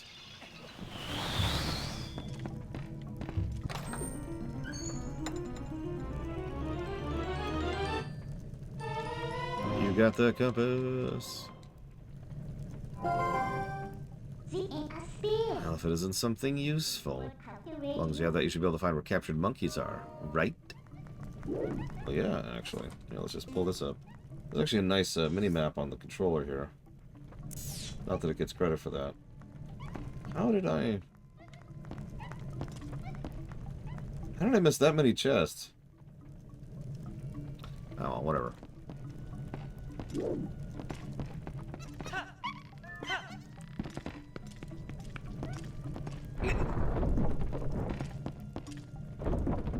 Yeah, she literally looks like an imp.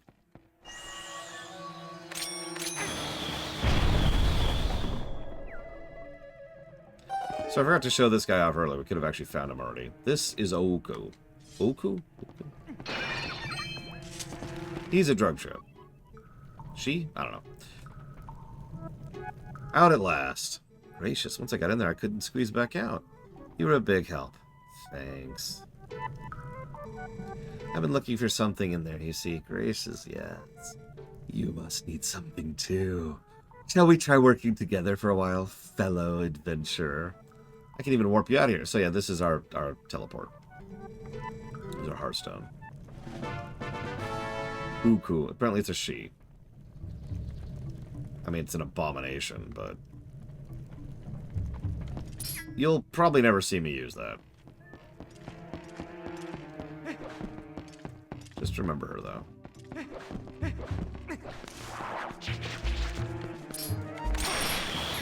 Oh yeah, by the way, almost every enemy in this dungeon is completely trivialized by the item we just got in this dungeon.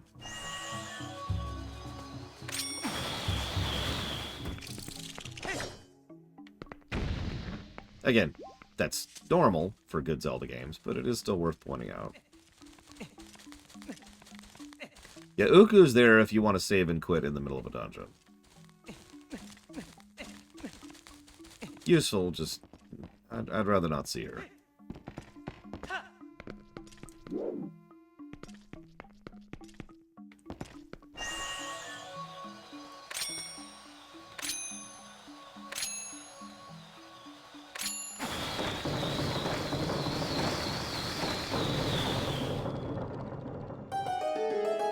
So, as we can see, Link was always secretly Zoro.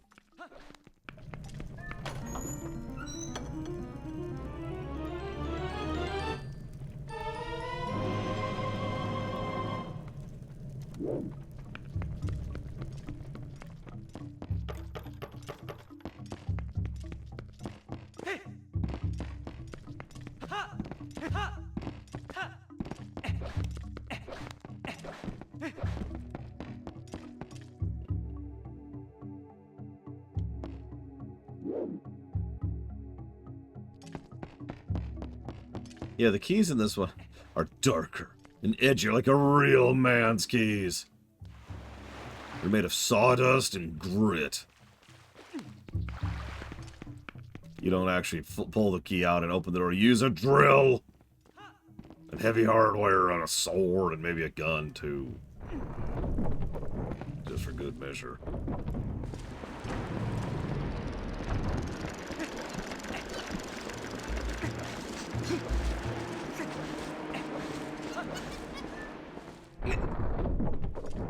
Yep, you gotta cut your hands to give the key the blood.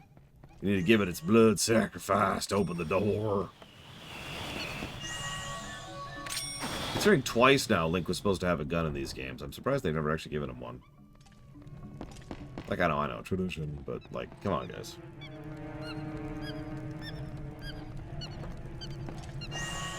You missed the gun, act.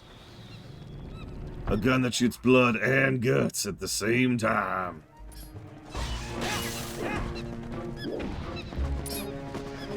While on fire.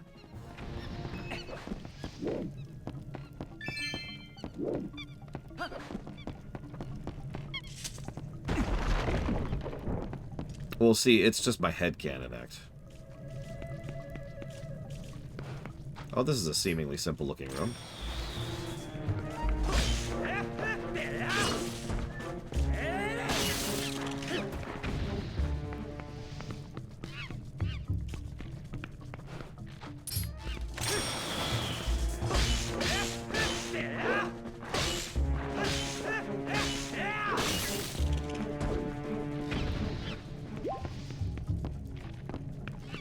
Hey, Dracul. I don't blame you. Traveling sucks. I think it's here. I'll actually check. Maybe it's over here.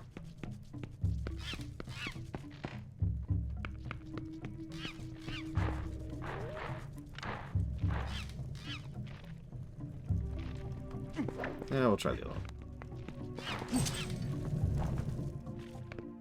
There we go.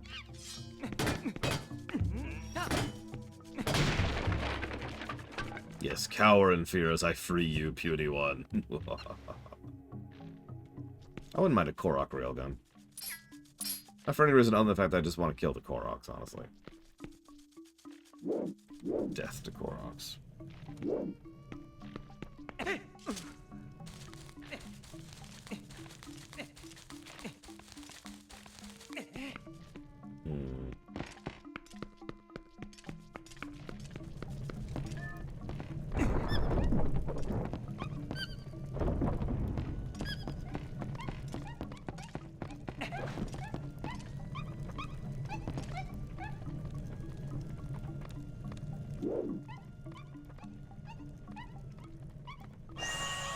Yeah, let's dump off this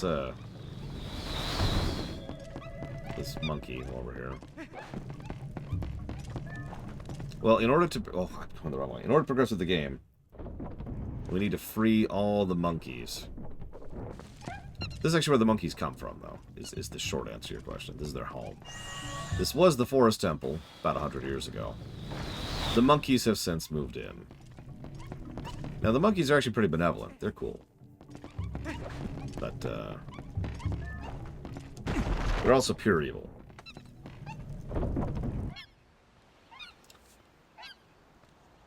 Yeah, we're missing two. I even know where they are.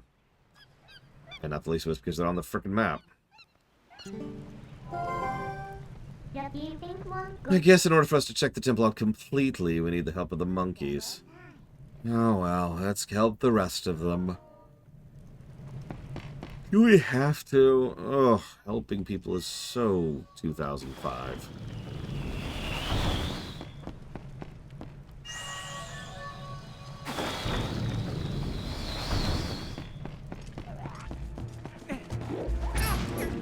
Oh, okay.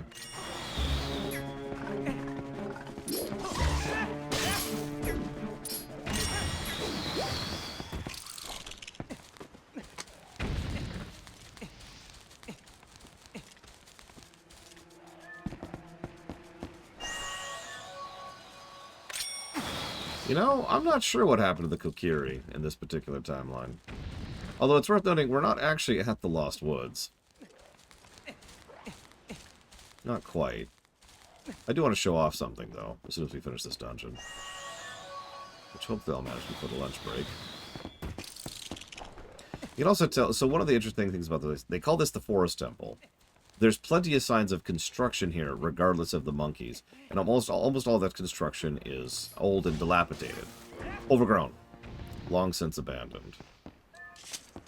Which makes a bit of sense if you consider the whole stagnation of the realm thing in general. The whole realm is not doing great, honestly.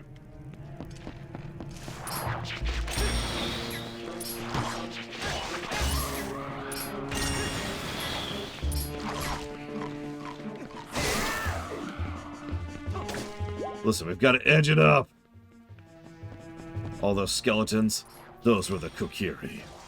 And they're all screaming in agony every millisecond. Because, you know, they're filled with soul pain.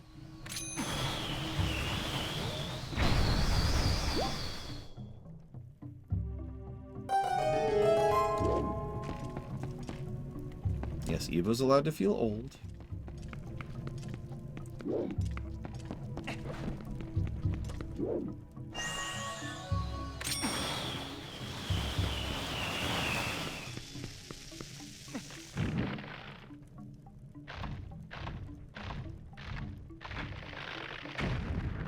Joking aside, there's a pretty good chance that we don't really see any Kokiri in this game, because they're forest spirits, and we barely interact with the forest in this game.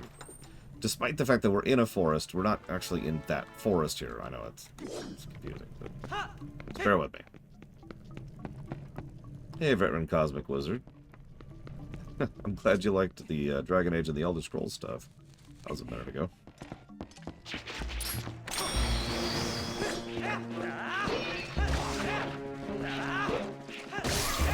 I mean, if this is the Japanese realm, yeah, we're not allowed to feel old. Unless we're over 12. Then we are officially old.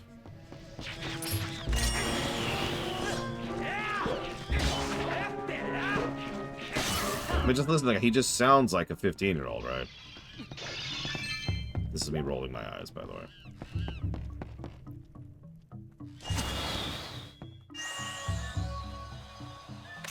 The Kokiri do avoid people as a standard rule, of course. Interesting factoid, by the way, and this is actually relevant for the boss battle. So, those bombs have a timer, just like all bombs do, but that timer is reset pretty much every second that it's in the wind tunnel. So if you keep it in the wind tunnel, it just never explodes. So that'll be relevant for later. Either way, we saved the monkey. Let's go save the other monkey.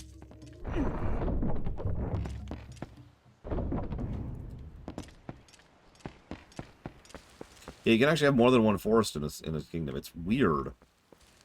You don't have to follow the one biome rule. Unless you're Wind Waker. Heyo! Alright,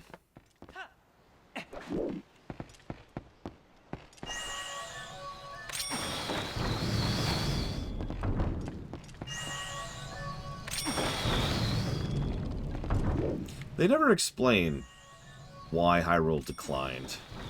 Other than the vague idea I already told you, which is they were prosperous and therefore declined. That's it. Like, that's all we get. It wouldn't surprise me if just a series of weak kings and or leadership just kind of led to them going to hell. I mean, that happens, right? In real life. Alright, I'm now the king and or lord and or whatever. And I'm an idiot. Ruination, ruination, and here we are.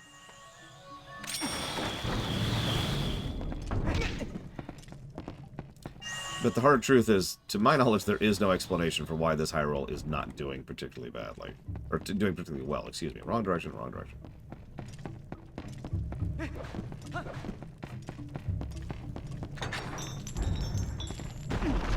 Yeah, Zelda's a princess without a king or a queen. Remember these things? Yeah, they're not as much of a threat when you've got the boomerang. Again, the boomerang recontextualizes so much of this dungeon. It's great.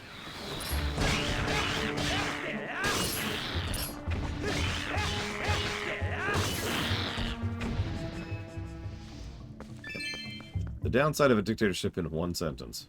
Hyrule. Hey, Holt Bolt. Uh-oh.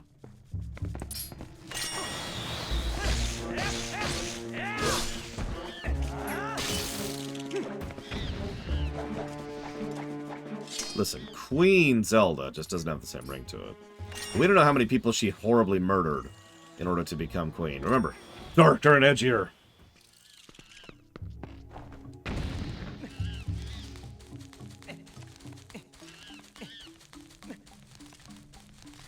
Could you shut up, monkey? I'm coming to rescue you. God. Shut up. Whoop, whoop. I've decided to leave you there to die. Goodbye forever. I would say it just grew that much, Vandalia.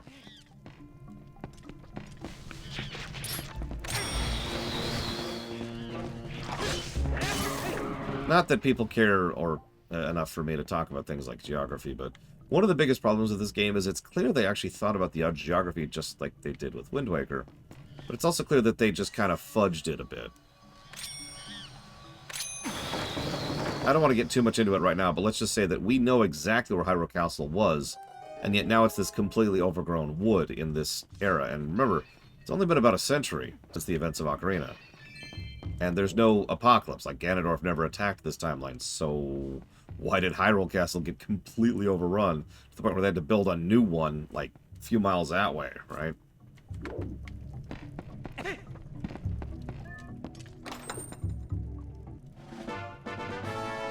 We found a stamp. Yay. That's for the Miiverse thing. You know, the thing that doesn't exist anymore. Thanks for that, Nintendo. No, exactly, Geludo. They thought it through and also didn't think it through, which is really, really common for Zelda devs. I believe that's our last one. It's just like I was talking about in Skyward Sword. It's not really a negative that they don't really think of that kind of thing through. But it would have been a positive if they had. Because I appreciate those kind of little details. And I'm going the wrong way. I keep doing that. It's the second time I've done that today.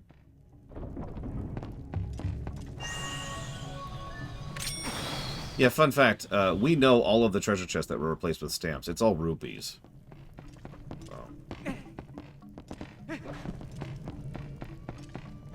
So reduced a rupee count in order to get these stupid stamps. Hope you appreciate those.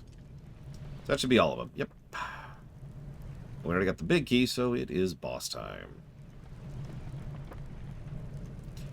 The timing on this, I used to screw up on the GameCube version. I don't really have a good reason why. I just did. I think I just suck at video games.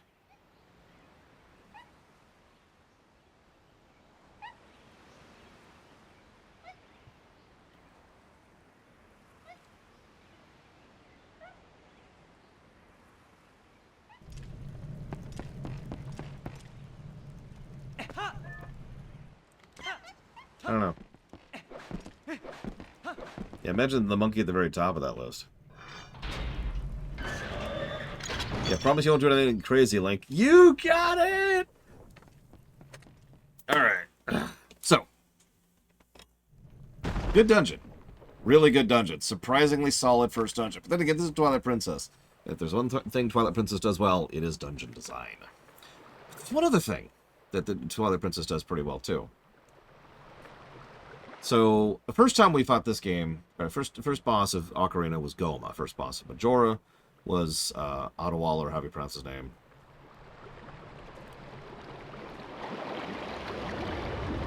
Probably Frieza. The only possible contestant there is Breath of the Wild. Diababa, the Twilight Parasite.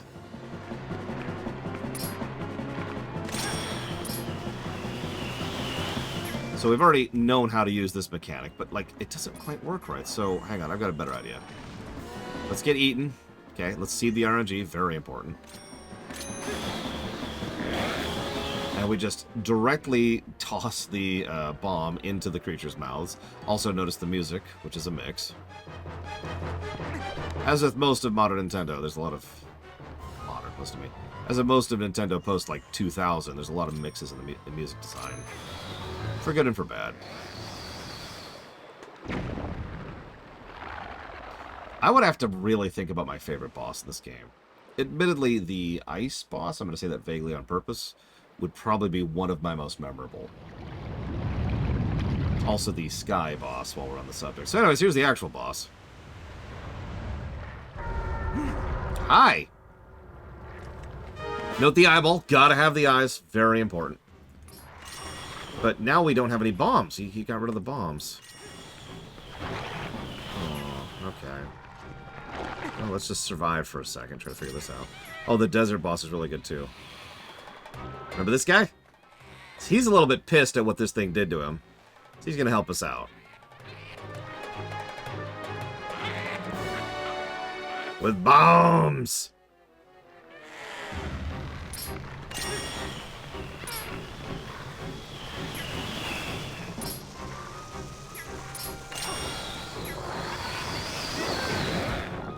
Oh, shoot.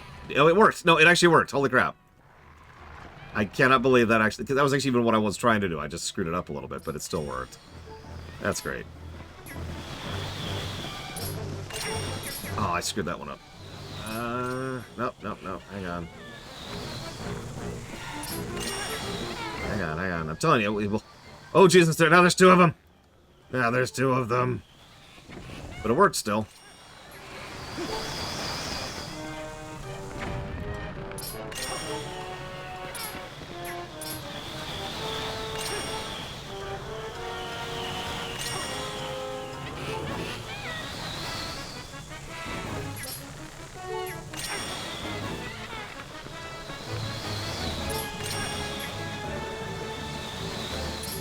Yeah, imagine just seeing that, just out in the wilds.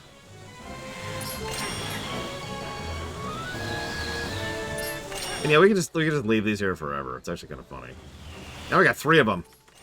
I should stop screwing around. I'm sorry. Yeah. So.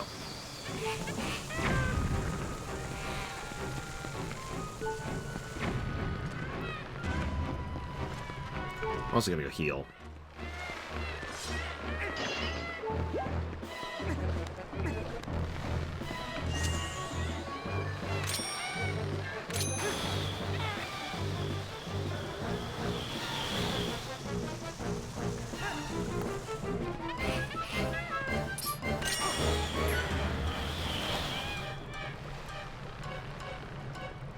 Oh god, I had this problem last time, too. I don't actually remember how to hit him.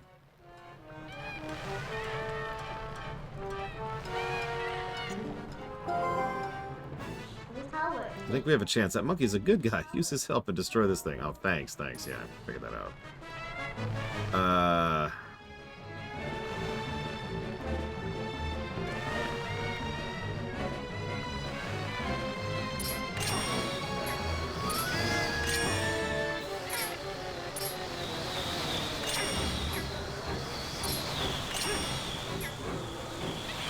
Yeah, I see that. He, like, lets his tongue dangle out. Yeah, I can multi-target. I guess we could try that. Hang on, let's try this. Come on, game. Okay.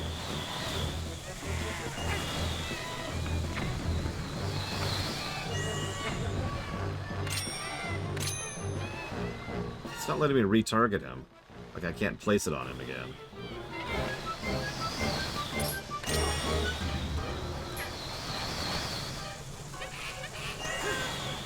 I'm actually not sure what to do. Holy crap.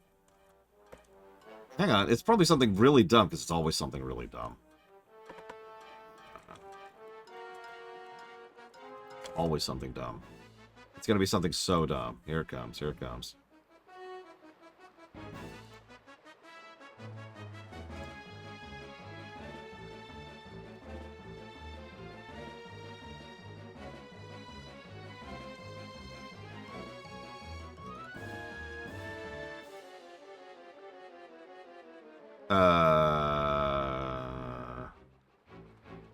Okay, no, it's exactly what we've already done. I don't know why it wasn't working. Unless it has to specifically be the lock on, and that's why it wasn't working. It was! Oh my god. That's... Okay, I'm giving that a negative. It's actually stupid. There's absolutely no reason why I should have to do the lock-on grab and then put it onto him, instead of just flinging the bombs at his head, which is what I did like 15 times. I'm sorry. No, that's dumb. Negative gameplay. You have failed me for the final time, Admiral Piet.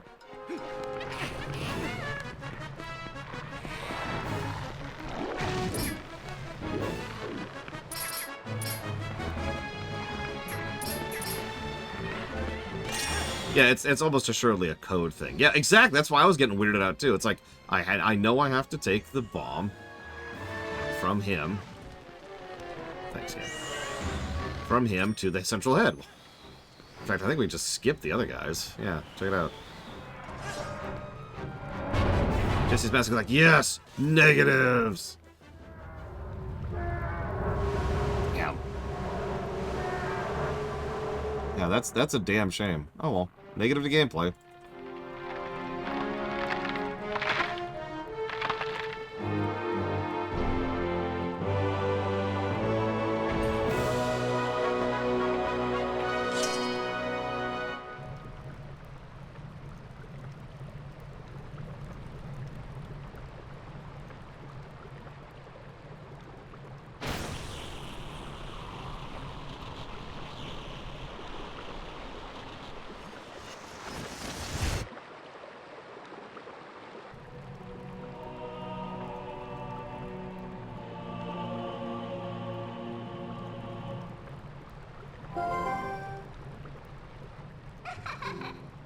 Well done. That's what I was looking for. That's a fused shadow. It's what the light spirit called dark power. Do you remember what the spirit said about how to match the power of the King of Shadows? Could it really be so easy? Is this all there is to it? There's a total of 3 fused shadows. I think the other light spirits have the rest. If you want to know exactly what fused shadows are, well, maybe I'll tell you if you find the other 2. I guess you'd better do your best to find them, huh? So let's not waste any more time here, when we could be looking for the other 2. I'll get you out of here. You pick up the heart container. I mean, I don't have to. This is actually the first Zelda I ever did a solid 3 heart run attempt of. And did not succeed at because this game is insane. But anyways.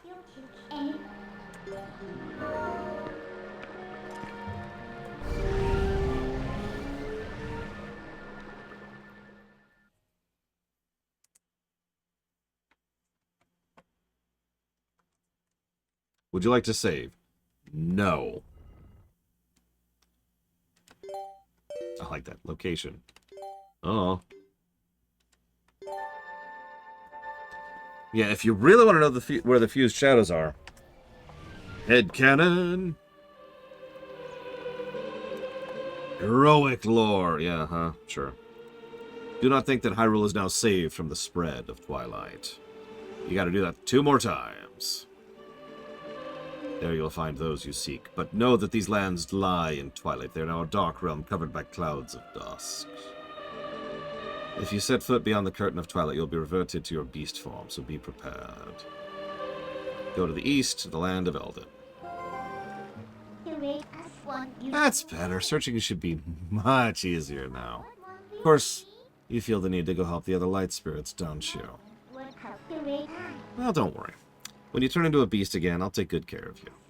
First thing you need to do is find a land covered in Twilight. Once you do, I help you out. See you later. I would say that boss is everything combined. Sorry. Now, I'm going to go ahead and pause a little bit early, because I'm not doing super great today. But when I come back, more of this.